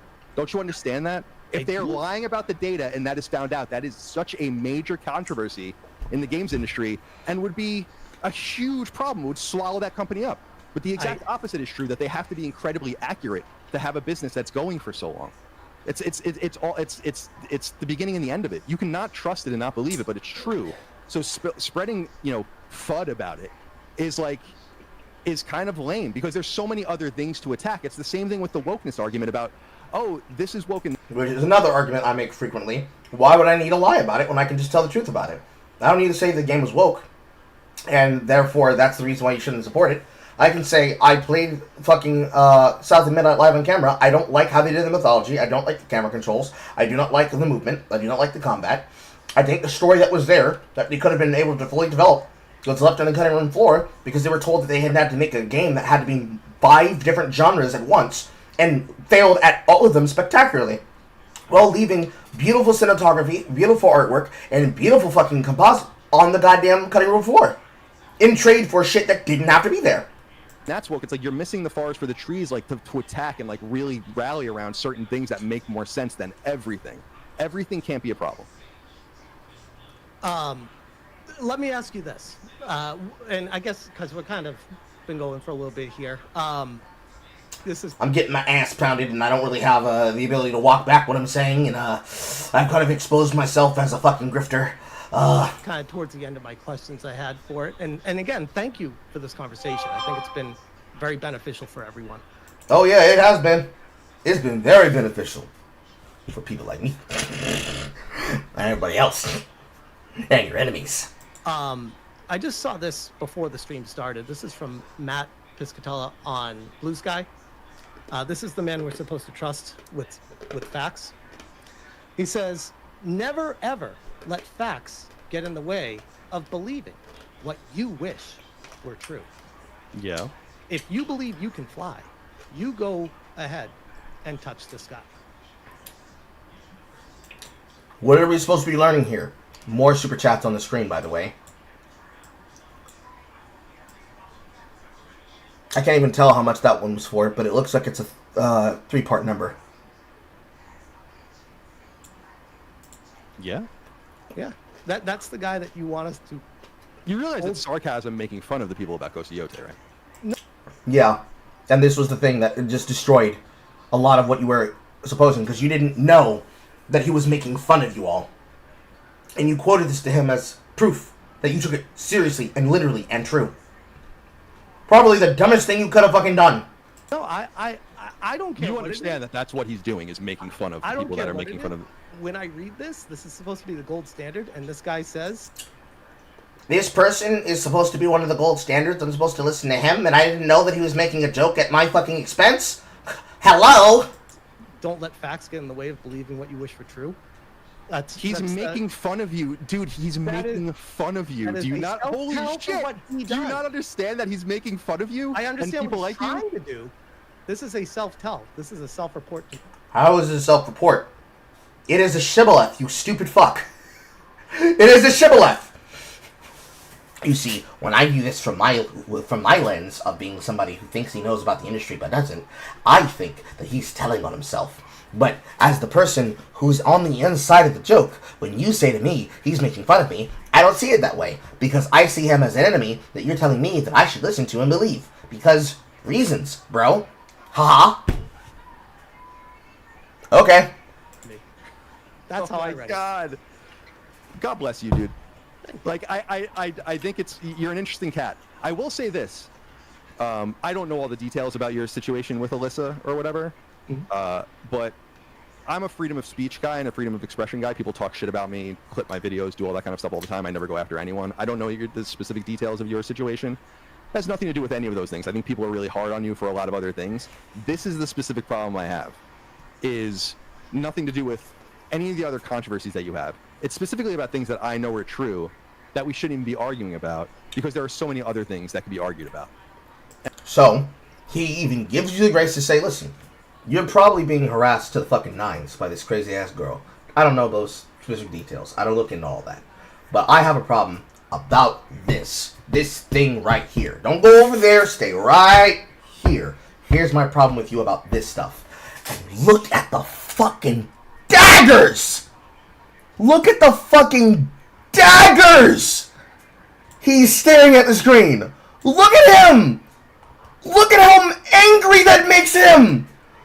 Look at how angry that makes him! He is so upset! He is so upset! The fact that he is this upset, that he is not able to frame him as a crazy, as a loon, as a woke-tard, is so mad! So infuriating!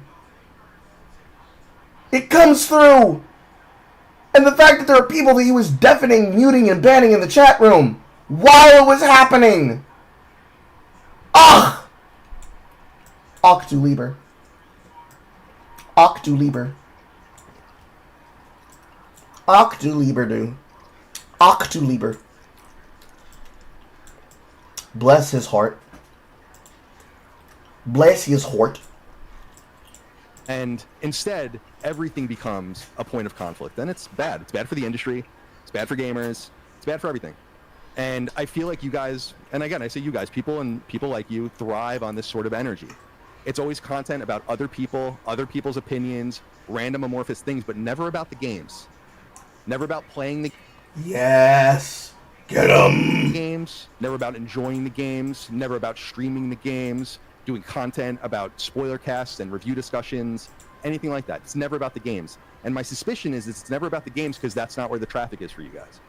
So I think that actually the people that have a lot riding on keeping this sort of facade going are content creators like yourself. I don't know why the screen froze. It might be that it's crashing. We'll find out in like 5 seconds if I can't load this. 352? Yep, my player started crashing. 352. Thug walk. YEEBOW! I don't give a damn, I understand what I buy. Plug talk.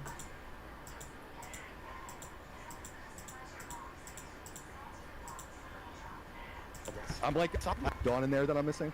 How about, is there, behind the video, the title, Goonergate Returns, the extreme right, is Dawn's like all... I think foolish. I don't want to. data, or you want to dispute Alinea data or whatever, that's different. You're disputing data from the horse's mouth. That's Makes fine. no sense. I just don't want to. I don't want to interrupt you. You were on a good one there. I just want to focus on like Has nothing to say back to him. a lot of what you said. Like, I stream games almost every single night. I talk about games. Then why is most of your VODs always on your main channel? Could give a damn about your sub channels. Could give a damn about any of that. The shit that is the basis upon which you make your notability and your notoriety and your claim. Why is the majority of your shit always behind members only? Every single time I stream, I talk about what I love about them. I talk about what I hate about them. Buried in a clip, not out in public where it can be seen. Everything you just said seemed like a tremendous amount of guesswork and hypothesis. Guesswork and hypothesis, otherwise known as reading the threads, reading the posts, reading the video title, watching the video, and discerning the way that you behave and act online. Okay. Well, someone you know nothing about. And I don't understand why you would do that, because it makes you look really foolish. Last video, breaking massive layouts at Ubisoft. Yote, next video, Yote flops. Next video, the gamers woke revolution crashes. The next gamer, Microsoft has no clue what gamers want. The next one, man wins women's only Fortnite tournament. The next one, now they're saying Twitch CEO Dan Clancy did nothing wrong. The next one, TwitchCon streamers PC infected by massive virus. Like, where is the game? I'm not seeing anything here. There's no, like, I'm scrolling through your shit. Like, I see nothing about any games. There's nothing about a single, there's nothing about a, I'm calling you out here. There's nothing about a single fucking game on here that you've played. Like, where? What a shit-eating grin that's on your face right now, Smash. What a shit-eating grin that is on your face right now. No response, no effort, no backlash. No response, no effort, no backlash. That's sad, bro. And you all thinks you sponsor Robin Hood. Funny. And yes, we should probably have more shareholders that actually play games. Not the mobile shit, but that actually have gamers so they can actually understand the marketplace. that they're trying to sell towards, because then they can be able to have a better finger on the pulse of the industry without needing to have data marketing groups. Is the content I'm about it? also calling you out. Maybe you should watch them to find out. How about no? How about he didn't have to? How about he doesn't want to? Because, I mean, we both How about be a better content creator? live in this world. You understand How about don't be a shill? how you title videos How about how you don't have an opinion? to get people to get in there and watch what you want to talk about, right? How about don't try to make an excuse about being a bad businessman because, well, bro, don't you understand how clickbait works? The click was not successfully baited. No, this isn't like we information title all to the you, Sacred is it? Symbols episodes after random song titles, so no, we don't do clickbait, actually. Okay, well, I wouldn't argue it's clickbait. I would say it's a way to get people interested. That's clickbait. You're describing clickbait. I have put something upsetting and outrageous in the title, and something upsetting and outrageous and interesting and or funny to me and my particular viewpoints in the content to get you to click on the video to see what it's about. That is clickbait. Even if you're not doing it to piss somebody off, that is clickbait. It's for the exact same reason that I can make my thumbnails the way that I make my thumbnails. You are doing it to get people to want to click on your content. Now, standardizing your thumbnail process for doing so, that's one thing entirely. But you cannot make the argument you're making right now, bro. You can't. You cannot make your argument right now. You are one of the worst clickbaiters that are out here in the scene. You are one of the worst ones, Jeffrey. No, it don't work. In a topic that you're going to be talking about. It's applicable. It's not lying about what the topic is, but it's probably the most If you have to use "but" in the statement, it means that you're not being honest. interesting part of the story. No, it should not be the most interesting part of the story. You are trying to work in the field of a journalist. If you are only interested on the most interesting part of the story, you are failing to do your job. Your job is to inform people. It's not to sensationalize the gaming news. If you're sensationalizing the news, you're not talking about the shit that's important. The whole story. The whole story. The whole story. The whole story. Smash. The whole story. In the video that I want to highlight, but I talk about many things in the videos. What I think is true is that you wouldn't be able to do what you do if you actually talked about the games. Again, where are you getting that from? From the fact that you're not talking about the games. Because if you talked about the games, you wouldn't be able to highlight the more interesting clickbait version of the story that you want to tell.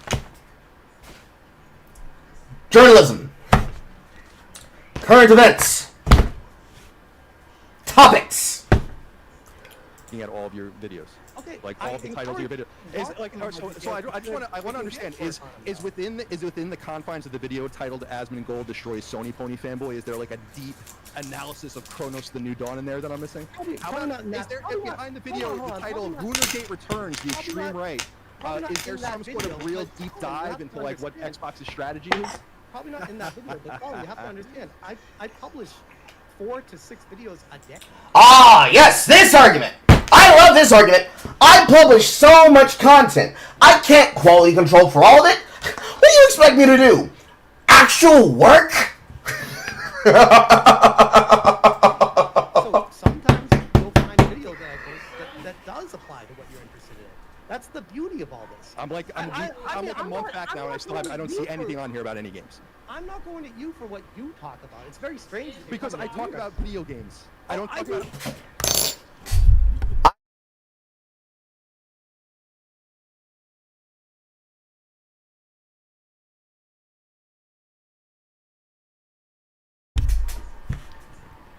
Other people and I other do people's too. content.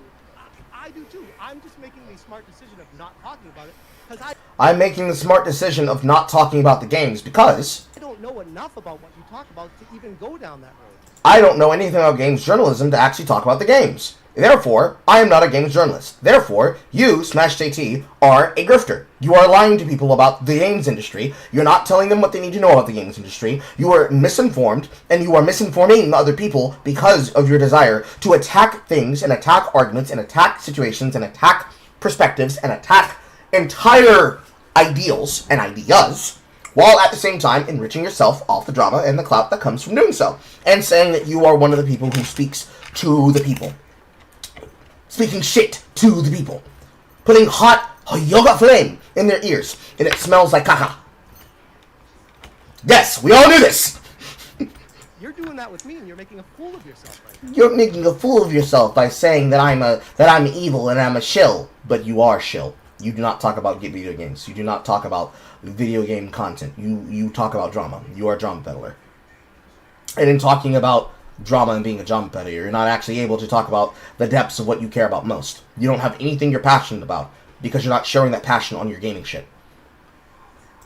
No, I'm not. I'm reading the titles of your own videos. You absolutely are, because people that watch... If he reads the titles of your videos and you say that he must be doing this to you because, look, I'm just saying what I'm seeing, would this be expectative in there? Can you tell me as such? The greater point that we made is then your methodology of speaking on things is ineffective, and you are getting a track record and a reputation for yourself because of how you carry yourself. I do not think that there's anything deeper going on inside your head. If it is then the case that you are being facetious, then you're going to get called a liar. So which one would you rather be? Would you rather be ineffectual and incompetent, or would you rather be taken directly seriously as a threat? Which one is preferable to you? We know that you're making a fool of yourself. If you read the chat, they would be... If you read the chat room instead of paying attention to this conversation with me to put me in a situation where I'm now pivoting to the chat room, you would know. Destroying you right now. I'm seeing... They're eating you alive. They're beating your ass in the chat room. They're ratioing you. This chat is what it looks like when you lose the argument. Yeah, like... Wizards of the Coast joins extremely controversial trans strategy. Within the video, after you click on it, what you'll find is an expose about BioShock. It's just that you're hiding it behind things that really want to click upon. That's probably in the BioShock videos that I cover. See, that would make no sense. That would actually be clickbait, what you just described right there. He doesn't realize he's being made a part of the joke. If he does, he's being facetious and he's sweating under the collar. If he didn't, he just did the thing again. But anyways, this is kind of circular. Anything else before we wrap it up? No. You're an interesting character, I'll tell you that. Well, I really appreciate you joining. I know this wasn't easy for you. I know this wasn't easy for you. Colin grins and starts laughing by the ridiculousness of this statement on how easy it was to do.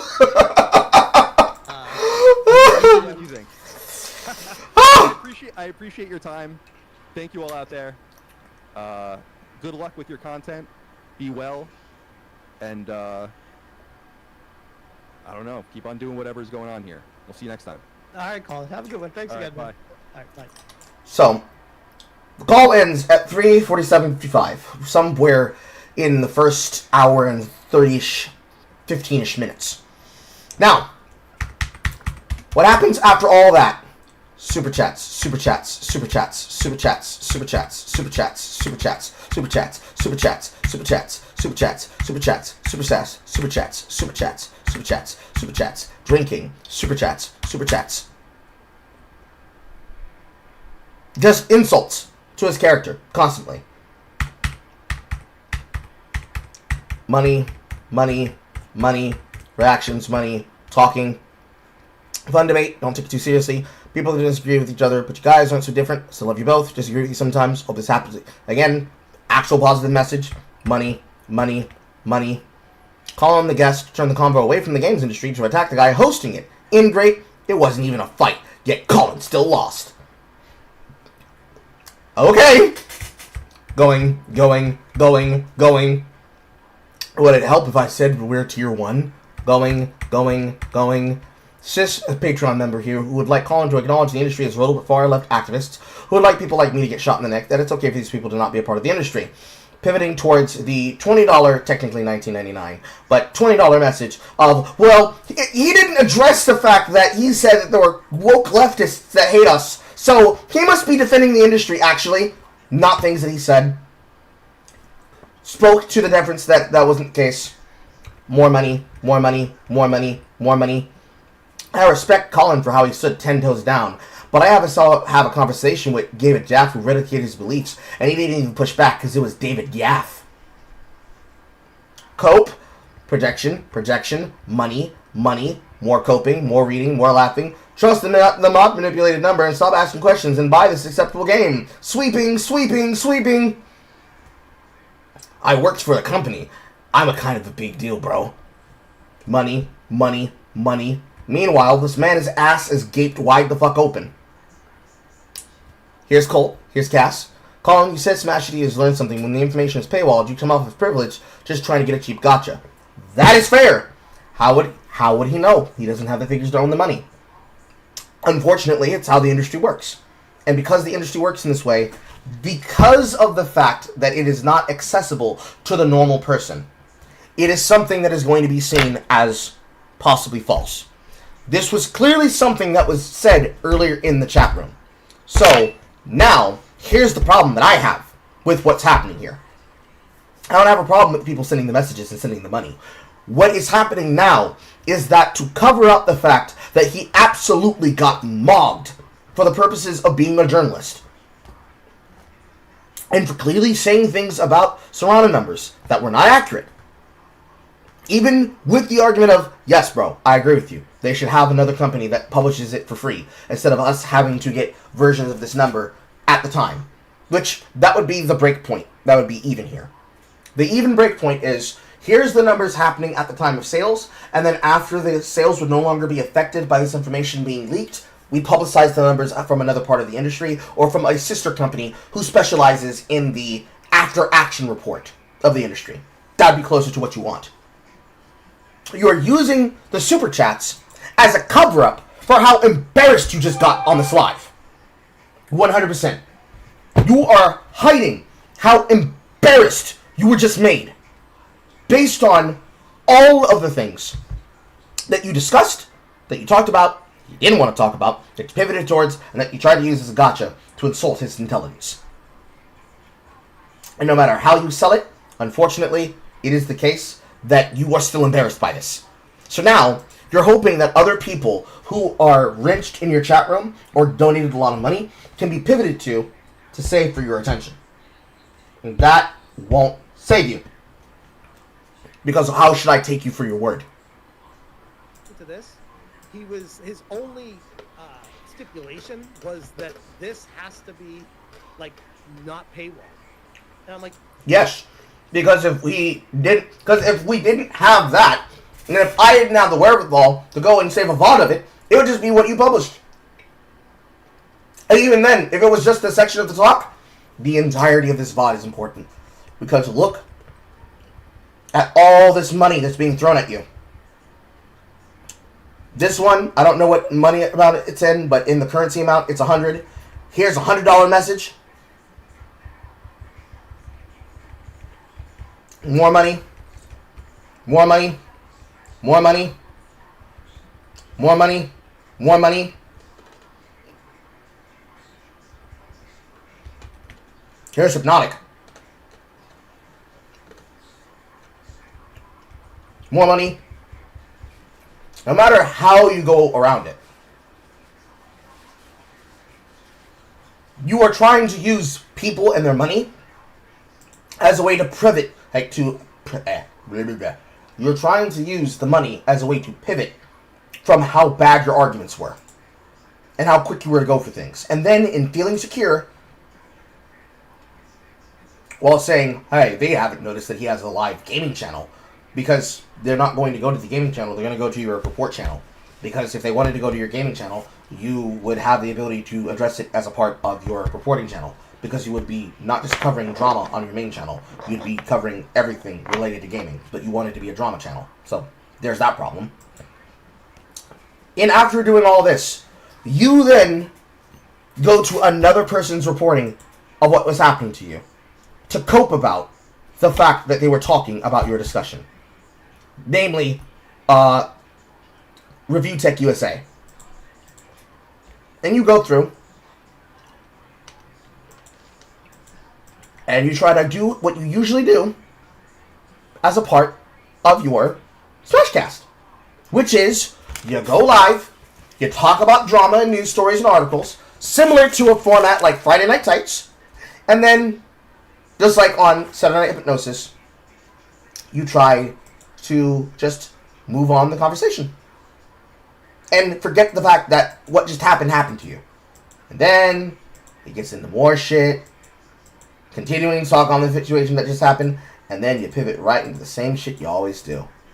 Like you didn't do it. Damn, that's so crazy. Is this what they can expect to be able to find and get on your main channel? Then he was 100% correct in calling you on what he just called you on. And then that's the end of the fucking call. So, you get fucking murdered debating the actual points that you should have known as a part of the industry. You then hide behind other people's arguments after it's already done. Spirit of the escalator. Spirit of the escalar. You're having fridge thoughts. Oh man, it would have been good if I had brought that up in the middle of the chat room. Man, the chat's really roasting his ass. Yeah, that really matters. And everybody else who's looking at this, even after the fact, we're like, this nigga is getting cooked right now. This nigga's getting cooked. And where you could have some good talking points, you ultimately fall the fuck down. Wide open, gaped, dripping. Good then, that wasn't the case. What were they talking about yesterday on Saturday Night Hypnosis, bro? I saw the VOD. I saw what was in the VOD. Does not bode well. Does not bode well. And then afterwards, the coping, the seething, the antagonism, the anger at everybody talking to you. Where's the good sport, bro? Why are you speaking like this to all these people? Why are you behaving and acting this way? What exactly is supposed to be saved by your conversations in these matter? What has helped? What are you helping? Like, you were going around and showing images of yourself with your wife as a part of how happy you were about how this went. Right here.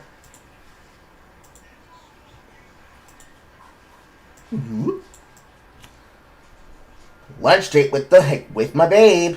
None of this is gonna help you from how you got raped, how you get gaped and raped live on air, bud, and all the other shit that was happening at the same time. If I can find my own goddamn article again, or worse, this thing that you wrote about Mighty Keith, and the fact that you can't call him a grifter just because you don't like him, because in this situation he is deserved and has the right to get an ad and get a sponsor and play the game on camera, because he's playing it on camera and you are not. It's just sad. It's just sad, man. This is bad. This is sad. This is embarrassing. And it was entirely possible that you could have said, you know what, I don't know what I'm talking about. I actually don't work in the games industry. I'm a guy who started talking about my enthusiasm as an enthusiast and as a avid collector and as a fan, because this is my hobby.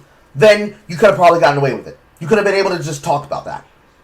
Remove the bluster, remove the bravado, have a real conversation.